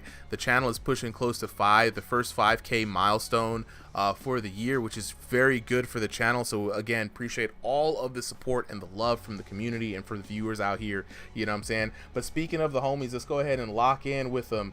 I need to hear from J-Man. Where you at, bro? Right here, bro. J-Man, first time seeing you out, man. Welcome to Ringside VR. I liked the improvement that you showed from round 1 to round 3. Even though you came up short with the L, you had a lot of heart, man. How do you feel about your performance today?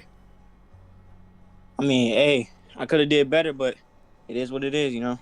Yeah, man. No, it's Sunday. Somebody's got to take the L, but all the thing about it I always look for is improvement, right? I always look for how people play throughout the match, even when in the face of defeat, even fighting with somebody. Like, how do you adjust? What do you do, right? And so that's what I like to see, man. I would hope to see you back here maybe next week or on a Crossing the Void night.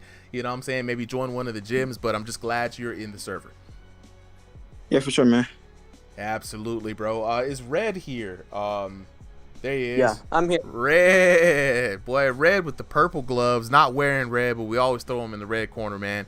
You came out with a beautiful fight. Everything went your way. How are you feeling about that fight? What did you think about your opponent?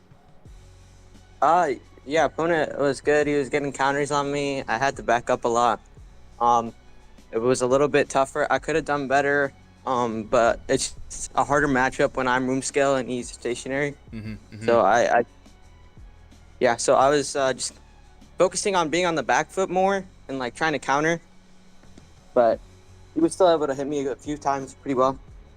I mean, looking at the damage, dude, you out damaged him in every match. You got that really good knockdown in the first round, and you know it's tough. Like, you could tell the folks from here, like, how it is difficult to fight a room scale player. What's your opinion on the room scale versus stationary matchup?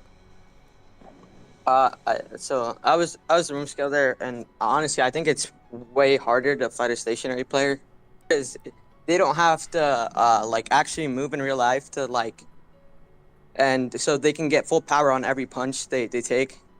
So like if I'm on my back foot, it's a lot harder to hit him as hard. While if I'm fighting a stationary and he's going backwards, he can hit me full force while moving. It does have some advantages for sure. Man. But look, you defied all odds. You came out with the W today. It looked very good, bro. You know what I'm saying? Oh my God, there's a blue in the chat asking for him to fight you. One of these days we have to have red versus blue. I just for themes, right? But dog, Red, thank you so much for showing up and showing out as you always do, man. Congratulations again today. Hope to see you back here next week, dog. Thank you. All right, man.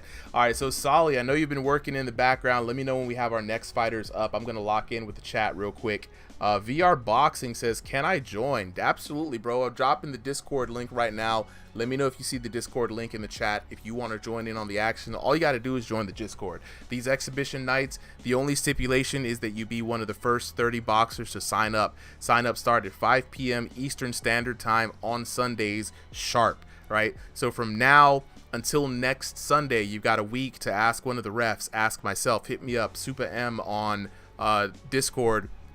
Ask in the general chat. People will point you in the right direction, and that gives you a good runway to try out Thursday night, crossing the void night, to see what the competition's looking like. It's a bit more casual. We give away some prizes there, and get ready for Sunday night. You know what I'm saying? So locking in. Adrian Jimenez says, facts. Stationary has a lot of advantages. It's not as accurate as room scale.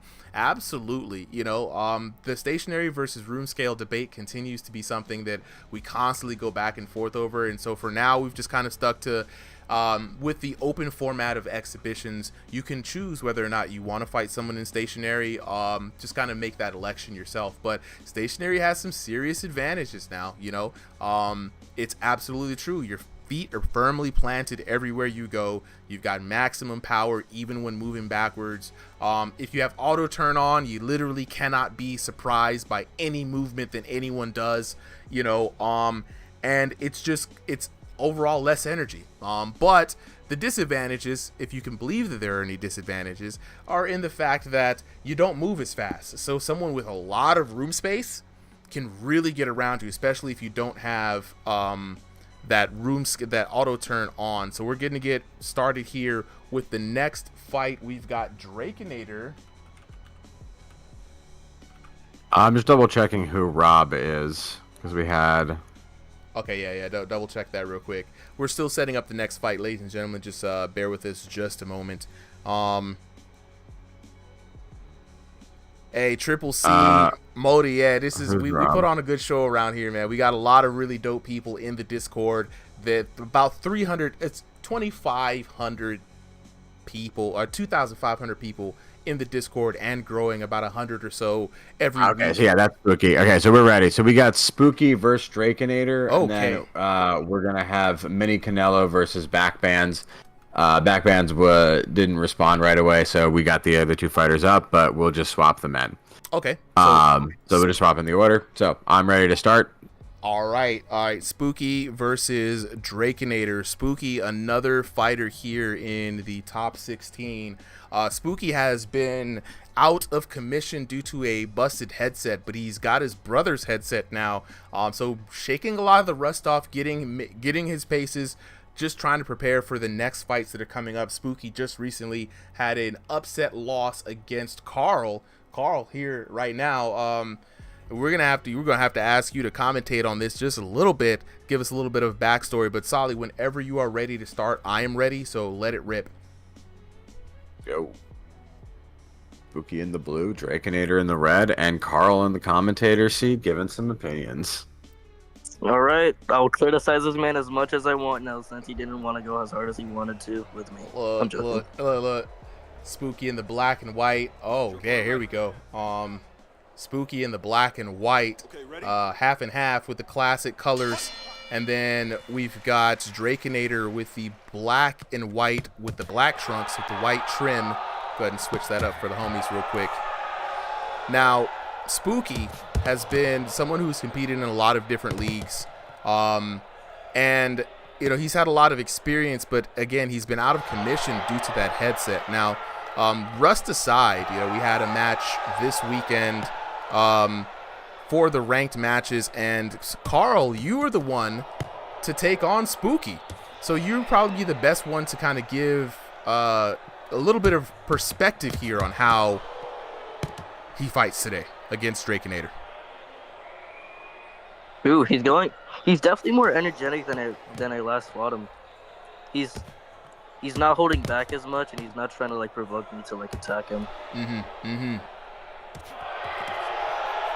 And that's one thing that we always say with people here, you know, especially with the ranks. Sometimes, you know, like you're still in the mindset of like, it's a game, I'm chilling. But, you know, some people are coming out here playing for real when it comes to when there's a little bit of ranked involved. And Spooky has hand speed. He has the ability to move. But sometimes he just has a little bit of fun in the game. And his opponents get away with it. And so, Carl, in the last match, that's what you had saw, you know. It was a very close decision. Razor thin margin, and down goes Drakenator. 4, 5, 6, 7, 8. See, why did I not get that? That might not be the best with Spooky from Joker. Look, you have all rights to heckle him a little bit now. I mean, a win is a win. Spooky's the one who has to prove himself here today, and we're seeing shades of the old Spook, aka King Spook, aka King Boo, Mr. Scary Pants, and now he's taking it out on Drakenator, giving Drakenator everything he should have gave you in that round, and Drakenator catching strays, and he didn't even deserve this. Drakenator said, "I just came in here to have fun today. What's going on?" Yeah, Spooky is definitely throwing more, actually. I'm now looking at it, he's throwing more jabs, throwing more hooks, and he's keeping his head movement up more often right here. And he's making distance as well. That's definitely something different. I don't believe in ring rust. Yeah, you know, I agree with you, man. Ring rust things are like riding a bicycle. This is a stark difference between the last fight we saw literally yesterday, right? So all that rust came off in a day, and now Spooky is looking like himself. Drakenator in a world of hurt right now. And this is what I like to see from Spooky. No playing around, using his talents to his advantage. He's throwing uppercuts, he's throwing hooks, snapping that jab out there. This is the Spooky that I know and I fought against that gave me problems. So it's good to see him back in form. But now, as we're coming here close to the end of round number 1, it's Drakenator who has to make the adjustment and really kind of reset himself and really figure out how he's going to take on this new supercharged Spooky. Spooky already has some supporters in the chat. Round break. Oh, sorry, man. No, you go ahead, bro. I was gonna say, as we're taking this round break, I want to say we have another one of our refs up here, Ali, as well as a top 16 competitor. So Ali will be throwing in his opinions here and there, and also helping out us on stage. What up, Ali? Yo, what it do? Where y'all been at? Man, well, you know, we've been around. We've been here every week. This is where it's really where I've been at. I know, right? We missed you in ranked this weekend, bro. What happened? Shoot, man. I got like 45 days to leave the crib. They let me go. Oh, dang. For real, bro? Yeah, so like I'm really on my like grind. But I'm gonna say next match. All right, bet. Let's lock into the second round. So we got Spooky taking on Drakenator, Ali, and Spooky lost to Carl yesterday in ranked, right? He was playing with his food and then got his plate took. So now Spooky is trying to make up for that while working on that ring rust. He's still working with a Quest 2 headset, but he's looking really good. And there we go. Spooky back to his old usual tricks, man. So how are y'all feeling about this fight so far that y'all been seeing? Yeah, he's definitely going pound for pound. Spooky looking good in the ring, you know, being his little flashy show. But I don't know. I never seen the match with Carl and Spooky yet. Overhand right takes him down. And he was taunting too. Tearing it up in this match. Yo, the Spooky with the wind up overhand right. Come on now, Spooky. That was one for the highlight reels, bro. I don't know if you can hear me. I think Spooky's been looking. This is a different Spooky right here. Like, I don't know what happened. I hope you bring this energy into ranked next week, dog. Chat's loving it. I need to lock in with me. Yeah, I can't wait till y'all see Ali back in the matches. I can't wait to see Ali back too, man. You know what I mean? We got some killers in top 16 right now, so you better come prepared. Zay, Zay, if you want to fight, you got to sign up on Sundays. Now that you're in the Discord, definitely ask how to sign up for exhibition so that next Sunday you can be right there in the first position to get up on the card. I don't know. Why does this guy let Spooky knocking him out for the second time? I feel like this guy needs to work Spooky down. pretty sticky on this line right now. As we speak. Yeah, the Drakenator seems to have a little bit of a controller malfunction too, so he's got to be very careful of that, Ali. Like, he's got Spook hurt sometimes. There's some big shots coming in, and so this is the type of behavior, like, so Spook is kind of letting up the gas on him. And right now, since Spook has not been fighting a lot, damn! I was about to say, since Spook hasn't been fighting a lot, sometimes he'll back up and taunt you because he's a little bit gassed. But, man, look, this has been killer today. Killer. I cannot wait to hear what Spooky has to say after this fight.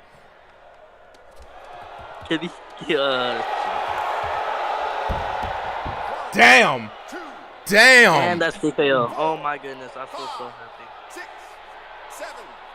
And down goes Drakenator for the third and final time in this matchup for your winner, King Spook. Ladies and gentlemen, the winner is the blue corner. Hey man, let's take it to the cards real quick, and then we're gonna talk to the homies. Let's see what the details are. Winner by TKO out of the blue corner, Spook. You know what I'm saying, with the brand new headset. 10-7, 10-6. It was looking pretty dire, and crazy is 10-7 with just one knockdown, so the damage difference must have been huge. And of course, 1473 to 628 in favor of Spooky. And then in the second round, 1183 to 762 for a grand total of 2656 to 1390. And we didn't even have the third round totals. For Spooky, this could have definitely been an almost a 4,000 damage round if that punishment continued. Let's lock in with the homies right now. I'm definitely first I want to hear from let's hear from Spooky first, because Spooky's ready. Spook, what's good, bro? Oh, we'll give him some time. We'll give him some time. I hear him getting ready. I don't see Drakenator up here. All right, bet. Let's get Drakenator up here, and then in the meantime, I'm gonna lock in with chat. So TikTok, I know y'all seen that. You know what I'm saying? I know y'all saw the action, and I see the chat going crazy right now. I'm dropping a link to the Discord. Thank you, Parker is cool, for dropping a link to the Discord as well. If you want to get in on the action, it's very simple. All you have to do is just join the Discord, right? You're not going to be able to fight right now tonight, because how we do this is every Saturday 5 p.m. Eastern Standard Time in the Discord. Sign up, start for the stream.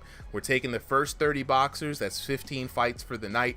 That's all we have the time for on Sundays.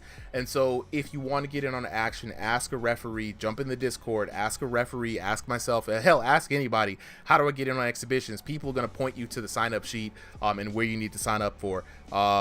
So, you know what I'm saying? There's no queue. The people who are fighting today have already signed up today at 5 p.m. Eastern Standard Time, right? So the signups are well gone, right? We are so far into this night. It's 10:31, and we usually go till about midnight, right? But you got time to come in for next week. We do this every Sunday. Also, on Thursday nights, there's a community fight night called Crossing the Void. We are giving away Final Fury codes for Final Fury VR, the latest fighting game to hit the streets. So if you're into fighting games like Tekken and Mortal Kombat, this is a VR version of one of those games. So we're giving away 99% off codes for people who can prove themselves in the King of the Ring, okay? And for those who want to jump in on the exhibitions for next week, just know that the people who show up repeatedly for exhibitions, we keep an eye on performances, and we ask them to join ranked. And ranked is where people get money for their fights. Fight of the nights gets cash bonus. Every 4 weeks we do a top 8 card, they get a cash bonus. So we're building that up and seeing how that goes. We would definitely invite people to participate on the exhibitions and be able to get a chance to be a top 16 fighter like Spooky. Speaking of Spooky, you ready to chat, bro? All right, now, Spook, I got questions. The people want answers, right? Now, yesterday, you went up in your ranked match against Carl, right? Guts left and said, nah, Spooky's got this, right? You played with your food and got your plate took, right? And so you were like, man, ring rust, new headset, there was all sorts of stuff. And I'm like, nah, man, Spook, you just should have taken it serious. It looked like Drakenator was catching strays today, bro. Like, you know what I'm saying? Like, he was, it looked like you took it out on him. Like, what was going on there in the ring, man? Because you look like a different Spooky from yesterday.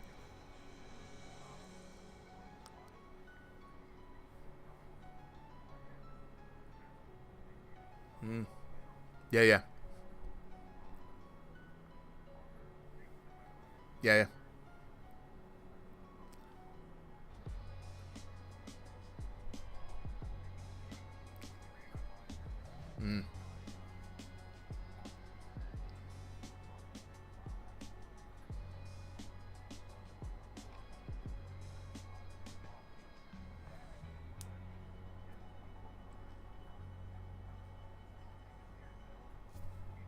That part. Yeah.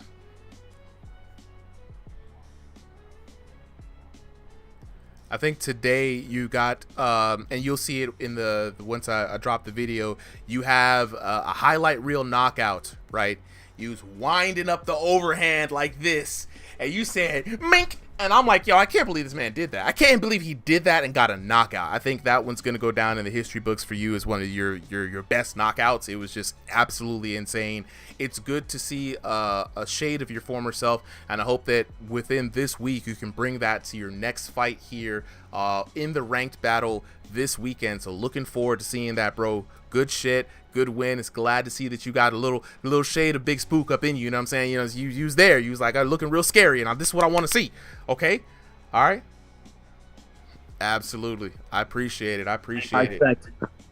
Is Drakenator here? Where's Respectfully, Drakenator? no. No, he said. Carl said, "Yeah, you got to rise up in the ranks to see him, bro, because he moved." Okay, no, I gotta be honest. It's for you. You're the I don't want to make this sound mean, but you were the reason you're like at rank 11. We can do a rematch once you get better. Ooh, the man said, "Come see me, come see me." Come see me, bro. He said, come see me. Hey, look, real talk, though. Carl's got to actually beat his next opponent to keep that energy up, because if he loses, he's going to drop down. He's going to be within range. So, no pressure, Carl. No pressure.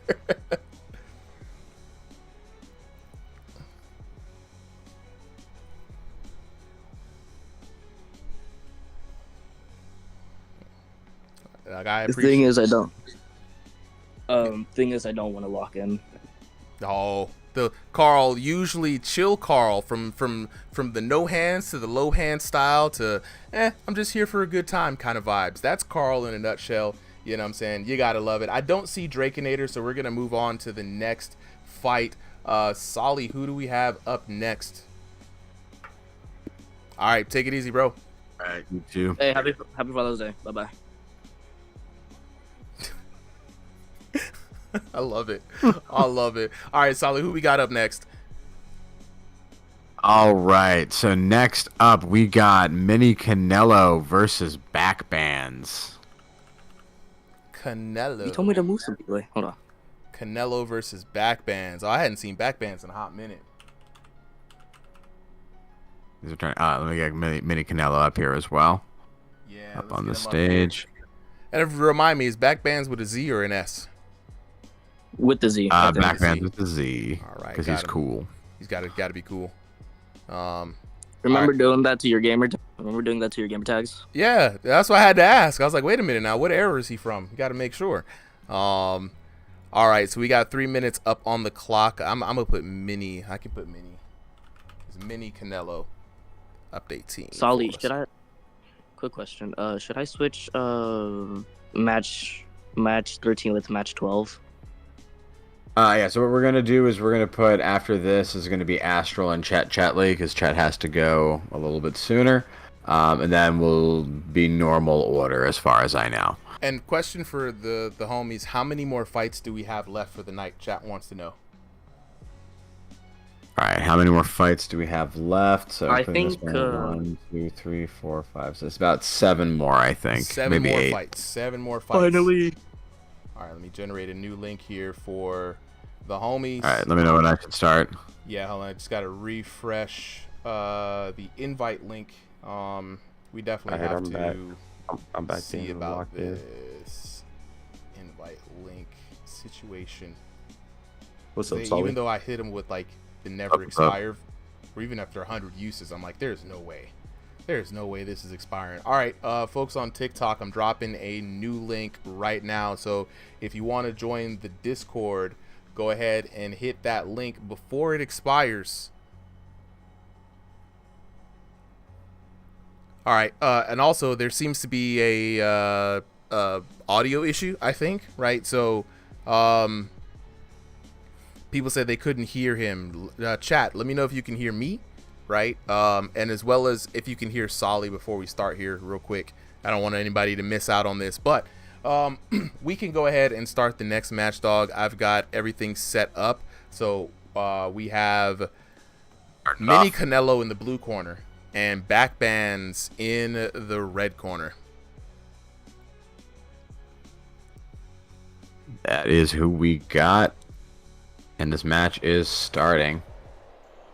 All right. Mini Canelo. Yeah, Mini Canelo with the pink, though. I love it. Breast cancer awareness fit. Backband's rocking it as well, a little bit in the gloves and shoes. Rocking the purple shorts. And this match is on the way. Backband's a little bit of a height advantage. And I think a little bit of an ELO advantage as well, but nothing too significant. And both of our fighters quickly feeling each other out and exchanging some swift blows. And in this match here, this was one of these substitute matches, correct? Because I don't think we had these two matched up initially, right? No, we had these two matched up. Okay, so this is one of the original matches. All right, so Mini Canelo. Let's see if he actually fights like Canelo or if it's just the name. Well, he does have the body shots coming in. I'm not sure if he has the liver shot.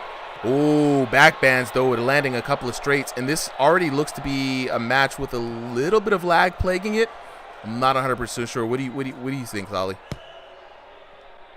Hard to tell a little bit. It could just be the normal delay. But yeah, they are kind of punching just a little bit short for each other. Although looking like a little bit more shots connecting there. I mean, Mini Canelo out here, he's looking like a V1 fighter. Remember in V1 where like folks like Joe Mamo used to compete on this, and it was just body shot after body shot, down goes Mini Canelo. Let's take a look at that in the instant replay. Holy shit. The straight right down the middle, the rocket right on the chin of Mini Canelo.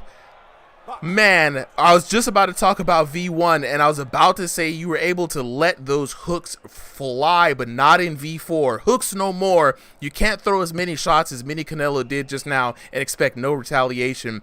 That was a massive warning shot from Backbands. Jackmon's just having him in that corner, just stuck right there. It's crazy. Squaring off in the corner now. Backbands taking full advantage of the lead that he has, putting on the pressure on Mini Canelo. And if anything is going to be a tell of how this match will go, if Backbands can force Mini Canelo to have that habit of trying to tee off on him, it's going to be a problem, because Mini Canelo's strategy out here has been aggression for the session. But man, now he's got to think twice, and when he does, Backbands' long reach is going to take a big toll on Mini Canelo. He just stuck at that distance right now. And here we go, slowing it down right now. Backbands landing some significant blows. Mini Canelo not able to get up off that rope, trying to go on the defensive. Backbands picking apart, taking his shots. This is what you like to see. Big looping bolo uppercut straight through the guard. Control the ring right there. Are we sure this man isn't new? He might be. I'm not 100% sure. Solly, what do you have on the Elos? And wow! Mini Canelo with the counter shot of his own. Off the ropes. And a very needed time.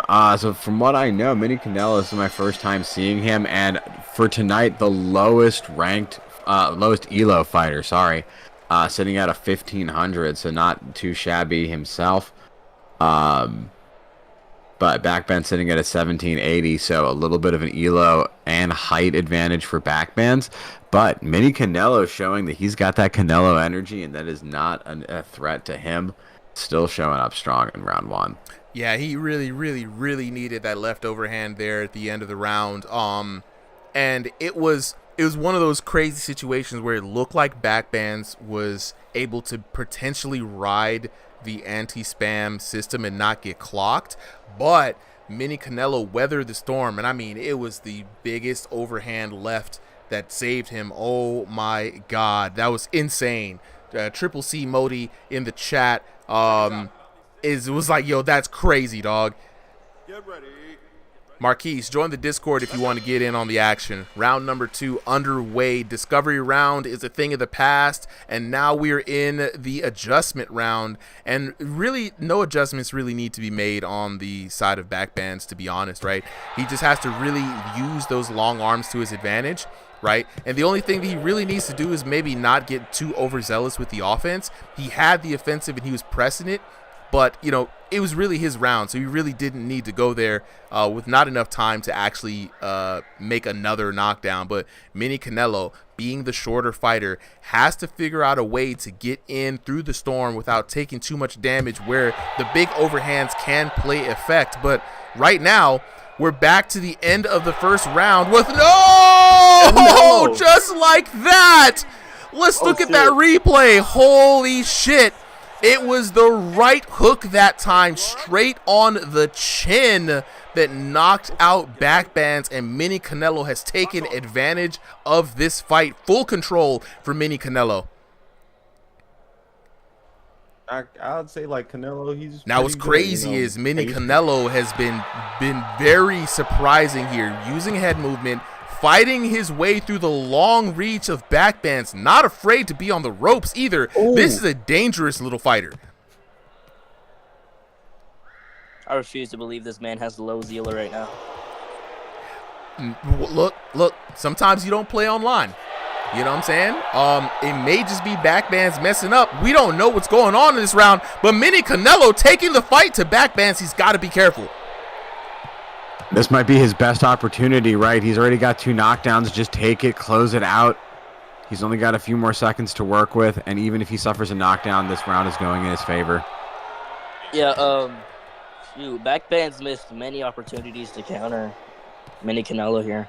So this round is definitely going in Canelo's favor. Oh, yeah. Everything is coming up Mini Canelo right now. And I'm not really sure what's going on in the head of backbands. He's probably trying to figure out how he got knocked out those couple of times, right? Especially with the overhand left. Caught him unawares. He was in the middle of attacking. And then the big right that sent him down after that. Again, something that he wasn't catching. I mean, it was almost like a step out check hook on the part of Mini Canelo. And Mini Canelo, though, credit to him, using his head movement a lot to mitigate a lot of backbands' long-range offense, baiting him out with the low-hand style, and then trying to come with the counter shots of his own. So, you know, he might be one of those. He might be looking with a sleeper build right now, guys. Excuse me, what? Yeah, I don't know. I feel like it's like 2 systems. Look, you seen the low hands, bro. Right, you got 2 eyes. He's taking your style. Ooh, big straight coming down from the low hands position for Mini Canelo. Canelo's putting more aggression in here, actually. Oh, no. Outside of the ring. Let's take a look at that in the instant replay. Yeah, it was the left hook that put him down. Backbands really needed that. That was a moral victory for backbands.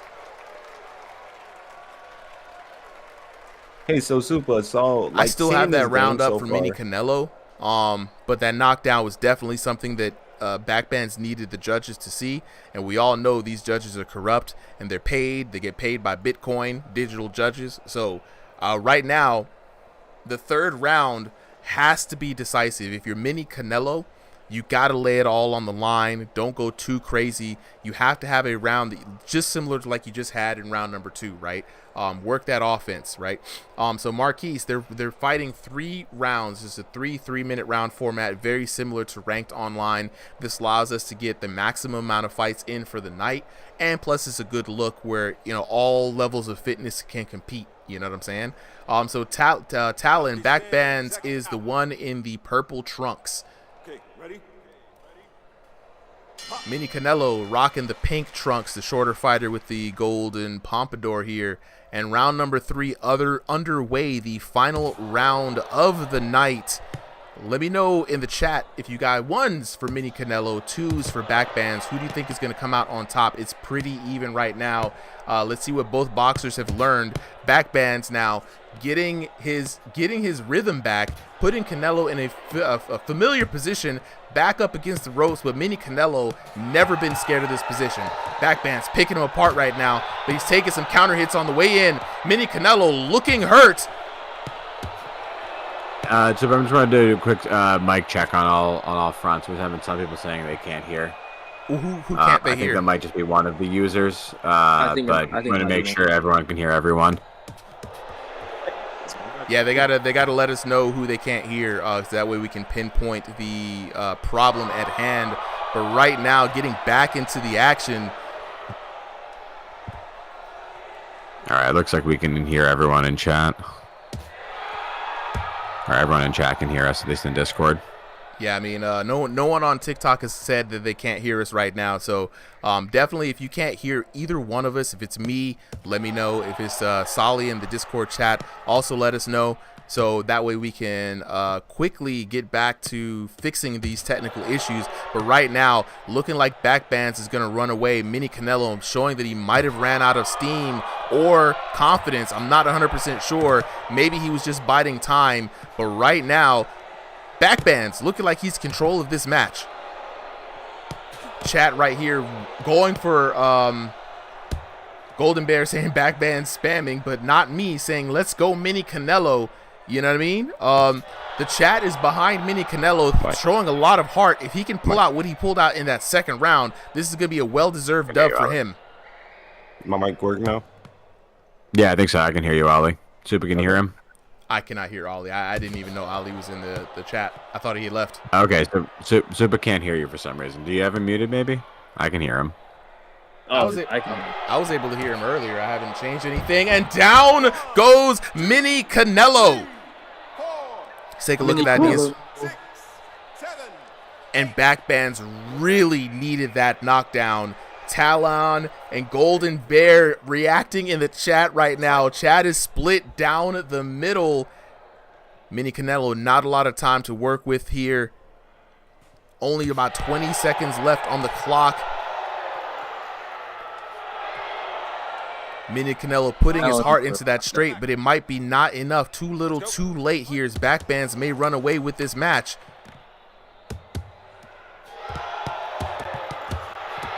And the slugfest ensues in the last couple of seconds. Mini Canelo desperately trying to put away Backbands, but gets caught with a counter shot. Backbands just tearing this match up at this point. I'm not gonna lie. And there it is. You hate to see it happen. You hate to see it happen. Mr. Pink Bonnet, my words exactly. Bang, bang, shoot 'em up. There you go. Ladies and gentlemen, the winner is the red corner. And Backbands takes it. Very well earned in that third round. 30-23. Let's take a look at that. Backbands winning 10-8 and then 10-9 and then 10-6 for your winner out of the red corner with the purple trunks, Mr. Backbands. And let me tell you, that knockout was exactly what he needed to take out that second round. 1-1, 1-1, and then just running away with it with 2 knockdowns. The most knockdowns we've had in a fight tonight, both gladiators going toe-to-toe, but it was Backbands almost doubling the damage in the first round. Well, 1295 to 742. Then you have 1141 to 710 in the second round, and then in 1410 to 467 in the third round. An amazing showing, a total of 3,846 for backbands, and then only 1919 for your boy Mini Canelo. And Mini Canelo had the heart of the people. So let's lock in with the homies. Let's check back in with the Discord real quick. We were having some audio issues earlier on. Wasn't able to hear Ali, and I don't have him muted. His volume is all the way up. I'm really not sure what's going on. Is it on my end? I don't see anyone else talking. It's probably not. Someone else It's probably not on your end. It's not on my I feel end. like it's just my mic. Probably just my I mic. can hear Ali. I can hear you. Carl, can you hear Ali? Definitely. Yeah, I can't hear him at all. Let me refresh. Probably got my page volume real quick. turned down. I'm gonna leave and I'm gonna come Yeah, back probably in. turn my volume down. Hi yeah, everybody, we're how y'all the been? What's same. up, everybody? What's up? Can y'all hear me? What's up? All right, I'm back with the refresh. On another note. All right, I'm back with the refresh. Happy Father's Day to everyone. Oh, absolutely. Happy Father's Day to all the daddies out there. You know what I'm saying? If you got your little mug or wristwatch or some other annoying present from your kids, just know nobody gives a fuck about the dudes. Back Hey, to my the mom. thing. Hey, whoa. My mom, she does care about the men, so my mom, she made some shirts, King of the Grill, you know what I'm saying? Oh, She made some okay. shirts. That's dope. Usually for Father's Day, we get lame stuff like watches and macaroni things. But watch is the best thing you could have. What? Fathers want PlayStation 5s. It's the modern era, okay? We want that new Nintendo Switch because we can't afford it for ourselves because you know we I'm a cat dad. Don't I'm not a real dad. Don't listen to me. I don't know shit about fatherhood. Back at it. Let's lock in with the homies. Ali, I can hear you now. So I just had to reset my audio. I'm not sure why I wasn't able to hear you. But okay, let's talk now to where the homies at. Mini Canelo, I want to hear from you, and then Backbands if he's up here. Is Backbands up here? Yeah, it should be. Yeah. Backbands, bro, what a night! What a night, man. You ran away with that fight, bro. How do you feel about your performance? I feel very good. You know, I'm back. I didn't think I would be coming back to this. To be honest, I thought I was going to retire for good because I was just on a crazy losing streak. But you know, if people like Drift3 can come back, then you know I can come back. Hey, look, that's the inspiration we all need right there. Drift3 has heart, bro. Like people don't know, Drift3 just played this game for fun. So a lot of people feeling discouraged and quitting or taking the game too serious. Just a game, bro. It's good to see you back, bro. You know what I'm saying? So I'm happy to see you back. I hope you're happy to be back. We got a new damage system coming up, so there's hope. You know what I mean? And you look good today. You know what I'm saying? You was working your game plan. You know what I'm saying? Planning to work, and it worked. Was there any point in that match that little Canelo had you feeling shook a little bit?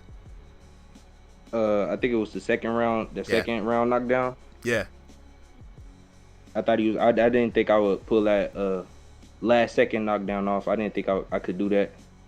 I mean, the way you put that third round on him, man, it wouldn't have really mattered, I don't think. But it was a very scary moment for sure, man. He definitely, like, switched it up a little bit. The big overhand was very surprising for us. And that right hook for his second knockdown was also very surprising. So, man, I'm just glad you're back, bro. It's always good to see you. You know what I'm saying? I'm glad you're back in the game. And congratulations on the dub. Yeah, trying to show you I'm being that top 16. That's what I'm trying to. That's what I'm saying. It's something to work for. Drifter was in the top 16, bro. So you could be in the, you know what I'm saying? Like, come on now. Yeah, and also this was all thanks to Hitman. He warmed me up before the fight. He knew that I came off the retirement. Hitman came out here. He helped me. He sparred with me until I finally beat him, and that's when I felt ready. So big thanks to Hitman. The homies, man. Like, shout outs to everybody who's in the gyms here. Like, y'all, for the whole night we've been hearing people shout out their training partners, their gym members, their coaches.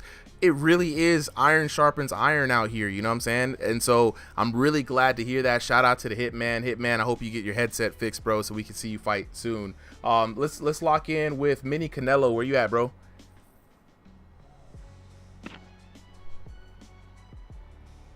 Where's Mini Canelo? He's here. He just unmuted.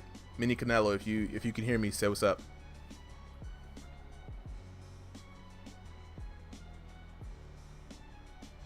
I don't hear him. Can you hear him? No, I don't hear him. Dang. All right. I'll tell you. We got to keep moving. Let's try again. Yeah, let's give him one more chance, but then we got to keep it moving, man. It's getting to the 11 o'clock bells, and we've got like 6 more fights left. Think so. Hold on. Let's see. We got 1, 2, 3, 4. Maybe his mic's broken. Hold on, give me a second. I guess I don't know. All right. Let's start the other match then. Yeah, let's keep it moving. Unfortunately, we do like to talk to other people, but you know, if it's taking too long, we got to keep it moving and grooving. All right, so solid. We got a lot of people in here. Go ahead and clear out as many people as possible, and then let's go on and get to this next battle. Who do we have up now? Oh, we got Cetley. All right, we got Cetley up against not last minute, but earlier substitution, Astral. In the red corner. Astral. All right. R-A. I will start whenever you're ready. All right, let me get these updates real quick. 3 minutes on the clock. Astral versus Cetley. I low-key want to call him Chet, you betcha, but it's not the wrong Chet, right? But let's keep it going. You Chet, yeah. Cetley. God damn, that's a anchor announcer name if I've never heard it. It's me, Cetley, here on the nightly news. And how are you doing? That's how I sound. We're gonna ask about his name. Let's get underway with this next fight. Like the character Cetley here, gonna kick your ass tonight after 10 o'clock. Right. Locking in with the chat. His Han is this daily. This is weekly. Every Sunday is when we put on this little production for everybody. Cetley now as we go in this first round in the all black, looking pretty slick. Looking very slick indeed. No, and his opponent disappeared. Let's see if we can get this fight restarted. All right, let's take a little bit of let's go back to here. Let's see, a little bit of a false start, right? So it's going to start this back up. Let's see what happened there. Let me go back and return. I think if I'm not mistaken, Chet's aura just kind of destroyed Astral. Yeah, what happened to Astral? We see somebody here, son of Craze? No, that's Astral. That's Astral. Okay. All right, let's try this again. All right, let's lock in one more time. Let's see if we can start this up, guys. All right, looking good. Okay, we are back. Okay, so Astral in the red corner, rocking the pink. Astral in the red corner. Yeah, yep. Cetley with the black trunks. Round number 1 underway. Like I said earlier, we do this weekly exhibitions for the Ringside VR. For the fans' viewing pleasure, VR boxing is kind of a new thing for a lot of people. And this is the first time we've really had a chance to really pit people against each other. And it's been an awesome time. I hope you guys are having a wonderful time. Solly, I hope you're having a wonderful time. This has been a great night of VR fights. And we've got 2 new people to me, Cetley and Astral. What are the elos of these 2 boxers? All right, so time for some solid stats. So Cetley sitting at a pretty high 2340. Astral is a last-minute sub, so let me just get his info from the other sheet. And Astral sitting at a... Where is this man?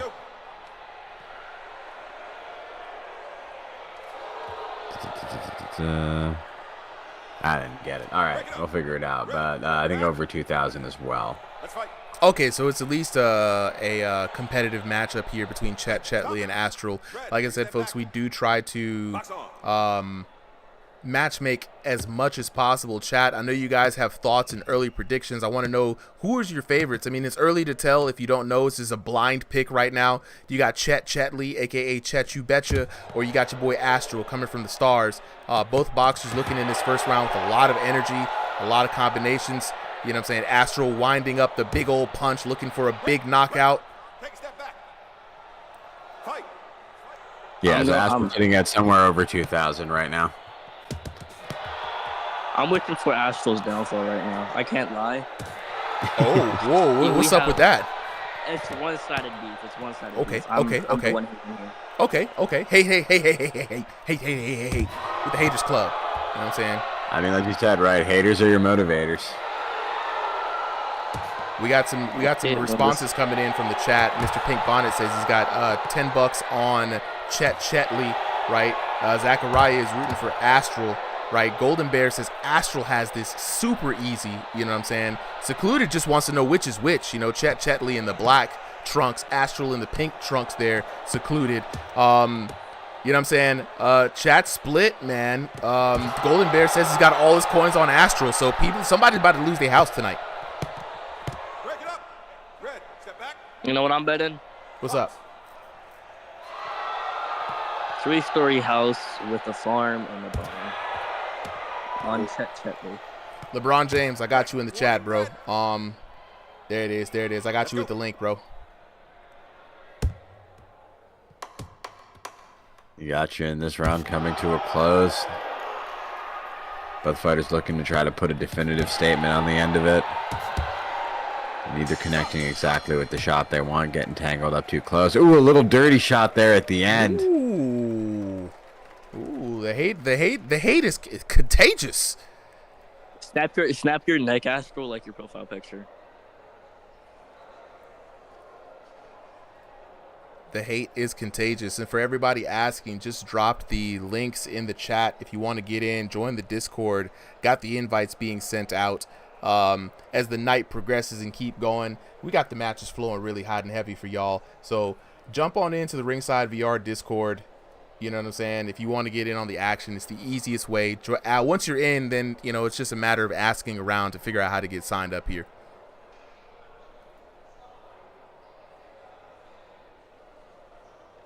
Now, chat, are y'all still feeling good about your decisions after this first round? You know, got to jump in with the commentating team here. After you guys have seen one round of both these boxers fighting, who do you have winning this? Early predictions. Honestly, this is a tough one to gauge, right? I think this is going to be a case of where one side might have clearer damage. I think in this case, Astral is throwing the higher volume. But, you know, the sort of quality shots might be going to Chet. And so if Chet can get those knockdowns, this is going to be his fight. If Astral can keep it up or get a knockdown, I think he's going to win it. Astral's got a lot of supporters. What you see in there, Carl? So Cetley keeps going down because he knows that's it's rage baiting Astral to like make him more infuriated. Like get in his head almost. Astral does seem to be showing more of the visible frustration, and then he just runs in head first, headbutting straight to the groin of Cetley.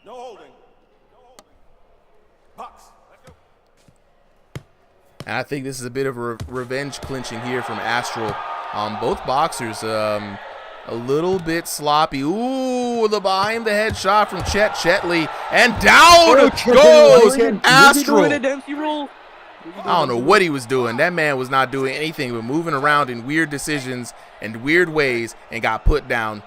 Like, there's a lot of fighting almost within each other's body, right? Not a lot of care for distance and space.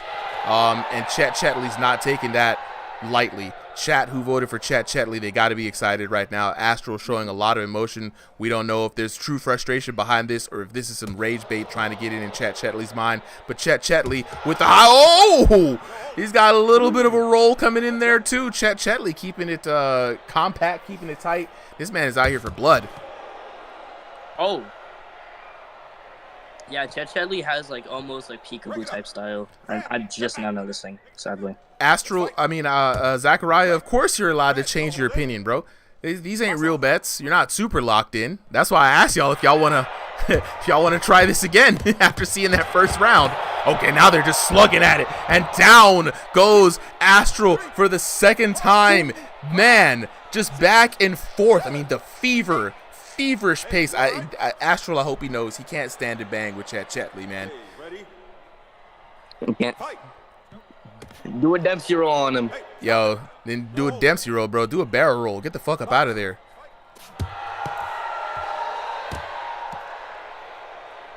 Thing is, they haven't been showing much sportsmanship, so that's all.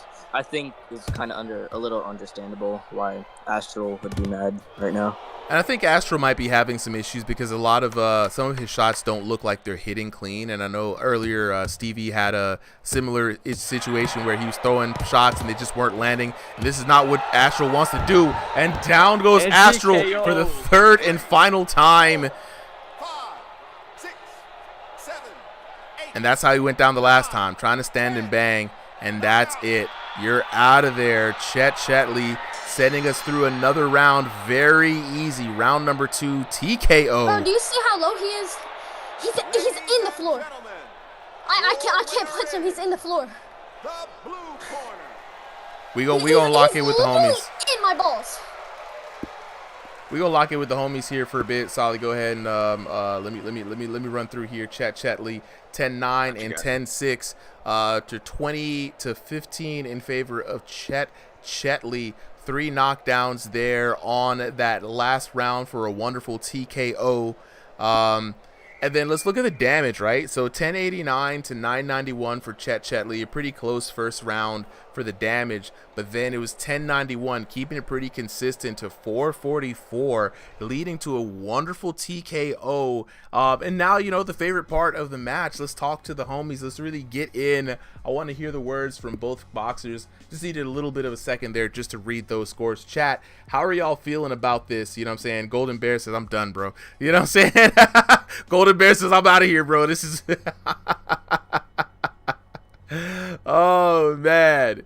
Oh, yeah. David Skaggs coming in and said Astral got fried. That's crazy. Chad is coming in. William S. says, Mans is tweaking out here. You know what I'm saying? Hey, look, for everybody who wants to jump in, if you're excited by that, I'm dropping Discord links right now. Jump into the Discord. The matches for today have been set in stone, but we do this every week. You know what I'm saying? Just Espresso says, hey bro, how do I join on TikTok? I got you, bro. Just join the Discord. I got the link in here. Join the Discord, get in on the action. And let me drop in here for the TikTok folks. Let me lock it with the homies real quick. Astral, Chet, I need to hear from one of y'all real quick. First off, I want to hear from Astral. He's probably got the most to talk about this. We might have to lower his volume just a little bit. He was coming in hot. But I mean, it's understandable, right? You saw that he was feeling very, very charged. But for the other folks who were keeping an eye on this, did you guys see what he was claiming? Nah, not one bit. I did not see it at all. I'm not really sure what he was seeing through his headset.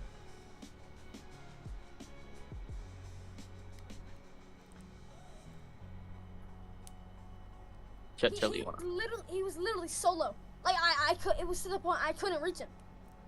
Now, Astral. Now we did not really see him staying low on. I mean, Chad didn't see it too, man. So tell me, like, what were you seeing, right?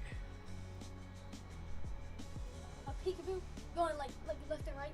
He was literally like all the way reaching down to the floor. Oh, that's what you're talking about. Yeah. Okay. Like, he was so low though, and he was just like he was so low.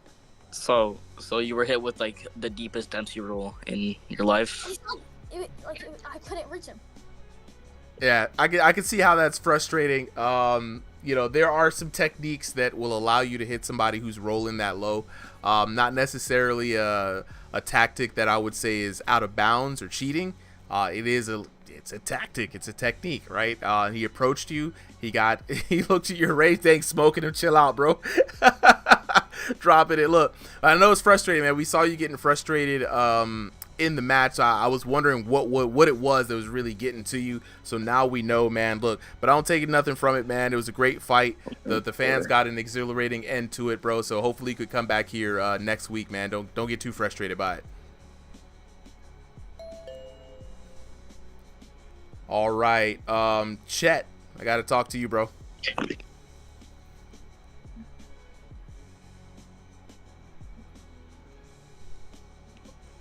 You good, Chet? You there? Chet, you there? You're muted, Chet. Oh, we see he just fixed his camera. Hold on, he's trying to figure it out. It's the red mic. It's the red mic. He was just on a second ago. He had it unmuted. Is he server muted? I don't have it muted. Solid, do you have it muted? No. Just checking. Yeah, Okay. because he did speak earlier, so I know I see him on the camera right now. He just muted. Maybe his mic is like turned off or something. Yeah, it could. Dang, that's unfortunate, bro. Chet, I wanted to hear from you, man. All right, I guess we're gonna keep it moving then. So, Astral in the chat still going around on the campaign of how low can you go. But it's one of those things, man, like we see a lot of people, like the one thing that we watch out for is someone who stays down low and just doesn't move from that position. But come on now, doing a Dempsey roll coming in, it's not too frustrating. Not in the least bit. All right, so next up, Solid, we got the Righteous One. Versus Lightheads.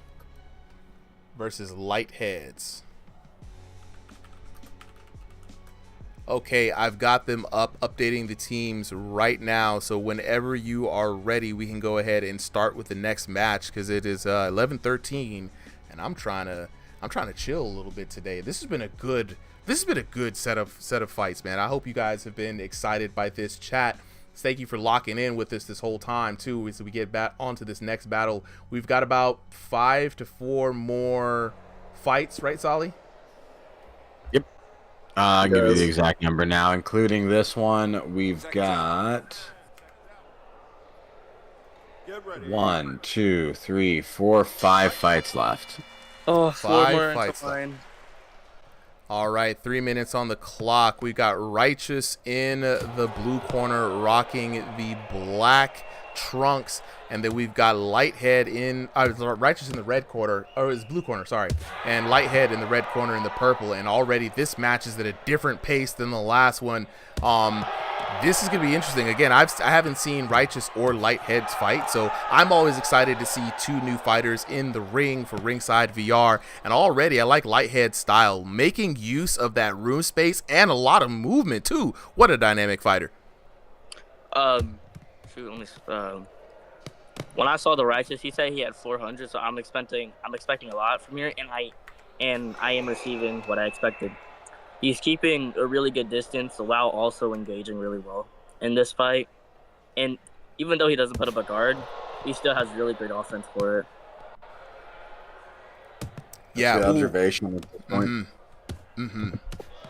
This discovery round going in a really interesting, aggressive way. Fireworks kind of flying at this point. Both fighters mixing in that offense and defense pretty fluidly. And what's crazy is that we're starting to see a room scale fighter with a lot of space and the movement to work with it. It's such a different look. And they've been making a lot of use of the ring so far. It's been very interesting. And this is what we were talking about earlier, right?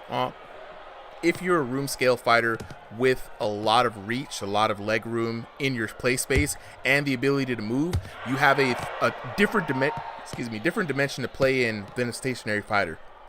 They have one speed and one dimension, right? So this is going to be very interesting to see what happens, to see if Righteous can make use of the power shots coming in from that stance. And let's see if Lightheads can do with this nice stick and move stance here. I do like it. Yeah, it's very effective. I love the use of the post. Again, people just don't always know what they're doing with it. You got to use it to find range, to affect your opponent's vision, to use it as a feint, get them to bite on it. It's got a lot of multiple functions besides just being stuck out there. Yeah, he's using it as a feint this way, and he's got the long arms. The drive-by hooks are just amazing, right? But it's really like the feint.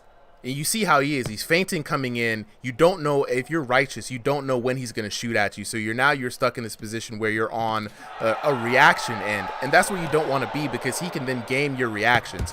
And Lightheads is trying to be very careful about Righteous's power, because, again, Righteous is able to fire full on. He's got both toes planted in the ground. So he's throwing with maximum power with every shot. You can see these are like 2 very different styles here. Oh, yeah. That was the closing of round 1, but you can see it's 2 very different styles here. the Righteous keeping long guard to high guard whenever he's switching from outside to inside fighting, and Lighthead has a more defensive stance while using more heavier punches. That's all. Yeah, and they're both playing to the advantages. I mean, full advantages of both styles of control. I believe Righteous is on stationary, correct? Righteous is not on stationary. If I can spell it. Oh wait, that's Righteous. Yeah, Righteous is in the black trunks. Oh my goodness, I'm so dumb. Righteous is on stationary. Yeah, the Righteous is on stationary. It looked like it to me. And so we were talking about this kind of matchup earlier, where stationary Righteous is able to throw with maximum power in any of his shots, right? No matter where he's moving, he's attacking with full fury. But Lightheads has a lot of play space, big arms, and the footwork to kind of make this hit and run style, right? And so with this, he has the option to really kind of mitigate and take control of the range. But if Righteous gets in, I think he's gonna be the one to come out with more damage. We're gonna have to see. We're going to have to see, indeed, both fighters seeing with their fists at this point. But I like the use of these punches that they're doing, right? Like a couple little quick jabs to either bait their opponent into something, but really just to kind of find the range for their bigger shots. And it's good strategic work by both fighters that they're both executing on it. Now, at this point, right, no clear knockdowns. Who do you guys have ahead so far? I think Righteous is up on damage because when he does get in, Lightheads is not able to get out of his center of gravity, and then he's able to tee off. And I'm thinking that I'm just doing a bet here that it's just maximum damage. You can see Lightheads his head getting snapped back right there. Lightheads has it on style points for me, but it's very tough. You know, stationary does have his advantages. What do you think, Carl? All right, now I finally understand who's who. Righteous is putting more pressure onto Lightheads. He's trying to push him into more of a corner to like get more in range to like attack. While Lightheads uses his room skill to his advantage to like move out of range and everything. So from that, right? Yeah, you said it right. So from that standpoint, you know, I think, you know, I don't know, Solly, what do you weigh in here? What do you think? About specifically. So we've got Lightheads. Who do you think is up between Lightheads and Righteous right now? I think I'm gonna give it to Righteous. Right? Yeah. It's slight edge, but I like the way that he's using, you know, the height, the space. I like the way that, you know, he's playing a very safe fight, and he doesn't, you know, he's not searching for a knockdown. He's searching for, you know, consistent ways to win these exchanges, and you know that's a much clearer path to victory, in my opinion. 100%. He's like that one dude from Hajime no Ippo. I forgot the name. It's been a while. Can you describe his style? Which guy? Ooh, he's working him in though. Which dude relies on points instead of knockdowns? What, Miata, the counter hitter? Miata's the footwork. Nah, Miata, he had the lightning counter. He's like Ippo's rival. Yeah. See, even Logan was Logan in the chat was like Miata. Like, he's a point fighter who depends on counter hits, especially with the lightning counter. Not Miata though. All right, someone else. Older fighter or younger fighter? I think this was in the rookie tournament or something. It's been so long since I've watched Hajime no Ippo. I'm so rusty with it. R Sigma Panther rating with 4 viewers. Shout out to your boy RC McPanther. Dog, it's been a long time, man. How you been, bro? Shout outs to the 4 viewers joining in on Twitch right now. For those of you guys who don't know what you're watching right now, this is VR Boxing. I am your host, Super M, bringing you the action from the Discord. We've had about 20 boxers fighting so far for the night. So if you're into VR boxing, let us know in the chat. If you got questions, I got answers, you know what I'm saying? So please speak up. But back to what we were saying, you guys are trying to figure out who this guy fights. Like, Panther, man, I always appreciate it, bro. Always appreciate it. Righteous, throw it back. I'm sorry. Round number 3 underway, the last and final round in this match. Righteous in the black trunks, Lightheads in the purple trunks. Lightheads trying to use a stick and move tactic for this match. He's now looking even more amped up in this third round, more sporadic, but Righteous in the black trunks staying steadfast as ever. Sticking to the game plan though. He's trying to just run away with this. Now what Lightheads needs to do is mix it up. Once he gets in on the inside, bro, he's got to keep those hands up. If not, Righteous is going to tee off on him like he's been doing for the last 3 rounds. I think I got Righteous up so far, but you never know what can happen here in the third round. Why are people asking you how to join fights, bro? Everybody wants to know how to join fights, and like I said, everybody who's watching right now, if you want to join the Ringside VR Discord, if you want to get in on the action, if you think you got the hands, all you got to do is join the Discord. You ain't gonna be able to fight tonight, but you could definitely fight next week. You got to sign up 5 p.m. Eastern Standard Time every Sunday in the Discord. Let's get back to this action. The last round, Lightheads trying to figure it out, trying to figure out the puzzle that is Righteous, but it is very difficult for a room scale player to take on a stationary player. And there we go, Righteous back with the left rights, 1-2, Mirari, Hirari, as they like to say in Hajime no Ippo. Back and forth, simple game plan, but effective. Just swing at the man when he gets in range.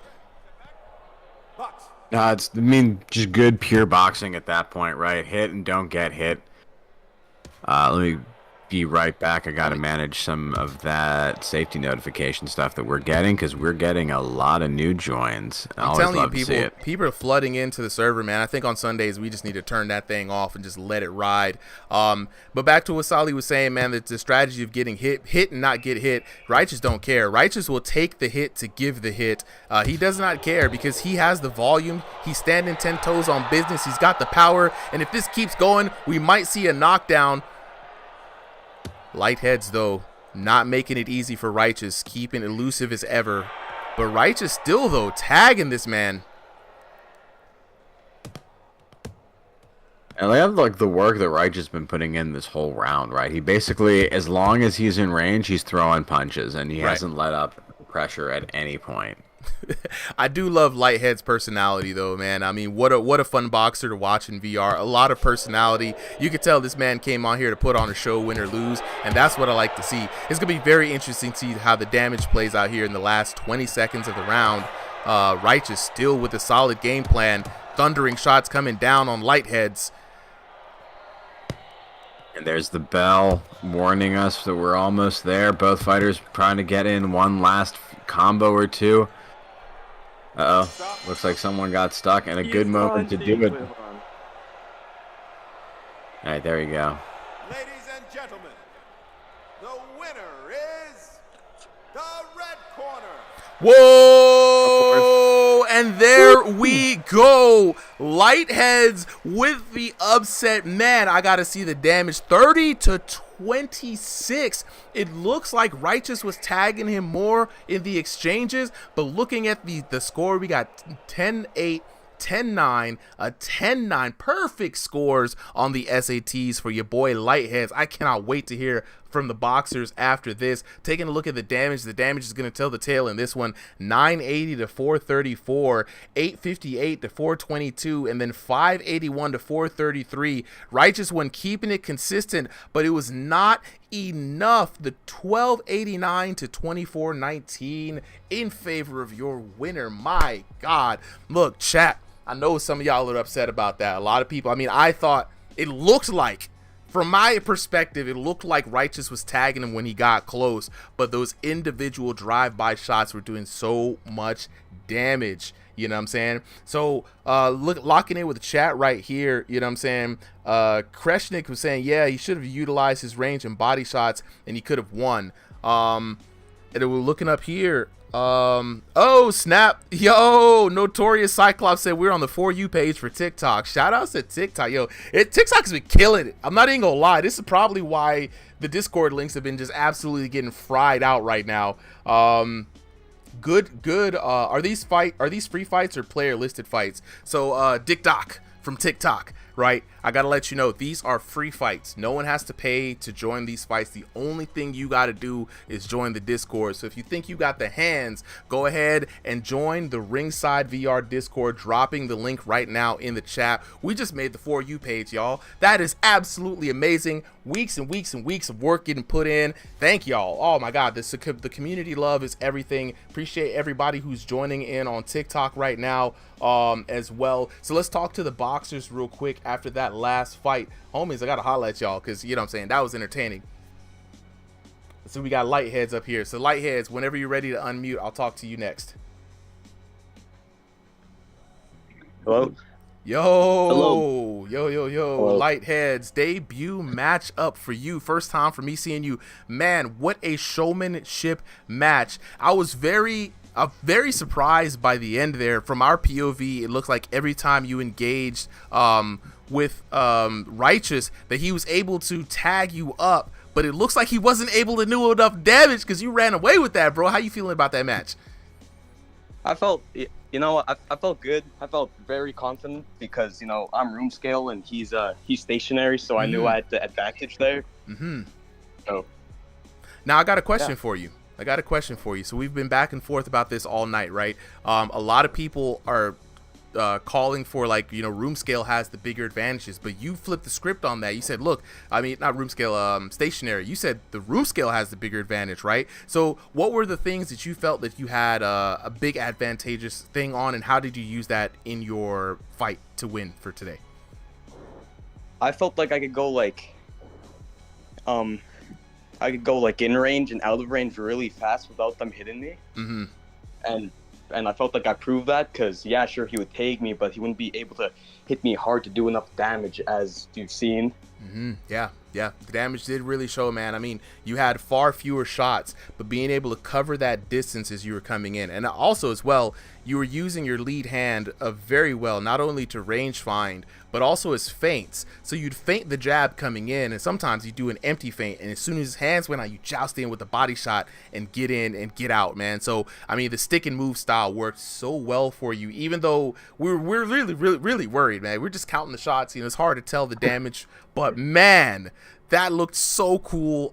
This fight is definitely going to be posted on the YouTube channel, as all the fights do, so be on the lookout for your fight. It's probably going to drop like sometime next week, to be honest, but that way you'll have this tape to show the homies and show the friends. So want to say congratulations for the W. Thank you for joining Ringside VR, and hope to see you back here again next week, bro. I got to see that again. Will do. I will for sure be here next week if I have the time, and thank you for having me. Absolutely. All right, Righteous One, I see you up here, bro. Unmute. Let me talk to you for a second. All right, hello. Yo, all right, Righteous One. Now, I was wrong, right? I thought you had that because when you were waiting for him to come in to you, and that you were able to swing on him when he got into range, and that seemed to be your strategy, right? It's very simple but very effective. But you came up short on the damage, which kind of cost you the match. Are you surprised by that outcome? I wouldn't say I'm so surprised because every time I fight a room scale opponent, they always do good with their footwork because I have a very small play space. That's why I use stationary. So I always prefer a stationary opponent. And I did admit I looked like I got a good couple hits on him in the second round. Yeah. I got him ugly face twice in a row, and I was like, I got this. And then whenever I saw the damage points, I was like, what the hell? It was so weird.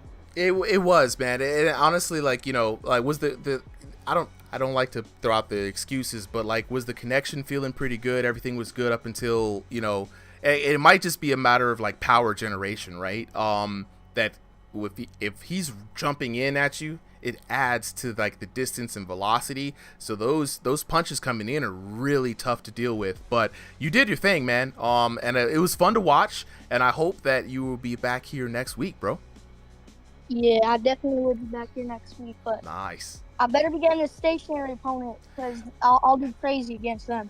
Look, just put it up in there. Put it up in there. We'll try to make sure it happens for you, bro. One thing about the connection was I did notice the player-to-player thing was a little higher than usual in my rank matches I always go against. It's usually 20, 30. It was 50, 60. It was kind of. Wait, hold on. Player-to-player connection. Yeah, the ping, Yeah. the player ping. I've never met player to player connection so good. You're lucky. No, yeah, The rec is it does fun. get kind of rough. We do try to match people up though, but next week, when you sign up, definitely just make sure that, hey, you know, I don't want to fight a room scale player. Please, we'll definitely try our best to match you up with the closest room scale player to your rank and your region. All right, so let's lock in with the next, folks. But before we do, I got to answer some questions for the chat. So number one question coming in from the chat right now: how do I fight? The easiest way to fight, and I'm dropping the link right now, is to join the Discord. RingsideVR, it is a public Discord. We have about 2,500, maybe 2,600 right now, with how many people just jumped in from tonight.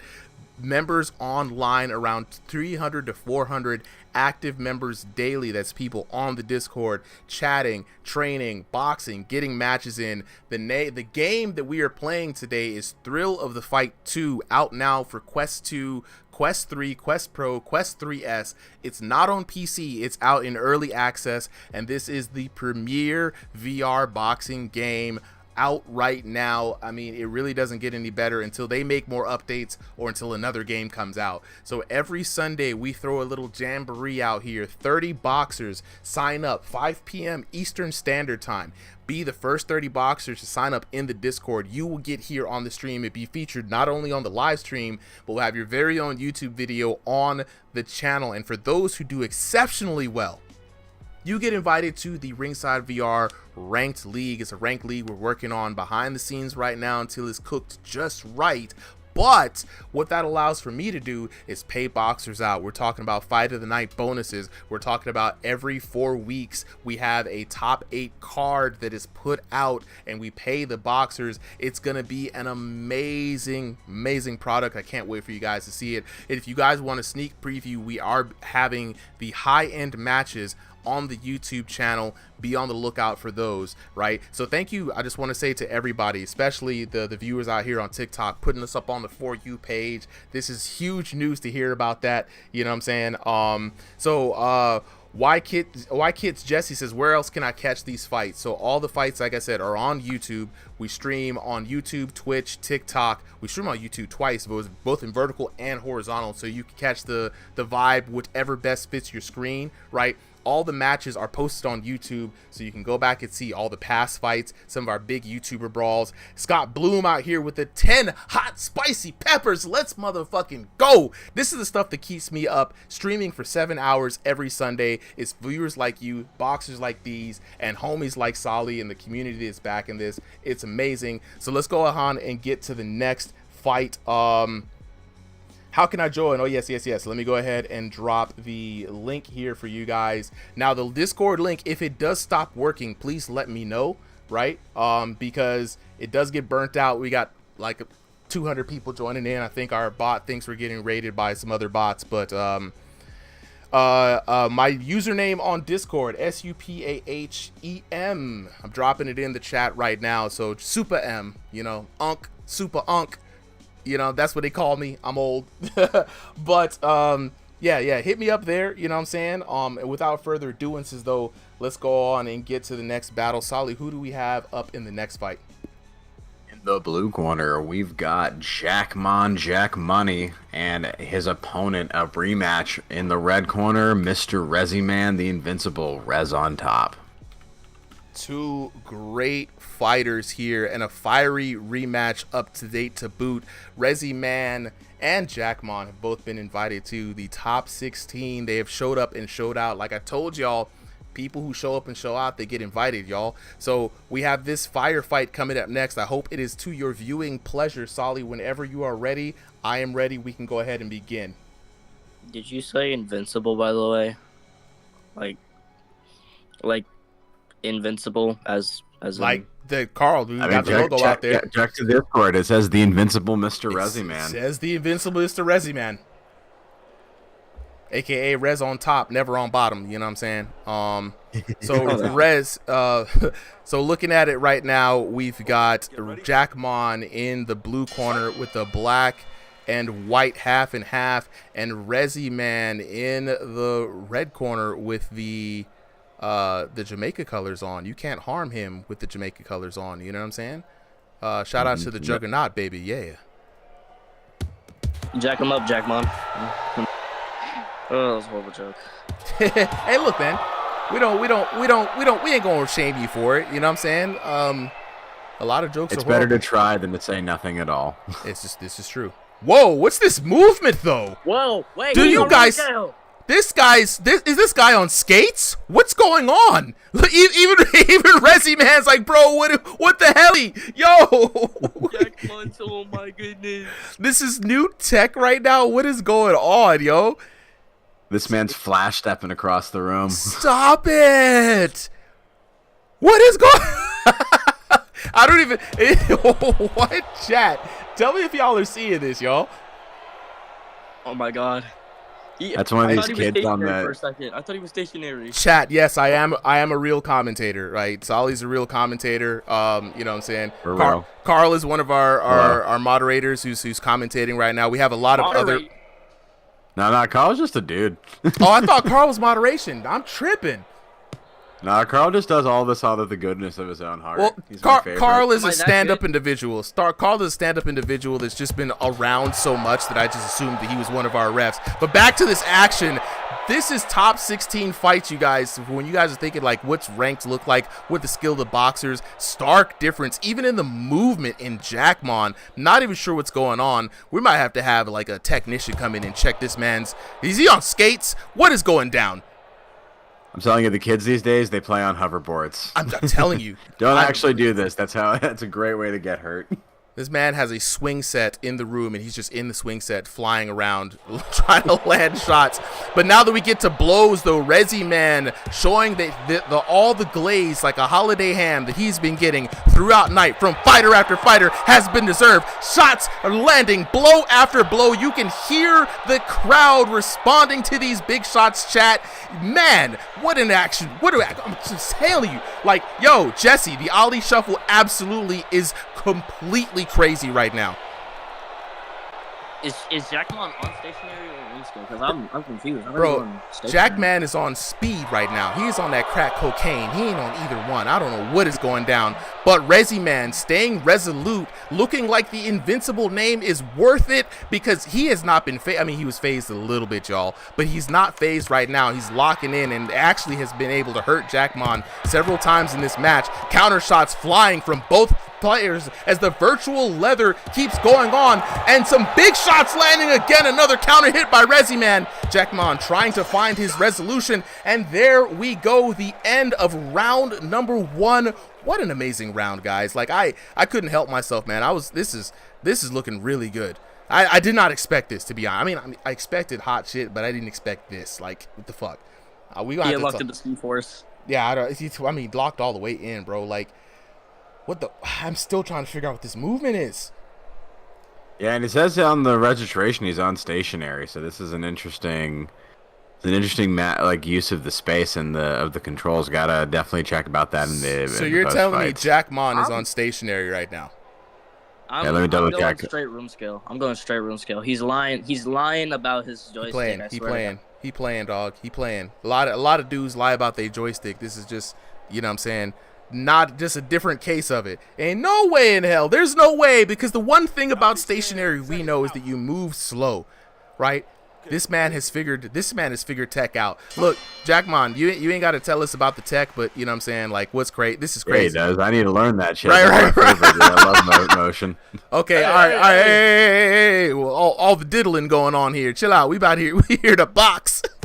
Yeah, that's Scott Bloom with 2 more roses. Let's go. Appreciate you, Scott Bloom.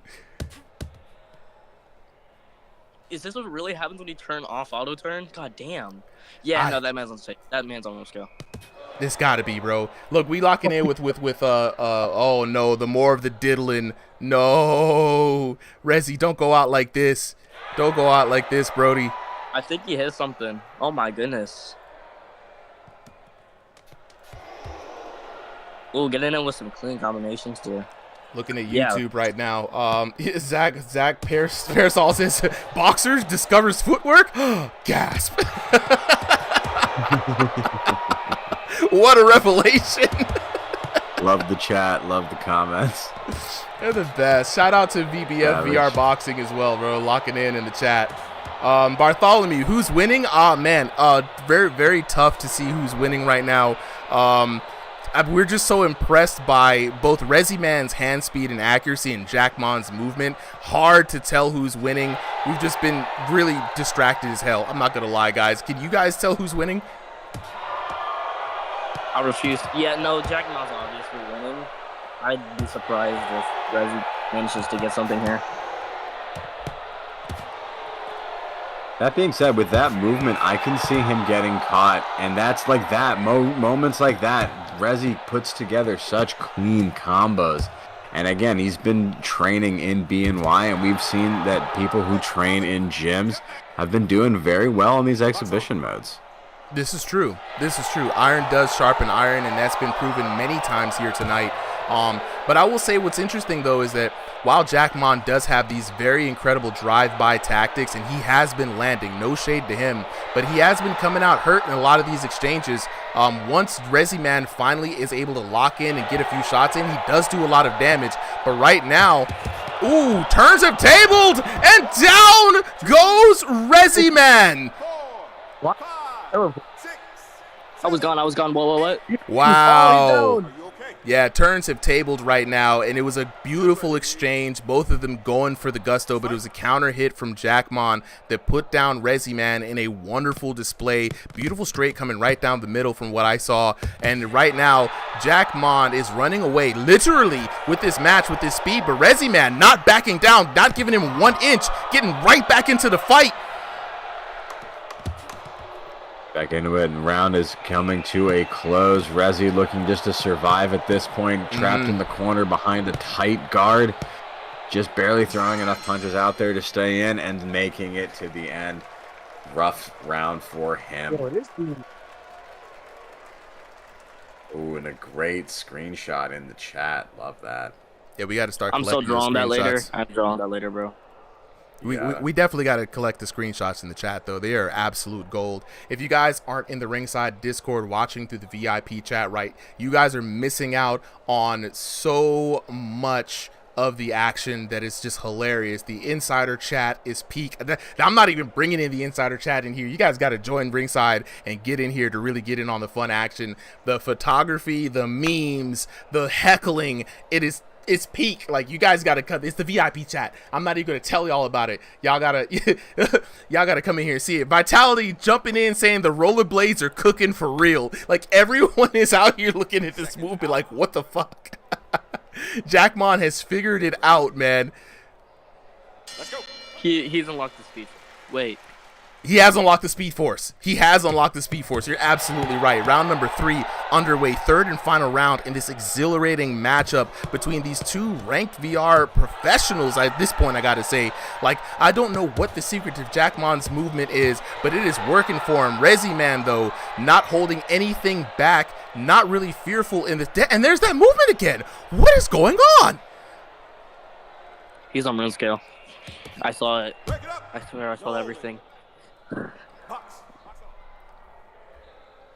Hopefully the post-fight interview reveals. I am looking for that tech. Hey, again, Marco, I one of my appreciate it, bro. favorite things in any VR game, right, is just like moving in cool ways and using that as like the utility. Because I think like whenever you've got a person behind it, right, raw power is one thing, but utility, that's when you can get creative. And the creative is this. I mean, I love to see it. I mean, I'm pretty sure someone's going to watch this on YouTube and call some sort of hack that I'm not aware of. But right now, I mean, it's kind of insane. And Resi is still catching him, though, right? But the problem is that I see Resi catch him a lot on the back foot. So the sting on those punches are being taken away from Resi Man. Ooh, again, another big right hook coming in from Resi Man. And a lot of the damage is being mitigated by the backwards movement of Jackmon, and it's moving so fast. Like Carl said, the Speed Force has been unlocked. You know, Solly, again, what is this movement? Yeah, like that, definitely more than you normally do. And again, I'm someone who uses the space as much as they can. Like, it just is a extra step and an extra speed more than I'm usually used to. Still hitting him with clean combinations. Resi is not backing down. No, Resi's not backing down at all. I mean, I think if it wasn't for this movement, Jackmon would be in a world of hurt right now. But man, movement is this is a whole other dynamic to this game that we have not yet to unlock. Resi still chasing him down though. Ooh, big overhand from Resi as he digs into the body with that uppercut. Another left coming down from Resi. This is looking bad for Jackmon. He's got to be careful though. Anti-spam system might be in play. Ooh, 3 beautiful shots coming in for Resi, man.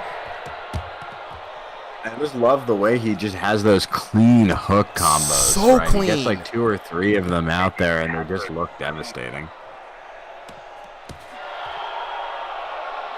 Oh, I can't wait to hear from the boxers after this. Oh, this is going to be controversial, boy. Ooh, Jackmon's taking much more damage.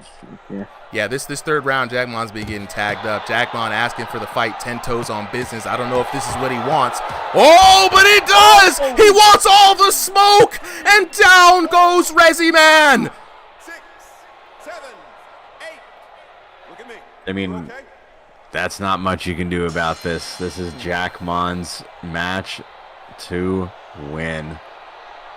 Let's just get the official decision here.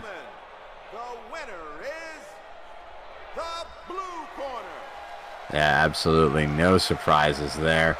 Let's just see by how much and go to that scorecard. And with the knee, Resi Man taking the knee at the end though. That's oh, I don't think we were able to see that. I don't know the hidden matchup. We gotta. You can't. All no. Right. Resi, if you're still in there, get a screenshot. I think we all have one question in mind. Bro, we all want to know about the Speed Force. We need to know. But look, Vitality says you're the new Barry Allen, bro. Like, what is going on? Who was moving? I couldn't. Yo, White Kids Jesse, appreciate it, bro. And Marco, thank you, man. I appreciate that you're enjoying the content. It's a lot of fun to put this stuff on, and I'm glad you guys are enjoying it for tonight, man. God, man, we was on the For You page today, bro. That's monumental. Got to keep this momentum going. All right, let's lock in. Let's lock in real quick because I gotta know. Let's lock in. Okay, so who's up? I see Resi Man. I see Jackmon. Who's up first? All right, Jackmon. What the fuck? What the fuck? Where did the Speed Force come from? Were you energy drinks? Right. Was it crack cocaine? Is it what was it? What is it? You know what I'm saying? Let us know because you was moving, bro. Meth even? Okay, well, first thing, I'm just gonna say that Dustin or Storms, whatever you want to call him, is the GOAT because he's like the greatest cornerman ever. And second, I'm on PEDs. Oh, that's what I'm on. There we go. That makes sense. That makes sense. Now we got to get down to the were you room scale or stationary? What controller are you using? I'm using joystick. What do y'all think? I'm outside at like 11 a.m. playing like fucking room scale. Yeah. Yes, on crack cocaine and Red Bull. That's not what I'm doing. Okay. Yeah, how you getting that movement speed and distance? That's he said crazy. He not gonna give you no tech, Solly. He's not giving you no tech. You're not gonna run around the ring on me. A magician never reveals his tricks. I knew it. He's not gonna reveal it. I know it. It's room scale. Nah, he said he said it's not room scale. He said he's not it. I'll tell you this. Not room scale. Not room scale. It's a method. Yep. Yeah.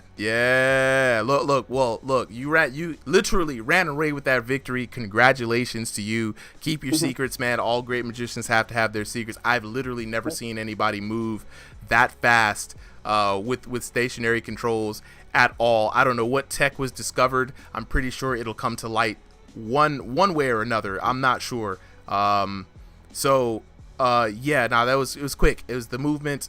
Was good. You still were able to land. A lot of shots. I mean, you were able to take down Resi Man, which is no easy feat. So, for the third time. Ooh. Bang. Also, did y'all see the score? We couldn't see the score. No. Oh, so it was 30-23. 30-23. 30-23. Ooh. So we got 30-21, round 1 TKO, and 30-23. Resi, how do you feel about that? I'm interviewing you now. Shit. Oh shit, this is getting hot. This is getting heated. No, not like that. Oh, I'm about to say, dang. I'm like, no, this is. Oh, I had to go out below. Okay, let's talk to Resi Man real quick because Resi Man, the first round when he started moving like that. I saw you put your hands on your head, like, what is going on? Were you surprised by this movement? Like, what did it look like from your POV?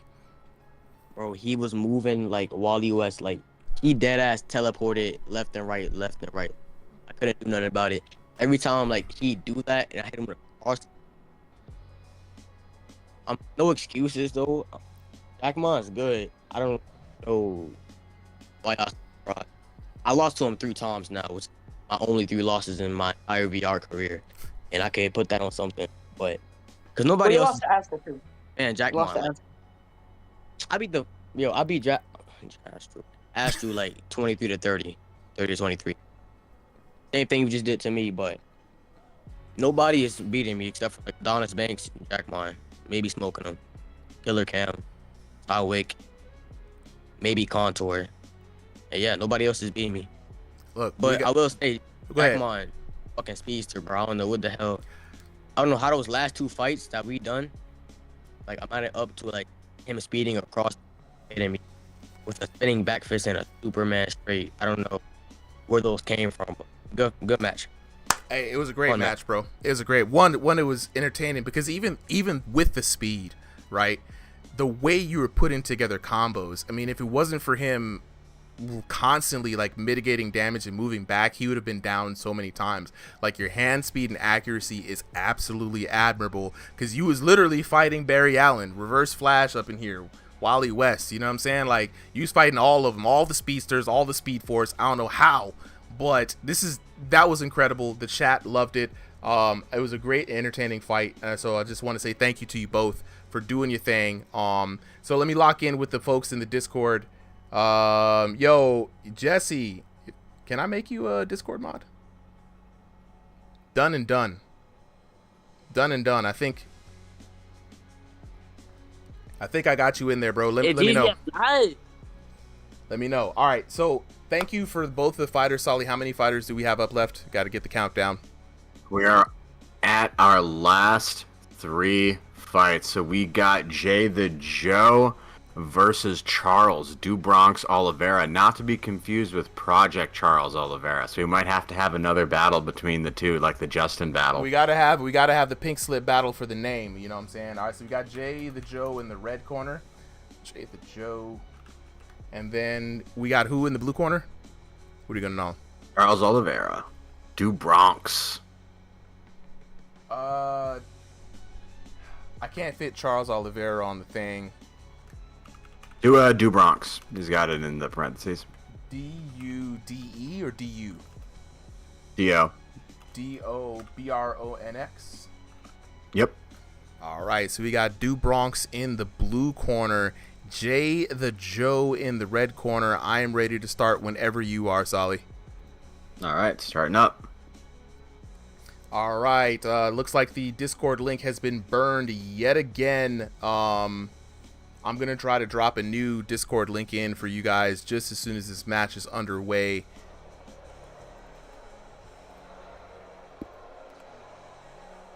All right, let's get it on and popping. We got Bronx here in the blue corner. Jay the Joe in the red corner. Bronx rocking the Bruce Lee colors. Jay the Joe in the black trunks with the white trim. This is gonna be my first time seeing Bronx here, guys. Has anybody seen him fight before? Oh, he is a new fighter for me as well, and a last-minute sub. Let me get you his info. Nice. We do appreciate the last-minute subs who be coming in here, man. They keep the night rolling at the end. Jay the Joe looking like old man Jay, fighting with a pure boxer spirit. Bronx here on his debut fight, gonna show us what he can do. Show us your moves. And already the moves is showing that they can throw the hands right now. I love to see it. Very energetic boxing coming out in the first round. No need to do. Oh, but Bronx in trouble as Jay the Joe gives him the 3-piece and the biscuit. A full knuckle sandwich coming down for Bronx. He's got to be careful keeping his hands that low. Now, chat, I'm going to go in and get a new link drummed up for you guys underway. Let me get another edit link and generate a new link real quick because these links get burned up so fast. You got to jump in and get it while it's hot. About 100 people every time I drop a link, about 100 people join into the Discord. It's absolutely insane. Everybody wants to throw hands. This is going to be dope. So we got a new link hopping in here. Let me know if that link is working for y'all. The name of the game is Thrill of the Fight 2. It is out in Quest 2, Quest 3, Quest 3S, and Quest Pro. So if you got a VR headset, get the game. It's only $9.99. The best $9.99 you'll ever spend in your life if you like to box. But back to the action here in the round number 1. Do Bronx versus Jay the Joe. Do Bronx coming out worse for wear on these exchanges. You can tell by the hype of the crowd once the leather starts flying, as well as sometimes you can even peep a little bit of a struggling face on the boxer, showing that they're significantly hurt. Now, one of two ways you can get knocked out in this game: flashbang and a knockdown, or just get worn down and grounded into dust. We're going to see which one is going to hit the ground first here in this exciting 3-round matchup. All right. Sorry. Just, Nah, you're good, bro. You're good. You already know solo super commentary comes in and out whenever it's necessary, man. I jump in here like Batman. Now back to this action. Anyway, so we got a 24-36 coming in out of Chicago for Oliveira. For Do Bronx coming in from 24-36? Jeez. That's a great elo. And I love to see that they're just sleepers all over the place. White Kids Jesse says Jay looks like an old man Jenkins. He does look like an old man.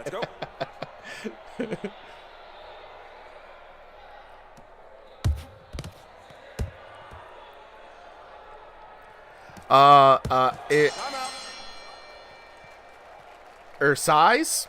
IRXAIS, I hope I'm saying that right. I do mess up names sometimes. Is there a minimum MMR that is required to fight? That is an absolutely great question. There's no minimum MMR, right? We've had people who have unranked all the way to people who have almost get to 3,000, right? What we do to keep it fair for everyone and keep it fun, of the 30 boxers who sign up, we match make people based off of their region. We will match make you to the closest ELO person to you, closest to your region, with specifications, closest to your height. We try to do all of that just to make it fun and fair for these exhibition matches, and allows everybody to jump in on the action regardless of their experience in the game, because it's just an exhibition. So definitely, bro, if you think you got the hands, I'm dropping that Discord link for you. Definitely show up, bro. Okay, get ready. You want to know what they say? What's up? It's not the elo, it's the play style. Yeah. That's what I'm talking about. You know what I'm saying? Styles make fights, not elos. That's what we believe out here. It's all about the fun, man. You know what I'm saying? Like, at the end of the day, this is still a game. Early access, this is not the time to take yourself seriously. It's the time to have fun, get in the water, you know what I'm saying? Show up and show out and look good on the YouTubes and the internets, you know what I'm saying? That's what we're here to do. We're here to make you look good. You just got to provide the hands and the entertainment. And right now, both are being provided as both of these boxers go head to head. Jay the Joe trying to knock off Do Bronx's complete blocker. This is crazy. And Do Bronx is the taller fighter here, you know. Jay the Joe looking spry for an old man, I'm not going to lie. Throwing the uppercut into the overhand cross is what Jay the Joe has been living on this whole match. You can kind of see it there again. The lead right uppercut digging into the body, and then that left overhand comes straight down the middle. And if you're very sharp and you keep it locked in, you'll see that sometimes it'll be a lead uppercut to the face. So you got to be careful of where you put that initial glove. And there we go. Do Bronx, though, doing a good job, keeping the composure, fighting back, and staying calm in the exchanges. But I'm telling you from experience, guys, the uppercut into overhand is very hard to defend. Do Bronx switching up the guard, trying to get an adjustment here, trying to favor that body and look out for that overhand, but he's still getting tagged by it. This man, Jay the Joe, looking spry for an old 62-year-old, I'm saying. But looking in on the other corner, though, Do Bronx keeping that lead right hand sprung, ready to snap it out at a moment's notice. Trying to work in on a feint to get a reaction out of Jay the Joe, but no reaction to be found here. Jay the Joe locked in, catching a little bit of his breath, and back to swinging they go. About a minute left in the second round here. This is usually the adjustment round, but no need to adjust it because if it ain't broke, don't fix it. Jay the Joe working on some combinations, and there he goes! Finally, the pay dirt hits. Let's take a look at that on the instant replay.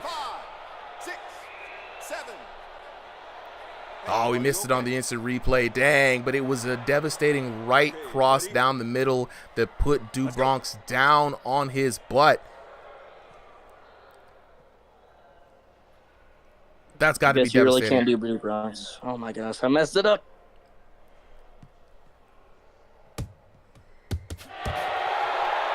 Yo, Jack Gramps does not play, man. Jay the Joe out here looking to make a name for himself, and Dubronx again hurt for the second time in this round.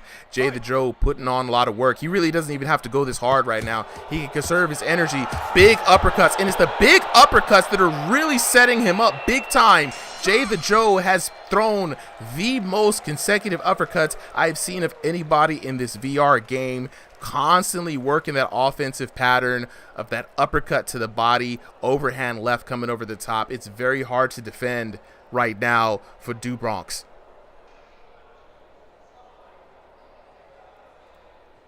Round number 3, chat. I got to lock in with y'all, man. How y'all feeling about this action? Tired. I'm sorry. I know you're tired, Really bro. exciting. I know you're tired, bro. It's all good. You know what I'm saying? One day you'll have infinite energy of an immortal like myself and Mike Guy. You know, springtime of youth in this bitch. You know what I'm saying? But until then, I'm too young for what? He said you're too young. You're too young for the for energy. Too young for the springtime of youth. Seconds out. I don't get it. I don't get the reference. You don't know the springtime of youth? Naruto, man, that's Guy. Mike Guy, Naruto. Hey, come on there, young fella. It's me, Mike Guy. You don't know that guy? Dynamic entry. What? That's how you know you're old. When Naruto is too long, that's how you know you're old. Shame. They out here calling Jay the Joe Uncle Drew. Chill out, bro. Chat. Tank, Jay the Joe is in the black trunks, looking like the old guy. Dubronx is in the Bruce Lee trunks right now. And round number 3, firing fists going like, I mean, the pace is not slowed down between these two boxers, like not for 1 second, y'all. No, they've seriously been keeping up a good pace the entire match.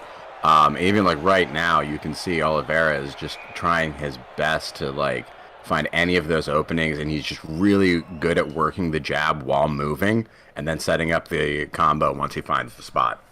Yeah, and we know it is, unfortunately, in this version, it deprioritizes the jab, right? And so what Jay the Joe has been doing, which is very interesting, his offensive pattern. Woo!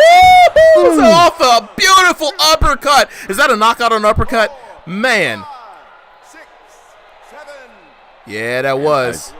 Bink right there. It was a perfect textbook uppercut. Holy shit.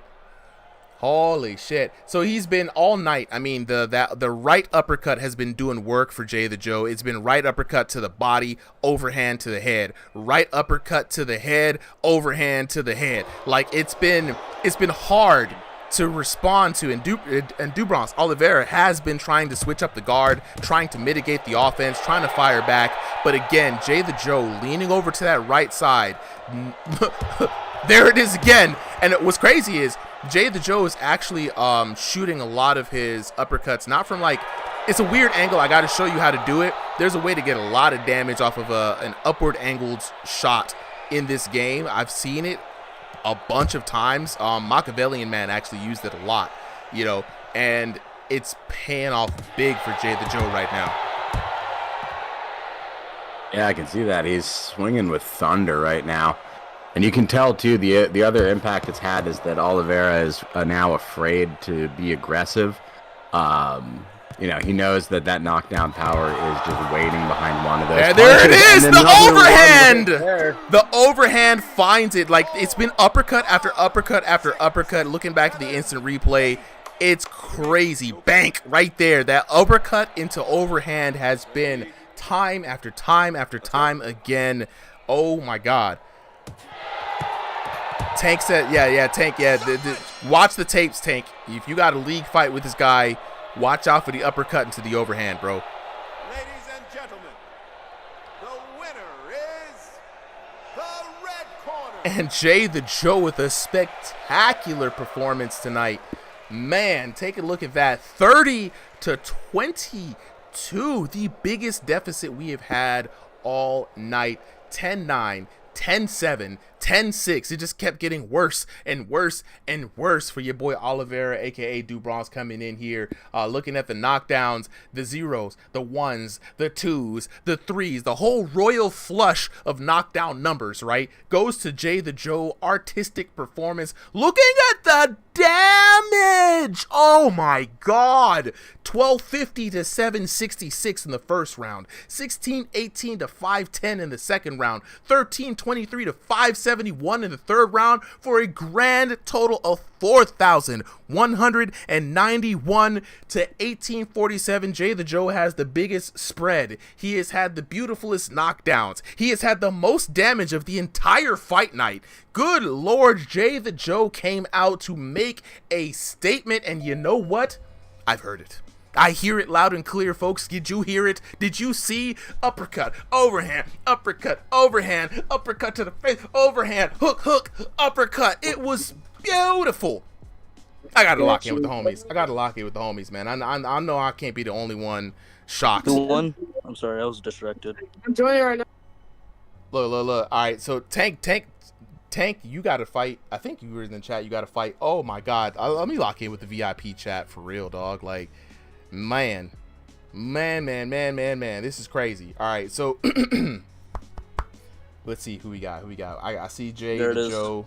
All right, Charles, Dubronx, Oliveira. Got to talk to you first, man, because you was on the receiving end of that. What's up, man? First time out, want to say welcome to Ringside VR. So glad to see you fight today, man. Thank you for stepping in on this fight.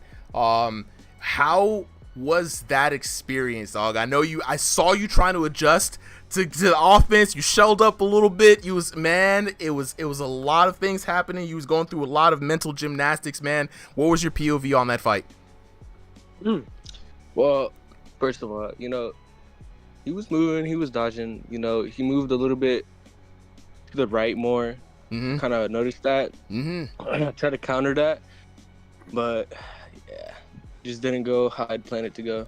So. It's tough, bro. Like the angles that he was shooting from, leaning to the right, set him up for the right uppercut to the body. A lot of the times digging in, but it also is a 50-50 mix-up, because from that position he also shot to the uppercut to the face. So I saw you trying to adjust your guard many times in that match, trying to figure it out while working your gameplay, which was solid, by the way. The base was solid, snapping off the jab, setting up the combinations, moving around, but the overhand from that position is so hard to see sometimes, right? And it was one of them that caught you super flush, dude.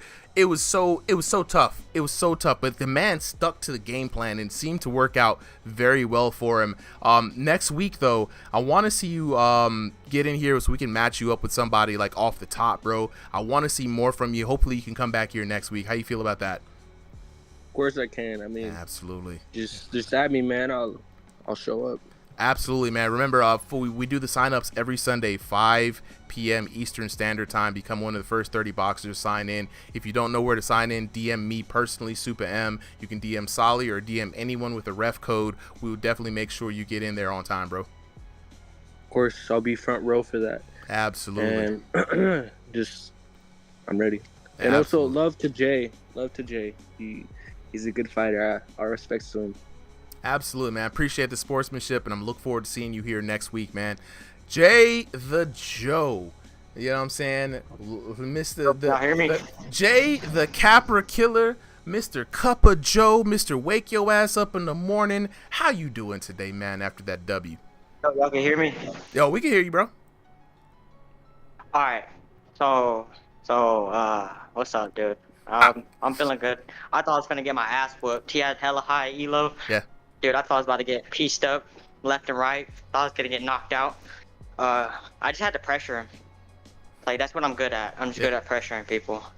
Yeah. Look, you had the right kind of pressure too, because I mean, I watched the strategy unfold. I watched you plan your work the plan. It had variability to it. It's hard to defend. I fought people with that kind of attack angle as well. You know, leaning in, coming in off the uppercut. You're set up for the overhand instead of coming with a 1-2, which is kind of like easy. The overhand left, which was probably one of my, between the uppercut, right, where you stepped out to the left, caught him with the uppercut, and the big overhand left. I mean, both of them were just so good. And we talked earlier today about how hard it is and how rare it is to see uppercuts being thrown. You threw the most uppercuts. You had the biggest damage of the night. You had the biggest disparagement, and you had the royal flush, the 0, the 1, the 2, the total of the 3. I mean, you walked away with pretty much everything tonight, bro. Yeah, and next I want Ash Coop. I want that match to happen. I want to challenge the top 16. I want to prove that I am good and I can challenge the top dogs. Look, bro, I'm ready. I hear you loud and clear, brother. I hear you loud and clear. So I have a mission, right, which is to drain the swamp, if you will, and fill the ranked division with active boxers, people who want to show up every Saturday and show their skills so we can start putting them on live streams and making big events. And Jay, I think I've seen a lot from you, man, and I've been watching you for a long time. Hopefully, you know, all the controversy that you've ever had has been behind you, so we could throw you in this league and you could represent proper. But I will be contacting you, man, because I definitely want to see you against some of the current top 16. I think they're getting a little comfy, and I think you might be able to shake it up a little bit. Hey, and I got one more thing before I head out. Go ahead. Mist has been talking a lot of trash. I don't know what's his deal, but I want to fight him soon after I get done with Ash Coop. If I manage to beat Ash Coop, I want Mist. Well, both Ash Coop and Mist are in the ranked, so you know what I'm saying, it's the time. It's even better to make it official, get that high production value recording, get it up on the YouTube channel, and make it for when it counts. You know what I'm saying? So you'll definitely have your shot against him. Just keep doing your thing, keep working at it, and again, keep showing up and showing out, bro. Keep making a name for yourself. Yes, sir. Thanks, y'all. Thanks for having me. Absolutely. It was a good time. Absolutely. See y'all. Take it easy, bro. All right. Goodbye. So, Solly, we have up next, we've got Carl, another top 16 fighter, taking on, who's he taking on? Carl versus Tank. Javonta Tank Davis. Tank Davis. Hey, I'm just getting up from the bed, so I might be rusty a little. Hey, man, you got this. You got this, bro. You've downloaded all of the previous fights. You've learned everyone's techniques. You've got this. You can see the matrix. All right, next fight loading in right now, ladies and gentlemen. Thank you for staying with the end of the round conversation. We do love to hear from the boxers, get that extra POV into the match. But up next, we've got top 16 fighter Carl taking on Tank Davis. Let me drop this in. If y'all want to join in on YouTube, man, just let me know. Let me know for real. All right, Solly, whenever you're ready, go ahead and start that match. Burn it up.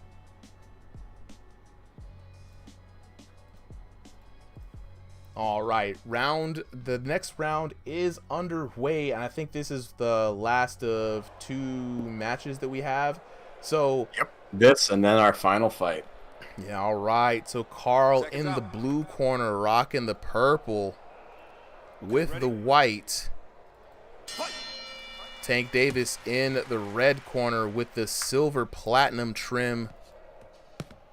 And Carl fresh off of a win in rank, though, you know what I'm saying? So he's got to be feeling good, got to be riding high on the endorphins, even though he just got up out of bed. Carl is a pretty chill dude, right? Carl bowls for a living, guys. I don't know if you guys know this. He's a pretty dope bowler. I'm not gonna lie. I get about 100, and I feel like I've won. This man is bowling close to 300 every time, and he's in a legit league. So he does this for fun. He's the bowler who boxes in VR for fun. And right now, he's going up against Tank Davis, and Tank Davis is looking like he out here for nothing but troubles, Solly. Nothing but problems. And it's also, no, honestly, I like what Tank has been doing so far. He's, very sharp. Carl's coming off the bed. He's hitting them with a lot of quick jabs and then getting out before Carl can react. You know, Carl, known for the hands low style and often made fun of for it, but damn does it get results. And I feel like it's just his bowling strength, right? That it makes sense, right? The hand low, you throw the bowling ball, you just come up for a big old uppercut, put someone right down. I don't know why I've never made that connection before, but Carl regularly throws 20-pound dang near balls down lanes for fun. Why wouldn't that's why he has the hands low style. It's his natural position. He is bowling. Oh my God, he's playing Wii bowling. He's not playing VR boxing. We found out the secret to Carl's crazy. It's his Epo fishing boat. Oh, that's crazy. Because there have been so many people who've been like, oh, I'm gonna do the hands low thing, and we've watched this man Carl just have his hands straight down low and just absolutely blast people in V3. But let's see if it's gonna be enough to save him now. Tank Davis swarming Carl. Referee Judge Not So Chill's lane breaks it up, and Tank Davis got to tie his shoes, and both of them get down for take a knee. A little bit of respect come in here. You love to see it, and back to the action. Here we go. Carl, just the embodiment of good sportsmanship. He is. Super chill guy. Take a step back. Let's fight. You can't be mad at Carl. If you're Bloob, you can hate on Carl, but you know, you can't be mad at Carl. Yeah, and again, Carl used the shorter fighter. In this case, Tank is the one who is coming from below, and he's got those long arms too for his short body, and so he is doing a number from the outside. Whenever the fight goes to the inside, Carl does seem to have a solid advantage. I wonder if we're going to see another classic Carl move. I think we just saw it again, the pump fake. Carl was the inventor of the pump fake. Is where he would mimic the beginning animations of being knocked out to make you like stop and be like, oh, he's about to go down, and then he comes back with the surprise attack. I mean, so inventive. Again, it's a VR game. If there's going to be a place for you to invent moves, it's going to be here. And you know, Carl is just showing that he's out here to have some fun. I like this dude. It's like, I like this dude. He's a chill guy, man. You can't get mad at Carl, bro. If you get mad at Carl, I don't know, bro. Something wrong. I unmuted well. you. Zay says, how can I gamble on this? Bro, we are trying to figure it out. There's got to be a safer work way to gamble. Something I'm going to put some brain cells on for real, because I think there's a fun way to get people to gamble, and I'm gonna try to do it across all of these. Right now it's just funny money, fake, betting fake houses and fake bank accounts. But for real, I think I want to definitely find a neutral way for everyone to bet on it, no matter what kind of platform you're on. All right, round number 2 underway. We got Tank taking on Carl. Tank now looking to come back after that knockout from the first round, coming out with guns a-blazing, but Tank's got to be careful because that anti-spam system is real.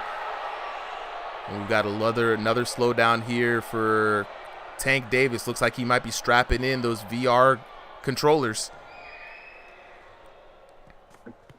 Caleb says Carl's got straight 15-pounder cannons for right hooks. And I'm telling you, Solly gave us the clue. It's because this is what he does. He throws 15-pound balls on the weekends for fun. Carl now in that hands low position, very dangerous. And what's crazy is, guys, this may be the last time we ever see the hands low style ever being played in this VR game, because next damage patch they are nerfing the hands low style. If you have 2 hands stretched out in any direction, you might as well just be saying knock me out with a paperweight, because that's exactly what will happen to you. Dylan with the 10 trillion on Carl. I love it. I love it.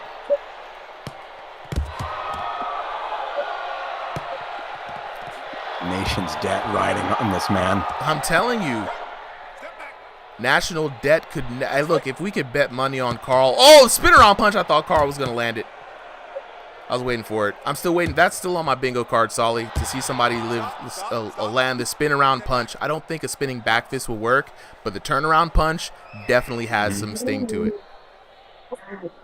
I agree. Dylan says he's gonna have to be on the streets for life. He's gonna have to get on the corner and sell some ass if Tank wins this. Jace, when is the next bout so you can sign up? The bouts are every Sunday. Sign up is every Sunday, 5 p.m. Eastern Standard Time in the Discord. Be there or you ain't going to be playing here, I guess. I was going to say B square, but everybody expects that. Back into the action now. Tank Davis firing off furiously at Carl. Carl taking a measured approach. He's looking to activate all the anti-spam system, but Tank Davis tags Carl and down goes Carl. That's nice. It was a clean 1-2. The cleanest 1-2. Man circled around. Put Carl down. That was very clean. Very well deserved. At this point. Nah, Tank Davis is feeling himself now, dog. Like, Tank Davis is feeling it for real. Carl's got to be careful. Tank Davis has got the juice now. Coming right off of that knockdown. What's up? I was gonna say he's starting to overwhelm the in range, right? Like usually that's Carl's space, but he's just using volume and overwhelming him with power. And it's interesting. Carl normally you'd think could land a counter shot here, but Tank Davis is just hitting that volume and moving out just in time. Absolutely. Very, very good escape plan. And Tank Davis is the faster of the two. So he does have the ability to take advantage of that speed coming in and out and overwhelm Carl. And if he's smart about it, Carl's not going to be able to come with the counter shot. But Carl's a chill dude, right? Tank looked like he dead in the corner, though. Is anybody else seeing this on horizontal? Tank looked absolutely destroyed. I hope that's not a DC. I really do. Right now, looking back into the chat, Dylan now changing his bet. He's got 10 trillion on Tank. You know what I'm saying? Milo, how to join the Discord? I got a link for you, homie. Dylan said no. He thought Carl was a different one. He thought Carl was like Carl Winslow looking one, right? The black one. But he said no. I got it right now. So he's got the right bet locked in. You know what I'm saying? So we're gonna see if Dylan is gonna be on the corner selling cheeks for life. If Tank doesn't win this. Ooh. Carl getting turned around. Carl's got to be careful. Where are those bowling ball uppercuts, bro? Box on. He's working them hard, and at this point, he needs them to get that definitive win. Both fighters, I think, with a knockdown at this point. So we're looking at a really close match. Dead even. This round is going to be the one to decide. Ooh, great counter from Tank Davis. Moving in and out with that stick movement. Tank Davis is giving Carl hell right now. Carl has to fight for his life. He is in an actual firefight right now. Carl looking hurt, though, and despite being hurt, still firing back. A dangerous position to be in. Tank Davis tagging this man with hook after hook after hook. Looking for the postie. Carl managing to stay elusive. Oh, no! Down goes Carl. That's fine. Carl being chill as ever. There, Carl, you still got some round left. Chill as ever. Carl could come back. If there's a reverse knockdown for Carl, he could bring this back. That's his only chance right now. The hands are low. This is his style. Looking to bait out a counter hit. And he's got the ugly face several times. It's close. Looking to find a way around Tank's guard. Ooh. Carl landing a couple of shots. Tank trying to go in for the clinch. Failed clinch attempts. And not necessary. And you hate to see it happen, but I think that's going to be it for your man's Carl. Looks like Dylan is not going to have to sell cheeks on the streets for life. Caleb is saying, Carl, you better get the hell up. You better get in that ass, Carl. But I don't know if Carl's got the fight left in him. Tank Davis I think he might have figured it out. It might be. Carl's in a dangerous spot. And I'm wondering if the hands low are starting to hurt him in his reset for the anti-spam system as well. Maybe, to be honest. I mean, that's a good call out right there. because the hands are still considered extended. All right, and another break. Fight is winding down. Davis is absolutely in a dominant position here and is still not letting up. He has a lot left in the gas tank, and he is going to use it all the way to the end of this match. That's what you got to do. You don't leave it to the judges. You make the decisions.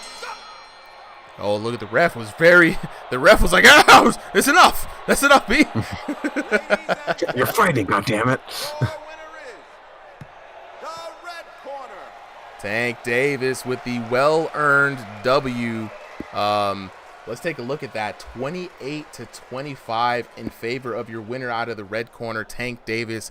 Carl starting off really strong with 10-8, but Tank Davis bringing it back, delivering a 10-8 in his favor back as well. And then the third round, we were dead even, right? Tank Davis put on the gas, bro. He figured it out. 10-7 for your winner in the red corner, Tank Davis. And Tank Davis as well with the royal flush of numbers 0, 1, 2 for a total of 3 knockdowns in that fight. And let's take a look at the damage here. The damage, though, Carl winning. Wow. Carl coming out with winning round damage. 3 and the total damage. That's crazy. This is why I tell you the judges get paid in Bitcoin, son. The judges get paid in Bitcoin, but the knockdowns really was where it's at. You know, it was well earned. Did y'all see the part where he was eating this the punches though? I mean, yeah. It's not, I mean, there was some back and forth exchanges. I don't mind, but I would have gotten the knockdown if it wasn't for the system. It was a lot, bro. It was a lot. It was a lot because he was also able to get you on some really clean knockdowns. I mean, a lot of those are very clean, right? You know what I'm saying? The 1-2 when he stepped out to the left, said mink mink, and this was like, yo, that's it. It's like he knew that they were about to show up. You know what I'm saying? So, you know what I'm saying? It was a good win. I think he won it clean, even though the damage looked a bit funky. If there was no knockdowns, you would have won that. But the knockdowns are really what sold it, man. So, Tank, let me holler at you for a second, bro. GG's for real. I know hard feelings. I'm playing this game for fun. I don't know why. Because so wait, Carl, we gotta ask you though, because Sally put some numerals together. Is the low hand style inspired by bowling? Hold on, wait. He doesn't want. Let me get some pictures. This man said, "Hold on, wait." Like he don't want to give up the secret. Tank, unmute yourself, bro.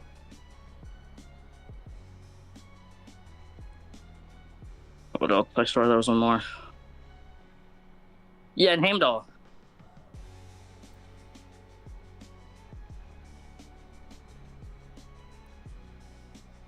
He's server muted. He's server muted. Dang. Yep. Good fight. It was a good fight though. Oh wait a minute. Hold on. Yeah, sorry. He was making noise during the fight. Yeah. Yeah. Sorry, Tank, you back, bro? Hey, Tank, you did that, bro. You did that. You came back and you did that, man. I just got to say congratulations on the dub. You had some very clean knockouts in the end, even though Carl out damaged you, man. Were you happy with the way the fight went out? Yeah. So at first one I'm gonna say, I did this for Timmy. I did this for Devon. I did this for all the ones who lost, and I did this for Liz. Even though he don't know me, I did this for him, cause and I did this for I forgot his name, Smoke. I did this for Smoke too. But yeah, good fight, Carl. You tough, bro. Fight. The first round, I ain't gonna lie. I was gonna see how he was gonna fight, cause I had looked at the film from the other fight. He would fight with his hand down, but this fight he had his hands up, so I was like, oh wow. So when I was looking at him, you weren't attacking, so I just put my hands down just in case. Bruh, this man said, I studied all your moves, Sonya. Like, y'all don't remember that reference either, but he did study. This is kind of crazy because it's rare, Tank, that we see like people's come in and be like, oh, watch the tapes to study them. And we always say, like, we got the YouTube videos out there for that purpose. So you can go back, find the fighter that you want to watch and watch the tapes. So I'm glad that you did that. And I'm glad that you had a game plan coming in. You know what I'm saying? So, hey, Timmy in the chat saying good shit, bro. So, yeah, for all the homies that you did it for, yeah, big congratulations. All right, bro. But is it time for me to hit the rank? Like, I think I proved myself. I'm Do I have to get another fight? I'm gonna go back and, like I said, I'm looking for people to replace the rank fighters. So for everybody who has been talked to right now, I have a running list. You will get an invite when it's your time. Right now, I'm trying to give the last 4 people a chance to like clear themselves from the challenge ranks, and then I'm gonna try to get some people in there. But keep y'all keep coming to exhibitions. Just know that I'm keeping an eye out. You know, I'm keeping track. You know what I'm saying? I'm gonna try to get you guys cycled in. Go ahead. All right, so I got 2 people. First, Jay the Joe. He had me. I was looking at his tape this whole week, waiting on exhibitions. Then he wanted to back out, and he agreed to fight me. And then you got Chip. He beat me in a spar, but I know how he fight, and I wasn't going hard on him. But now I see that since he want to talk all that, we could fight on exhibitions. It don't Look, matter. I don't care. Now you got his attention. Anyways, hold on. Go ahead. I don't care who attention I got. I just feel like he disrespected people. And thank you, Tywick. Yes, I did beat the odds. Rank don't matter in my opinion. It's about the fighter style. I love it. I love it. Also, Tank, can I say one thing? Go ahead, Carl. Can I say one thing? Yeah. Yeah, go ahead. You're a really great fight, but I'm gonna be straight honest. If you were to try and go in rank, I'm just gonna bet you probably make it to like just maximum of top 16. I just gotta be honest. I don't want to sound mean or anything. Well, that's what you think, but there's always But, room like- to train. You could have that grudge against me. I'm not having any grudge. I'm just saying. I know You gotta- you could feel any type of way, but I'm looking at film. Whoever I'm going against, I'm gonna DM a week before I fight him. I'm looking at film. Whatever I Did see. you that DM you me? do the most- Hold on. What? Shit. No, never mind. Keep going. Shit. Whatever I see you do the most. Whatever you comfortable. How you fight. How you comfortable. Cause I came in this fight thinking that you were gonna have your hands down, but you didn't. So I had to see what you was gonna do the first round, and then I went on from there. But I think all the people who supported me through this fight, Timmy, the Bronx, and I forgot his other name, but thank y'all. Y'all are W. God bless y'all. Happy Father's Day. All right, look, I love it, man. Look, I love the spirit, and like I want to remind everybody here, yeah, listen to this young man. He is literally out here like, I don't care what your rank is. I'm just gonna study how you fight.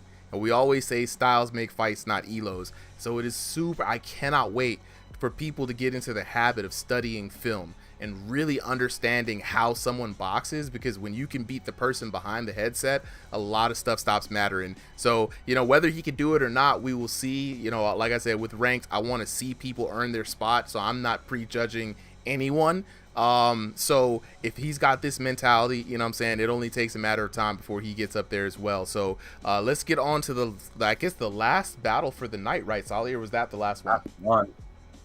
All right, we got Kobenomics in the blue corner and Vitality. Good night, everybody. Night, man. Take it easy, bro. And you got Vitality? And Vitality, Iron Vitality in the red corner. I'm ready to start when you are. All right, let me make sure I got the right. So Kobenomics in the blue, Iron Vitality in the red. Yep. All right. It is that time, everybody. My favorite time of the night by the time this night. The last fight of the night. Iron Vitality in the red corner. Kobenomics in... Wait. Don't start the match yet, by the way. Because he just kicked me out. Oh, he just kept swinging. Okay. So that's how he won. Kobenomics versus Iron Vitality here. So let's go ahead and get that last match underway. My favorite time of the night, because this means in just a few more minutes I'm gonna get to sleep, and as much energy as I have, and I love hanging out with you guys, your boy does have to get some rest and some food. You know what I'm saying? It's been a wonderful night. Shout out to everybody who's shown up tonight. Let's go ahead and get on to this last fight. Kobenomics in the blue corner with the teal and white, and then you got Iron Vitality with the classic Iron Mike look with the black and white. This promises to be a great fight. It's always fun to see Iron Vitality fight one of the character fighters in the Discord, meaning he's going to fight in a particular kind of style. He's going to try to emulate Mike as much as possible. Kobenomics there coming in on the other side, trying to stop Iron Vitality, but Iron Vitality has something to prove because he just lost his title in another league. So right now, he is looking freed up to make his name here on Ringside VR, and the last time we saw Iron Vitality fight, it was such a treat. Solid. It was. I think it was against him maybe was it Pake Jaw? Yeah. Well, it was that was the last one, Iron Vitality versus Pake Jaw, and it was the match before that he really showed us what he had. He stepped up, tried to challenge Pake Jaw. Pake Jaw is just one of those mythical beasts in the VR world. He doesn't fight a lot, but when he does fight, it looks absolutely crazy, and he keeps getting away with the W's. I mean, well earned for sure, but this time Iron Vitality having something to prove here with Ringside VR, and let's see if he can pull off a dominating performance today, or will Kobenomics make an upset and take down Iron Vitality? Yeah, Carl. Any insight on this match? Who do you have so far? Oh no, I wasn't paying attention. I was looking at my fight to see how he won. But like, I'm just gonna go with Kobenomics because I'm just gambling here. Okay, gambling man. Solid. Okay. You're a gambling man. You gamble for the love of the game. Who you got? I'm gonna do Vitality on this one. I believe in him. I think he's motivated.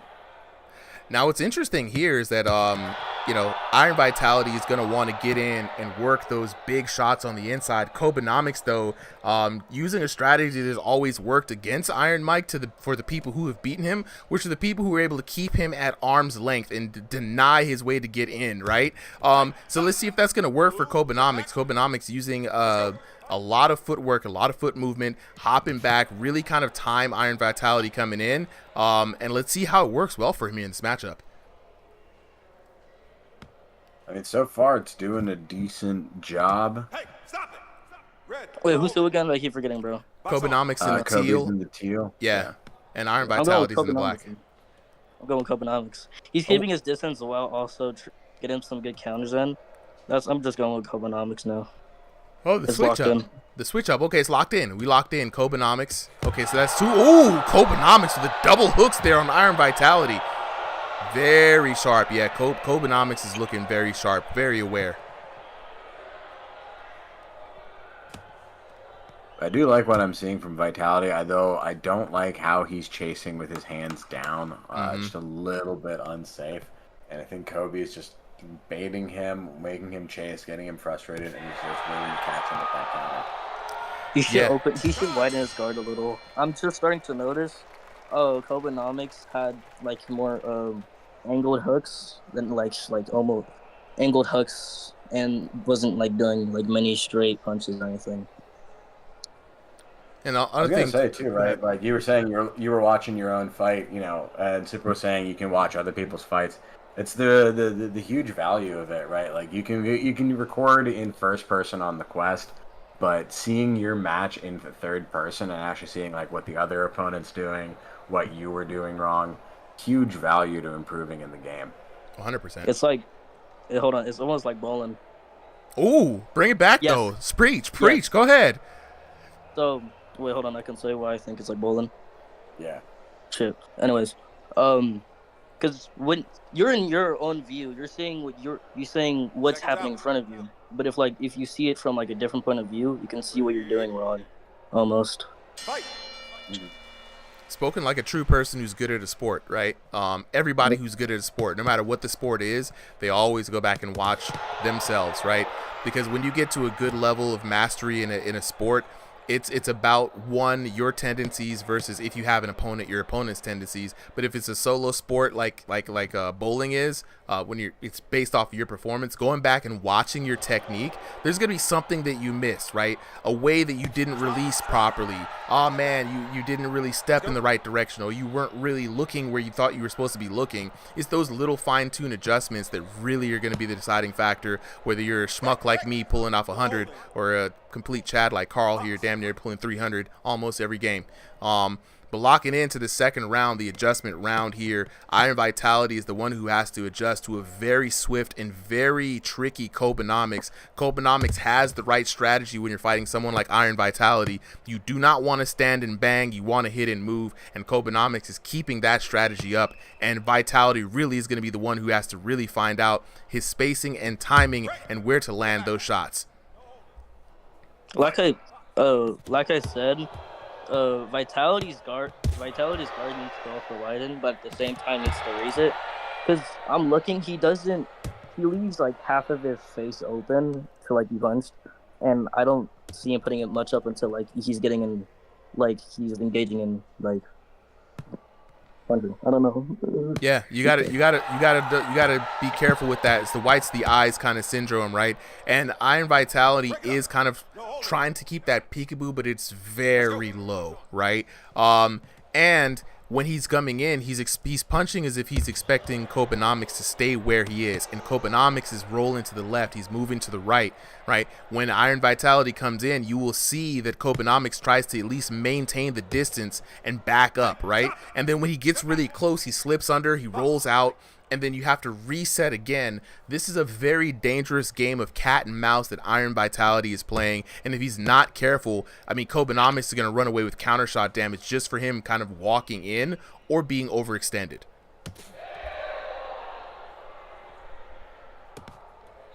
Break it up. Blue, no holding. Box on. All right, Kobenomics, got to be careful now, especially when you're slipping on or kind of going through the VR body like that. You're going to get called by the ref, but you know what I'm saying? Kobenomics is keeping out of harm's way, and I think he's looking to win this match purely on points. That might be the right way to do it, right? Vitality is someone who has that knockout power, emulating Mike Tyson, and if you're going to do that, you need to be able to throw that knockdown shot.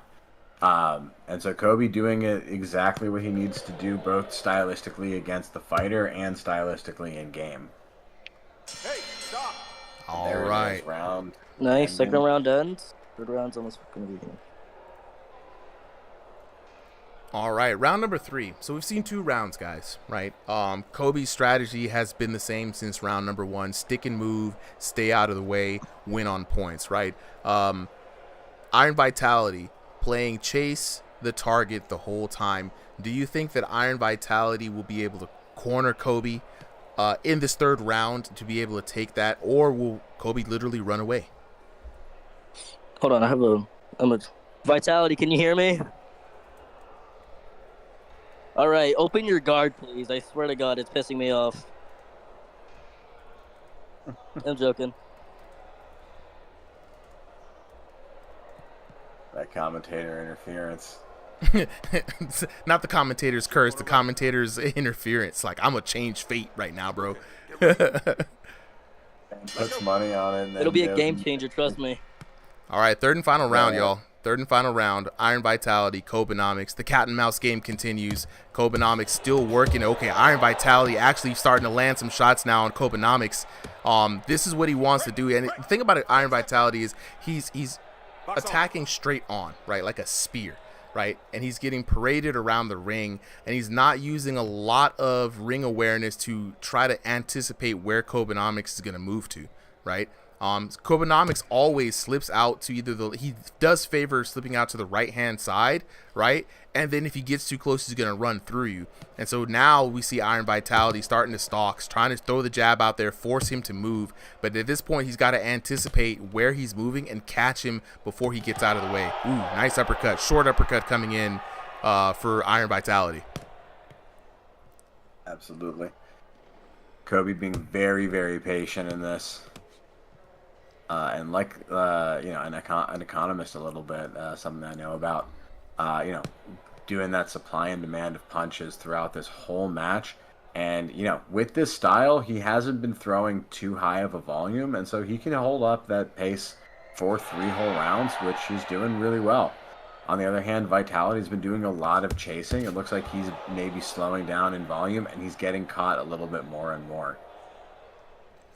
Just a little bit, man. And usually this type of gameplay from Kobenomics usually leads to somebody getting gassed out. But Kobe, again, not throwing a lot of volume, making the shots count where they are. I do wonder, though, if this will be something that'll be detrimental to him. But because when Iron Vitality lands, will that damage be enough to supersede all the work that Kobenomics has been doing?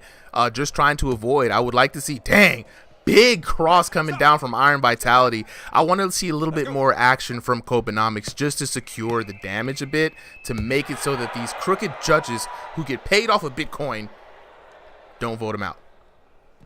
Virtual money, rigged. It's rigged. You know, never leave it up to the judges in this game. I promise you, you will be disappointed every time. Every time. But 44 seconds left on the clock. Just a little bit of time left to work. Kobenomics not really landing any significant blows in this round, doing a lot of running away, and that's going to lead the judges to favor it in Iron Vitality, and Iron Vitality still just trying to chase his opponent. I would not be surprised if it becomes a major upset in Kobenomics, or in Iron Vitality's favor, to be honest. It could be. I think he's got the right idea, and he's been pretty active in terms of throwing the punches, so he might be winning on damage, right? Not a big knockdown kind of match. And so it really comes to the quality of the shots you get, not just the quantity. I think it's pretty obvious. Okay, well, we'll see what we'll see. I'm about to say, no elaboration, just obvious. We're gonna see what the judges say.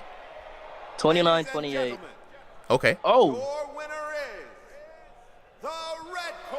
Iron Vitality takes it. I told y'all, without 29-28. There it is. Wow. Knew it. Wow. Wow. Hey, look. Carl's a betting man. Iron Vitality taking it in those rounds. Again, the runaway game is great, but you got to be able to return fire. I wouldn't be surprised if the damage was the one deciding factor in this match. 10-9, 10-9, and then 9-10 for your winner. Iron Vitality taking a look at that. No knockdowns in this match, but looking at the damage, like I said, the damage, even though it wasn't a lot, Iron Vitality doesn't need to land a lot to do damage. If Kobenomics stood still, it would have been even higher damage, right? So just by Vitality only getting 548 to 453, that was due to a lot of the damage mitigation by Kobenomics, right? Good on Kobenomics, though, for even being able to land that damage coming in there. 301 to 281 in that second round, and then 280 to 311. But your winner,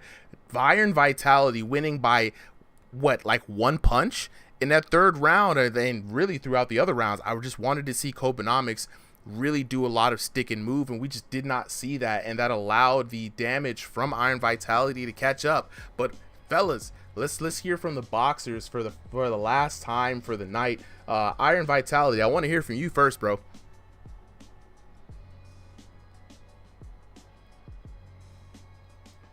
Looking for Iron Vitality, or if we can get Kobenomics in here. We're waiting for the homies to lock in with us. So let me address the chat.